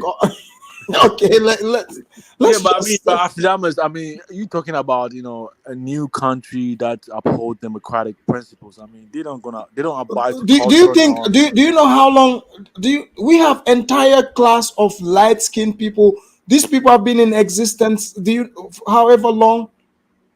Come on, even Ghana have a light-skinned group that those people have been in Ghana. They've been in existence since like way before. Yeah, but I mean the point I'm talking about. I'm talking during colonial, before even Africa was colonized. Yeah, but I mean, most Nigerian kings are mysteries. The point I'm saying about at the chieftaincy level, forget about the newly formed nation state. I mean, the chieftaincy. Well, some of the chiefs on the coast, you don't think they are mixed? You don't think they are mixed? The Fantis. I doubt it. The Fantis. Do you know that like the most famous slave trader, Richard Brew, he used to live in Anamabo back in those days, right? He married. His wife's name is Ifwa Ansa. Ifwa was the daughter of guess who? Fanti chief or what? Yes. Oh, okay. They have light-skinned children. Richard Brew Jr., who himself also became a slave trader, followed in his daddy's footsteps. So when I hear about culture, this is before Ghana was even colonized. This was at the height of the Atlantic slave trade. So what are you talking about? The point I'm saying is that, I mean, if you set your customs and traditions right, that like all the members. Our custom is old, man. Our custom, because we are Sahelian people. We are a Sahelian tribe. So we're almost like Somalis, deep in. So what I'm saying is that if you allow other groups to permeate into the authenticity or of the culture has been diluted. Okay. That's the point I'm trying to say. I'm not saying that people don't practice it now. They do practice it now. Zongo, when you start talking about diluted, you're talking about look, culture is a basic, it's a foundation. You understand me? Culture is like a foundation of a building. So most African cultures are foundations. It can never be diluted. You understand me? Some of these customs and the tradition are being upheld. Even when you have a child that is misraised, we also uphold this tradition. We uphold this foundation. And that foundation never really changed. You understand me? What is the really foundation of a culture? Is how you operate things, how you think, how you execute. It's like a court process. You understand? So it's not going to come up with a process of a culture like somewhere like Detroit or England into that society. So it will still be like, if you steal a goat, you'll be judged as someone that's still a goat. If you find guilty, you'll be punished. You see, now things have changed. Back in the day, someone steals a goat, you steal a goat or a cow, you could be sold into slavery to America. That's what You're right, man. You're right, Afdamus. Yeah, yeah. I You was still a goat. You still a goat. Even chicken. You could end up being sent into those slave ships to Maryland. You know this. Do you think the reason, Afdamus, do you think the reason? Hold on. Kidola, hold on. Do you think the reason why some of the blacks, still here in America is because some of their ancestors were thieves back in Yes. Africa? Yes. Let me just tell you the truth. If these blacks are not if these blacks don't come to Nigeria not in 10 years or 15 years, the so-called race you meet in Nigeria will not even welcome them. Let me just tell you the truth, because Nigeria. That's why your culture is diluted. Nigeria right now, as we speak. Let me finish. You guys have been talking for a while. When I left, Judah, let me make a statement. You gotta let the man finish Judah, it, and then you can. Judah, you know what I'm saying? It the culture system of Nigeria is because of the way Nigeria roll outside and the way they intermarry with other foreigners. If you really come to Nigeria, let me just tell you the truth. There are a lot of Malaysian women here. Malaysia. But that's a problem to a culture. Hold on. There are a lot of Indian women here. Their children, they are embedded into this culture of Nigeria. They will tell you, sorry, I don't know you. I don't feel your pain. Go and look for where to get a land somewhere. You understand me? They must sympathize with you, but they will never have that Sigi Kumaya we all want. You understand me? These children are not living in India or Malaysia, but they live in Nigeria here. They are into Yoruba culture. They're into Igbo culture. They will just tell you straight. That's what I said. Black America can sing as they want to sing. Look, we're not dividing nobody. Because if you start dividing somebody, you don't have an ally. It's not like the way Black Americans are attacking their misrace and calling them they are not black. In Nigeria here, we don't do that. We don't do that. So traveling is increasing. Is because you can just travel now within 4-8 hours by plane. You're somewhere else. You stay there. You fall in love with somebody there. You come back home with that person. You think, okay, this is my wife. Somebody that did do you wrong. It's very difficult for you to divorce that person or to abandon that person just all because of the name of the race. It's not easy. And when that woman starts having children for you, my brother, you start feeling guilty of you just, because she's not black, let me just leave this woman now. It doesn't go like we are human beings and feelings. You understand me? So Nigeria is heavily changing in a way because of traveling and other things. So most Nigerian kids are misrace. You understand me? Misrace. But they oppose to the culture. Do you say most Nigerian kids or what? Is that what you're saying? Most Nigerian kids are misrace. Most? Yes. From where? Which side of Nigeria? They are mixed with Portuguese. They are mixed with white. Yeah. 86 Lyle said. Let me answer this. No, but so Afridamus, you mean some FBA ancestors were thieves? I know some people are not gonna like it, but yes, they were. There were all sorts of people on that slave ship, like Stoic one said. But yes, some were thieves, and they were found guilty of thievery. And back in those days, they call it palaver. They bring you into the palaver. It's called court. It's a court system. They call it palaver on you. Are you guys familiar with that word palaver? So yeah, palaver is a pidgin word, man. Yeah, once they call that palaver, and you're found guilty. Guess what? You are gonna be on the next slave ship. But can I make a statement? See, Kidola, let me talk, man. You've been talking. What the heck is going on? Hold on, right? Check Nigerian Nollywood. Check those Nigerian Nollywood. They're all light-skinned women now. Oh, come on, man, Kidola, man. In Nigeria, most of them are dark-skinned, man. Stop it, man. Stop it. Hold on, guys. We've been over 4 hours. Let's do our closing statements. I know it's early where Kidola is, but it's late where I'm at. Hey, I gotta be up early in the morning. And you got a new job or something or what? No, dude. I run my own business, so I gotta. I got rid of my. You see, I got rid of the person that was running my online adverts and making the schedules and stuff. So I've gotten way too busy with it. You see, Zongo miss you, Afidemo. Zongo wants to be online 24/7. No, because the show is good. We come here, we have good show. No problem. Absolutely. So it's like I've been the one running it. 100%. But once Man, we need to I make got somebody competent. Once I get somebody competent, we'll go back to normal schedule. we need to make 100%. Afridemos report 24/7, man. No, That's that's right. You fine. I know, mean, if you come on the weekends, I mean, that's complete. I mean, For I'm, that was I'm I was working. watching you before I fall asleep. I was watching you with Chaotic and those guys there. On Chaotic Show, what do you think about it? You see, Chaotic. You see, after that, but you could speak loud and clear because you're an African. You still hold on to your Africanness, right? Right. Chaotic is very, very confused. Let me just tell you the truth. Chaotic, But but he's from Nigeria, like Nigeria, man. Nigeria. Exactly. Chaotic is from Nigeria, but Chaotic doesn't have that that Nigerianness in him because What makes someone Nigerian? Chaotic somehow have he'd been raised up by two Nigerians. This is what I'm telling you now because now you people talk about culture. Chaotic mother is black, Nigerian woman. Chaotic father is a Nigerian man, but Chaotic run away from his Nigerianness and said he's Black American. Afrodamos is an African. You understand me? Yeah. But Afrodamos he hold on to that culture. So let me just tell you the truth.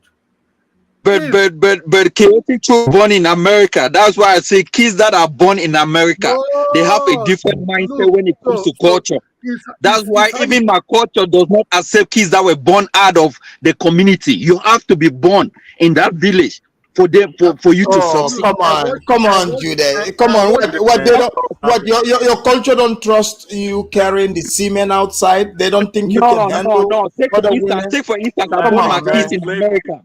Take for instance, I born my kids in America. Let me finish. Take for instance, I born my kids in America, and they have this mindset of chaotic truth, and one of them becomes successor, and they don't want to get married to 5 different women. Polygamy, and they start talking. What's wrong, Jude? What's wrong with not wanting to marry, several wives? No, but that's disrespectful to my culture. It brings bad name to your name, and that's what Kidola was talking about. You have to protect that name and that culture bloodline. Your culture. So Jude, is that why you are in Utah, because they accept several wives? Oh man, yeah, exactly. So you're saying you gotta marry 5 wives? First of all, there are Africans who don't even want to do polygamy, bro. Like, no, I'm a Muslim. I did not say if you're Muslim, to do polygamy. I'm talking about succeeding. Hold on. When it comes to succeeding, Jude, and Muslims, if you're Muslim, you cannot marry 5 wives. You can marry 4. I'm talking about succession. Succession comes with a whole lot of different things. Not only polygamy. There are certain religions. Succession to the what? To the extended family or the nuclear family? Jude, look. When I watch that program, I rewatched that program. Afrodamus was more, even defended to Nigerian than, What did he say? Can you summarize what he said? What the guys were calling chaotic in Nigerian, and chaotic could not even defend. Yes, I'm in Nigeria, but he was defending. I'm an American, a Black American. He was confused. But what's wrong with Kidola? He was born in America. No, he's American. Hold on. Let Kidola speak, guys. Don't cut him off. The truth. In Nigeria here, there's a lot of misraised Nigerians who are footballers. Some of them, they are the first children of their father. They come back home and carry the right of their father. They build marshals even. But most of them play overseas to European as well. Yes, it doesn't matter. But what I'm trying to say, wow. They defend their Nigerianness at any time. We have them in basketball players, we have them in football, we have in everything. They will come back home and carry the rightness of their duty as the first son of the family. You understand me? But they will defend who they are as a Nigerian. They will never tell you who, chaotic guy. Yesterday, it was being baboosed by some of these Black Americans who said, "You are in Nigeria. Why are you trying to claim us?"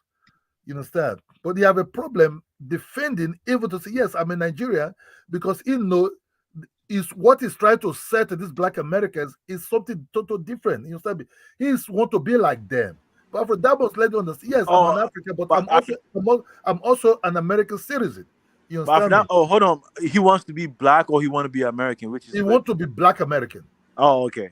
He want I to, mean, because he that was space raised amongst is them. So, that space. It doesn't matter. That's Well, what we what Kidola is saying is, do you think he yes, has superiority? I Do showed you think up, he and has? I said, and I spoke about being an American citizen, but my heritage, which is African, and still I have citizenship of my country. He's right. Yeah, it doesn't matter. Look, you can bring people from planet Mars. I don't care who it is. I would still stand 10 toes down and defend where I come from. Do you think chaotic has the inferiority complex, just like Judah or something like that? Wait, Jude, are you saying Judah have inferiority complex?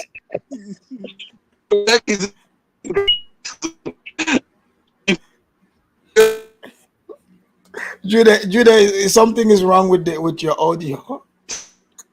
person like chaotic. Person like chaotic would be very, very difficult to, because chaotic. I don't know where from in Nigeria. Yeah, I I don't think know. I did say like Judah Chaotic have look like inferiority a Yoruba complex among guy the blacks too. or Igbo guy. I don't know where chaotic really from. Chaotic have no ideas about Nigeria at all. He does No, not no, listen but I to. mean, but Does not Kidola, you listen have to to Afrobeat. understand. I mean, chaotic. Chaotic If you is, listen, Kidola, can you hear me? yeah. If you listen to chaotic conversation, I mean, he has this desire that he wants his country to compete at a global, stage, right? I mean, to him, he kind of feels like his country is still stuck with the customs of the past. It's about time they have to, moving But toward yeah, modernization. but chaotic did say Nigeria will be superpower by 2050 though. That, He did but that he that did say that. after that must I will listen to that program, man. Yeah, you were listening. Much about More. you know much about Nigerian than chaotic. Let me But just tell you the I truth. think maybe chaotic has this persona that he's projecting on the internet. I don't know. I think I don't, because I know the mother and father, they are both their mother and father, they're both I mean, do you Nigerians. think You it's understand me? so? Because I'm thinking maybe chaotic on the internet he has this persona that he's projecting, and behind closed doors maybe he's probably not. Let me just tell you the truth. My son in basketball. Yeah? My son even loved my football club. I love even when I was a little child, because he asked me for what is your best club? I told him, oh, this is my best club. You understand me? When I was growing up, he loved that club. Yeah, but He I bought mean, he bought their jersey. Every time they are match, he would switch on to that channel and start watching the game. Look, culture is being passed to children. You understand yeah, me? Right. but So culture does not just come on their own. You have but to pass Kidola, your culture Kidola, to your own Kidola. children. I mean, you cannot say someone being raised in a Western society uh to be not Nigerian, because a lot of the times, even most Africans who were born and raised over here, when they go back home, even the people back home do not even see them as even authentic from their nationality, being Gambian, authentic Gambians or authentic Ghanaians or Nigerians. Afrikaners, I'm sure that after spending several years in America and going back home, a lot of them probably think that, hey, I mean, you lost some of your cultural touch, right? Some have thought that, but that doesn't mean they're correct though. Exactly. So I think, I mean, Yeah, who they do have that idea. has the who is in the moral like position to decide who is really authentic Gambian or authentic, so far as you have an Well, idea of your country, your culture, and you do well, I think maybe I understand where Kidola is coming from, but I do think that chaotic does love Nigeria. okay. I think deep down he does. Yeah, but it's not gonna like he's not gonna speak like a like with a Nigerian accent, the so-called, because No, a lot because of he doesn't have the accent. yeah, but even He was born and raised here. yeah, but Afidam, the so-called Nigerian accent is usually a Southern Nigerian accent. Even the northern people, they don't speak like that, you know. So who really define who a Nigerian really is? Because you can meet even a Nigerian. I met a Nigerian who went to study in Iran. He doesn't You don't. But That's not a thing. Zongo, you gotta look at it from Kidola's perspective. He's Nigerian in Nigeria. He's listening, so he knows what he's hearing and how he's filtering this information. Oh, okay, okay. So you have to remember, Kidola is not. It's not like you met some nerd that you met in some school who they only focus on just their engineering, curriculum. Kidola is speaking about social dynamics also Oh, yeah, you're right. happening in real time. At least you gotta defend where you come from, right? I mean, here, that's Afrodama, a just point. like Tony Joshua, right? Yeah. Tony Joshua father is a mistress, right? Father of Tony is a mistress. Mother is I think British. But do you know Tony Joshua father have a house in Nigeria, have a land in Nigeria? So how do you know these guys' parents do not own house in Nigeria? Hold on, but Jude, don't cut him off. Let him finish. No, I mean, this guy is coming. This Kindola guy is coming, talking about Anthony Joshua parents. How do you know the chaotic true parents do not own things in Nigeria as well? Well, yeah, I understand. That's why I said chaotic look totally different. Tony Joshua father, there's a lot of father is a mistress guy. The mother is British, the father is a Nigerian. But father, hold on. The father believed much really in Africa and believed more as a Yoruba man as a Nigerian. The father, but his son is representing UK. He did not make his son to represent Nigeria. Yes, because Nigeria boss association fuck him up. At first, he went to Nigeria. Hold on, he went to Nigeria to ask if they can sponsor him to the Olympics. The Nigerian people didn't really give him an answer because the father is very, very deep in Nigeria. Then he asked, okay. He now went back. Tony Joshua did have a very good history in London. Even him becoming even a boxer was because he was into this kind of petty crimes. He was doing things that the judge asked him, neither you go to jail or you go and look for a job. Then his brother asked, why don't you go and boss? But Tony Joshua, the father brought Tony Joshua back to Nigeria. Tony Joshua brought his own son to Nigeria. The son of Tony Joshua, the mother is British also. So the introduction into the culture comes also like that. Tony Joshua's mother is a pure black woman. You understand me?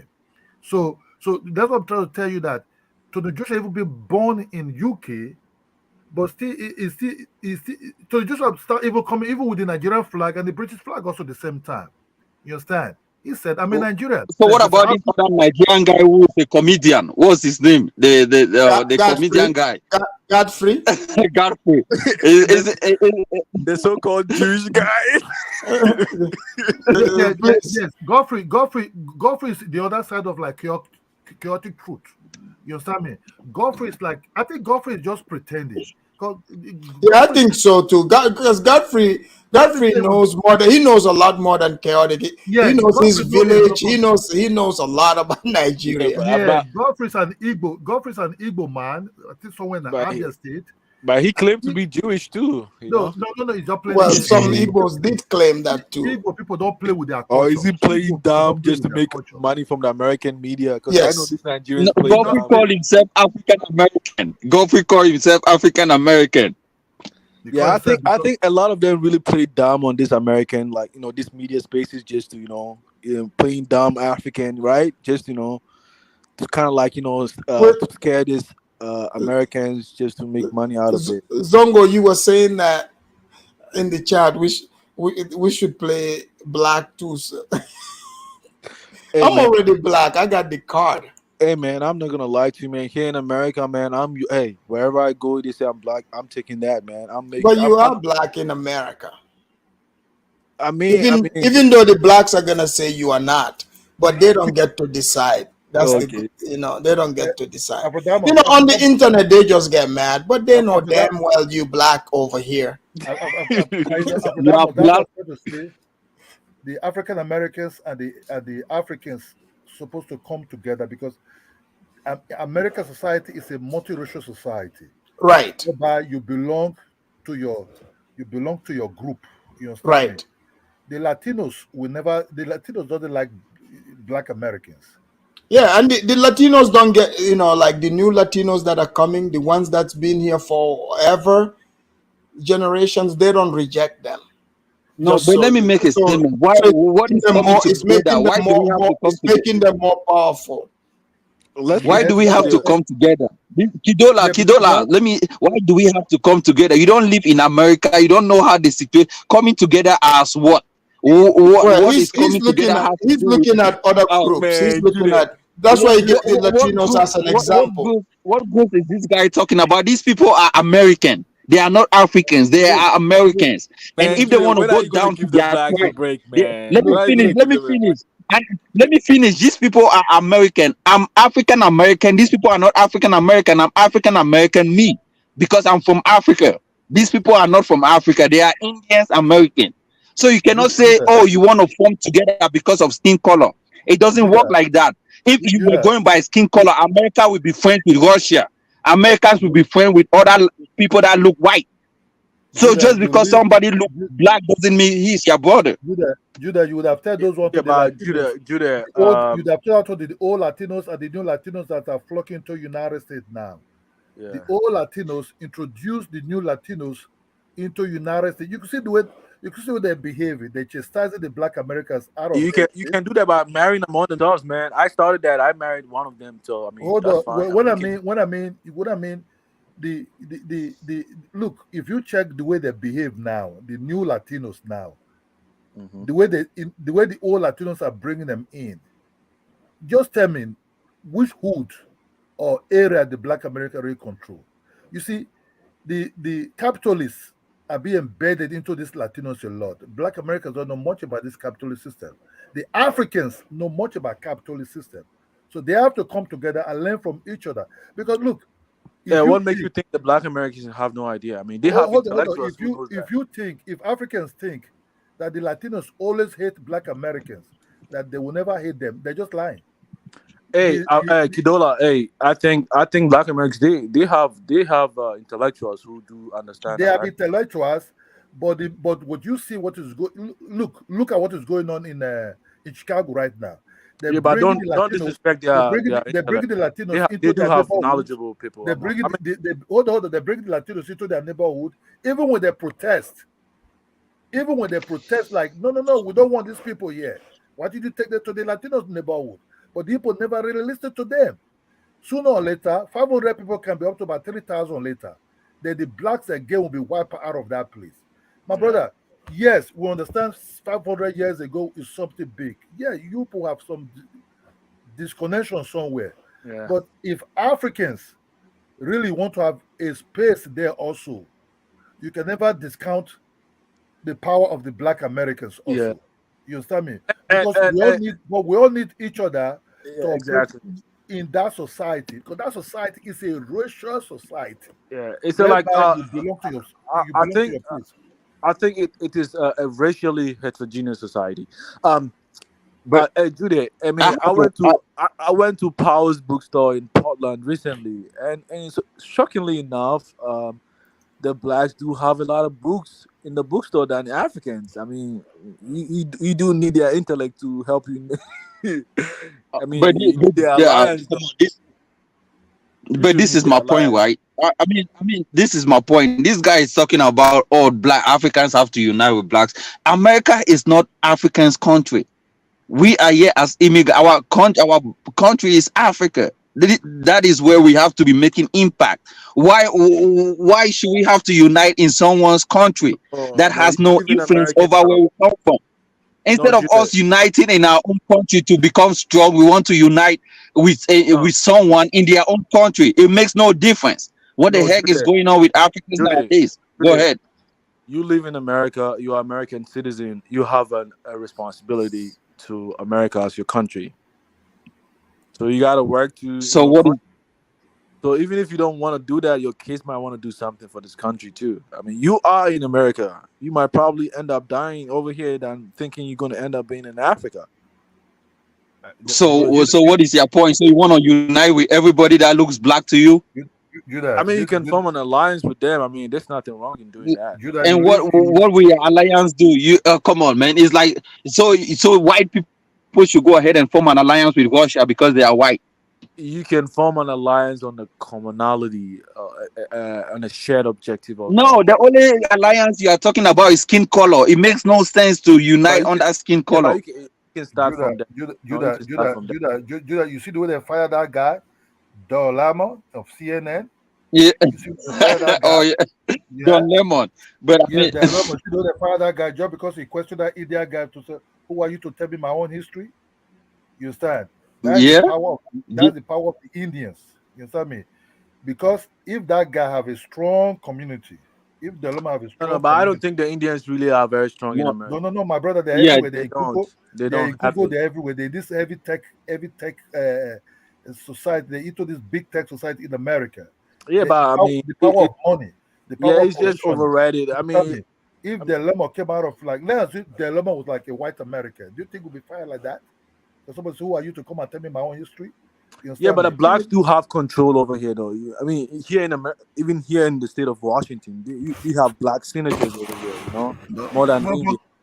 They can what make goes even more impact than what affect them will surely affect Africans in yeah, that society. yeah. They can That's even make just trying more to say. impact than the other minorities that you're talking Yeah, about. that's also say the Latinos are coming together. The old Latinos are integrating the new Latinos. The new Latinos are unsympathetic at all to Black Americans. They have a very aggressive mindset towards the Black Americans. You understand me? So the Africans have to understand they live there also. You don't live in Africa, but you live in United States. You So gotta speak.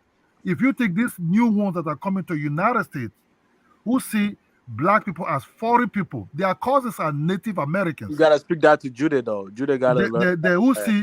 who see oh, Africans. Zongo. Yeah. Zongo, you keep making statement, man. You call me an inferiority complex guy. Come on, man. No, You I guys mean for don't me. want reality. I When mean for people me. say Africans are low rank and file, they have nothing going on the continent. You No, feel you people are being inferior? but I said but Judah, okay, but you know, this is all internet talk right now, right? 'Cause over here, I mean, I do communicate with black intellectuals who are in the Senate or something like that. I mean, they don't think like that. I mean, come on, when we come to the internet, we do make jokes and crack. But on a serious note, the blacks at the highest level, of course, man. I'm being honest with you. I'm not playing. I'm not joking, actually. I mean, the Right. black meet intellectual blacks who have gone to school who are like they don't speak that way, they don't really do that actually. I mean, Afidamos Let's leave knows this that. guy talk, man. This new guy on the panel, let's see what he has to say. Base Base Dula, go ahead, man. Say something. Um, yeah, I think when I was watching the video with the woman who said she's hurting, they're coming over there with pain and trying to heal. I think that's like an excuse.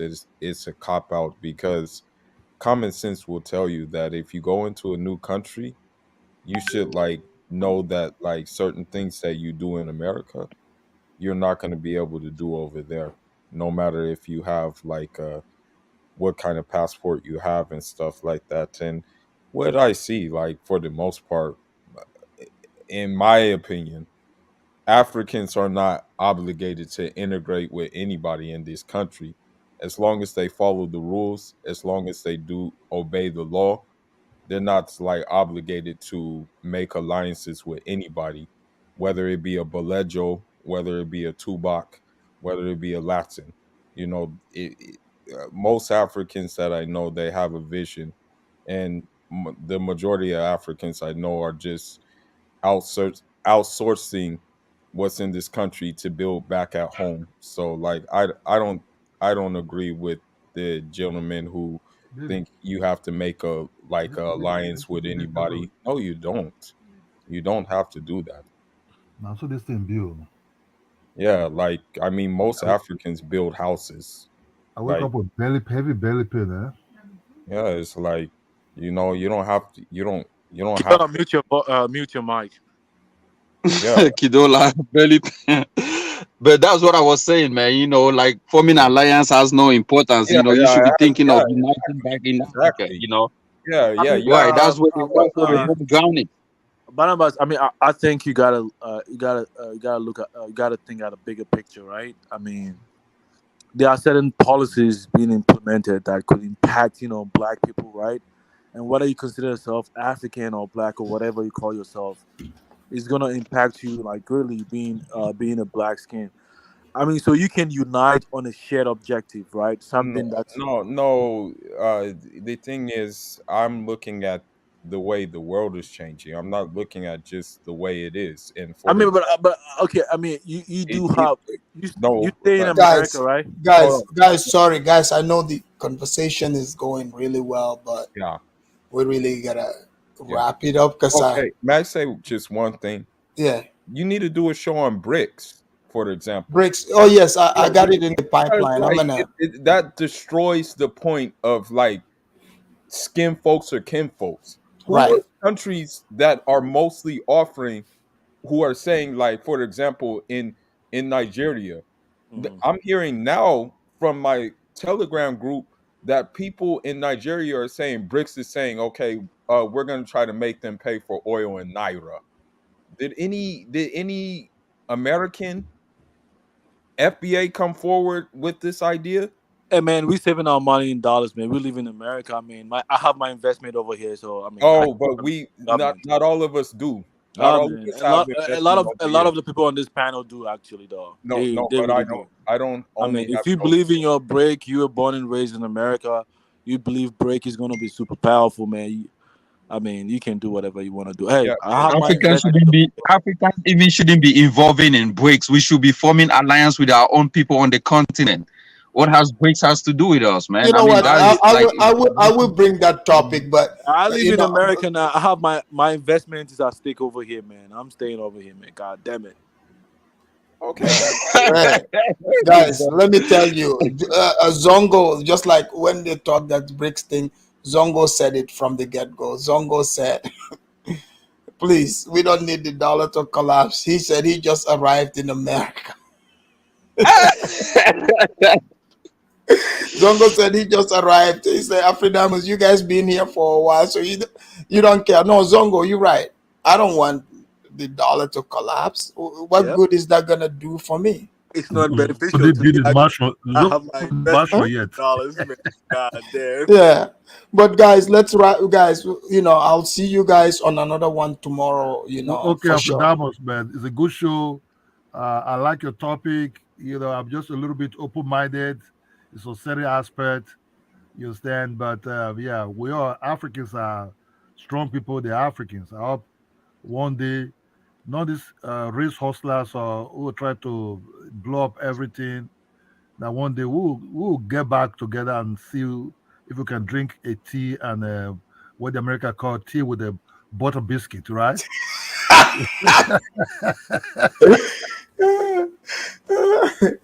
Thank you, Kidola.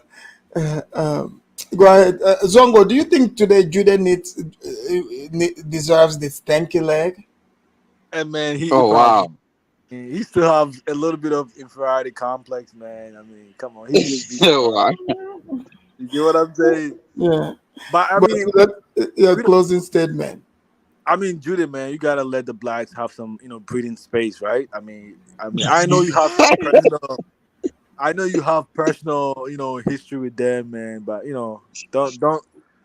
don't make it seem like you kind of have some kind of jealousy towards them, right? So you want me to give them some little accolade? Yeah, give Judah, them the some blacks, little. Judah, the blacks are coming. Okay, so you might as well make room for them and try to accommodate them, but they are coming. Yeah, I'm just letting you know. Okay, you better get used to it. man, it's all love, man. I mean, I do come here, I do speak down, but I mean, it's all love at the end of the day. Of Hey, you course, my we brother, know. man. I'll speak down on you sometimes, man. You my guy, man. No problem, man. But We are all the same people. Yeah, you're thanks, right. guys. Until next time. This is the panel, and Let me we make are my own out. statement after Oh, go that. ahead. Let me Go ahead. oh yeah. Thanks for letting us come in. I also want to thank Cameroonians that are doing a good job. Like Joel Embiid was the MVP for the NBA basketball Who? season. Amazonia, not Cameroon.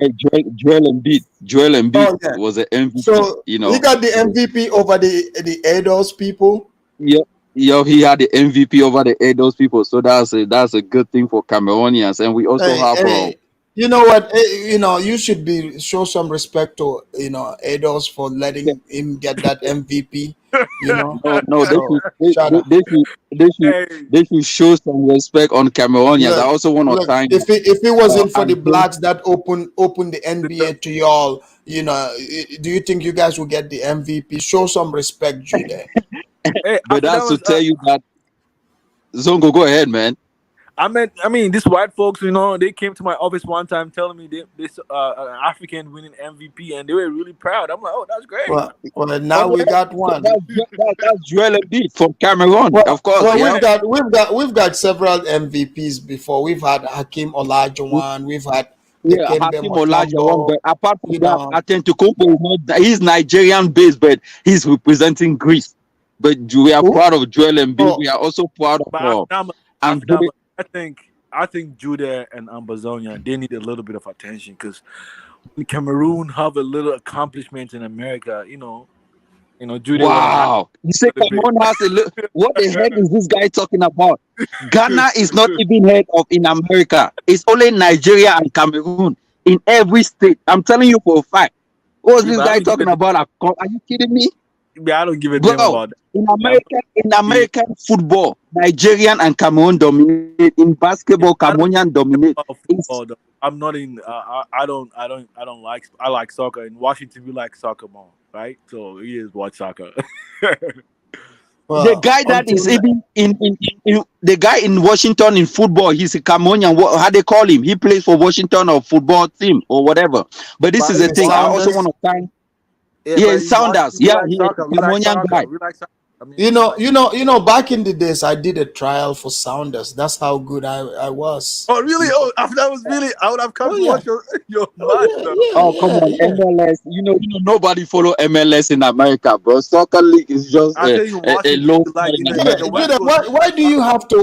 have to hate on this, Jude? In Why? the I mean, West Coast, even you in like Salt Lake, soccer. Salt Lake got a team. Salt Lake got a team here. Nobody goes and watch their soccer game, man.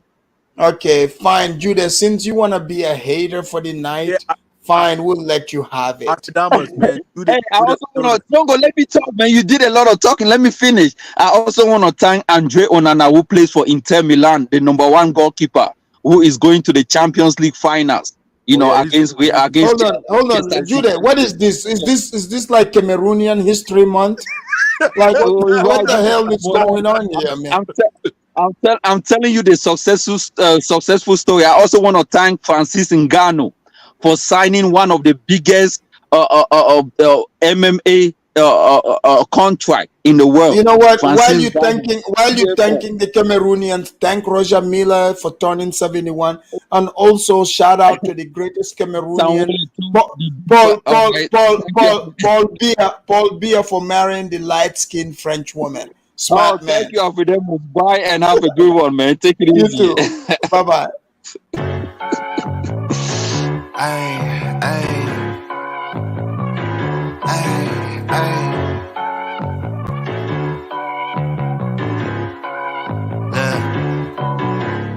Baby girl love my bop and I like me too. No roof on my top and my babe see-through. Hating on the pen, don't stop, shit ain't gon' feed you. I been all on my grind, so why I need you? Baby girl love my bop and I like me too. No roof on my top and my babe see-through. Hating on the pen, don't stop, shit ain't gon' feed you. I been all on my grind, so why I need you? Big flex, my swole up. Double cup and I'm pulled up. Niggas hating like hold up. What's the problem?